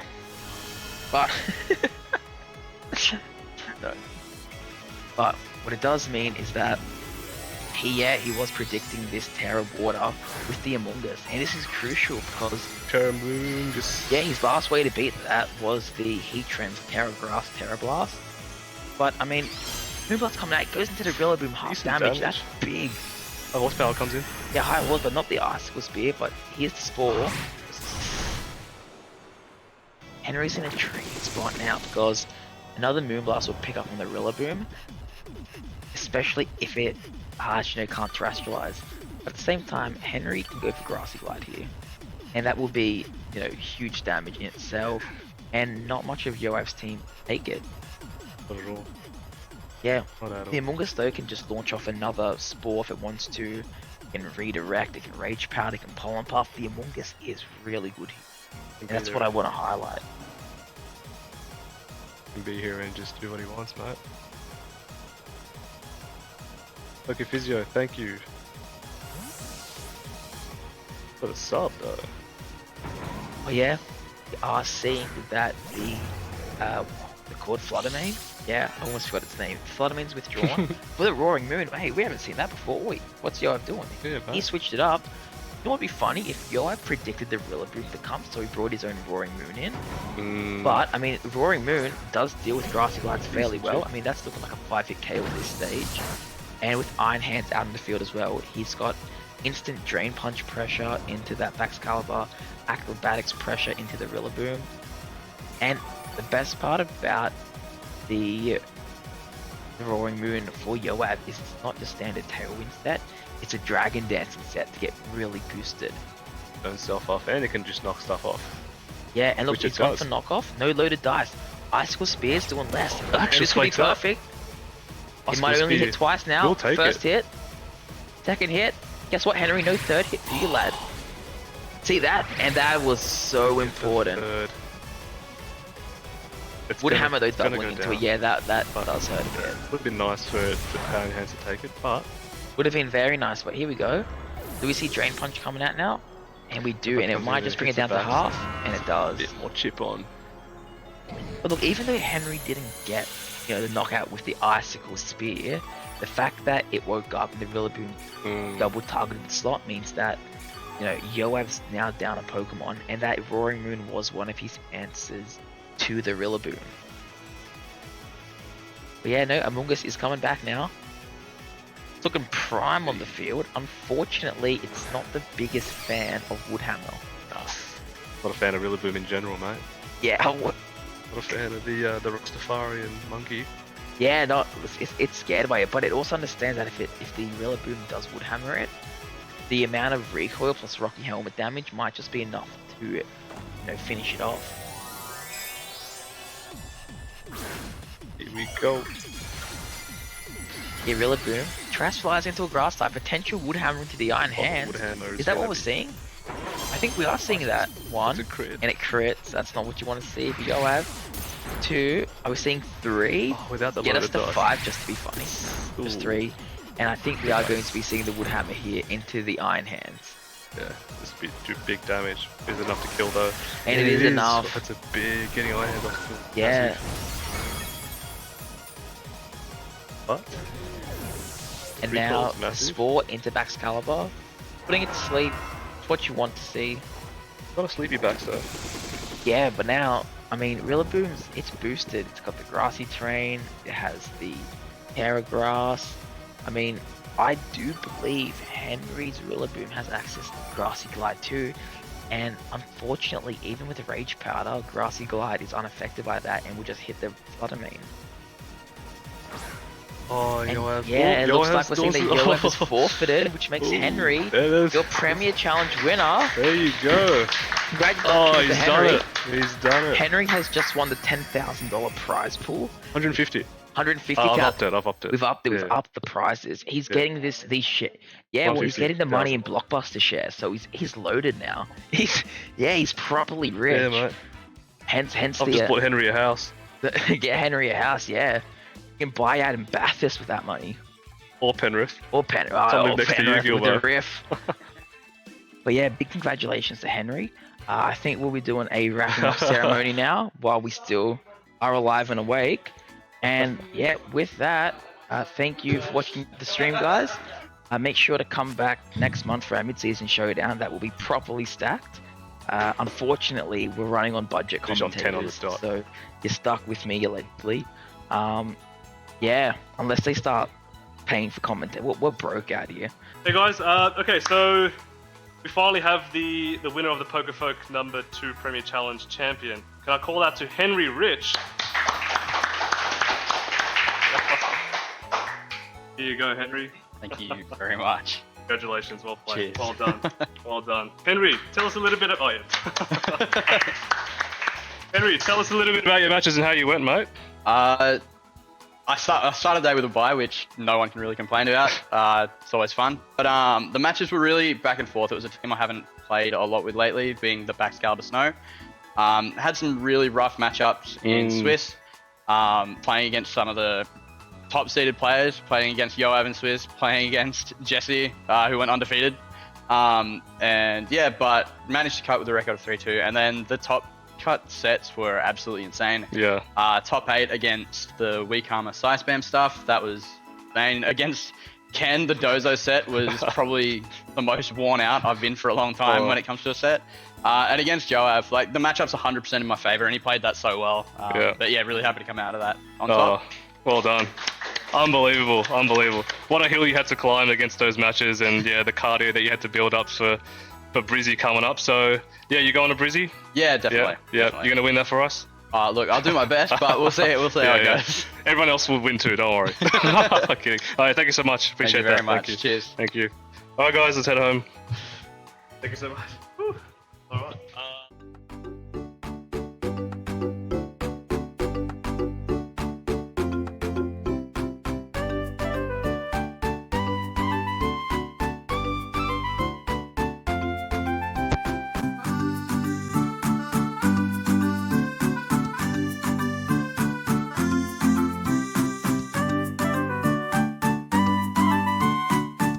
Yeah, we're going back to diggers. We're going back to diggers.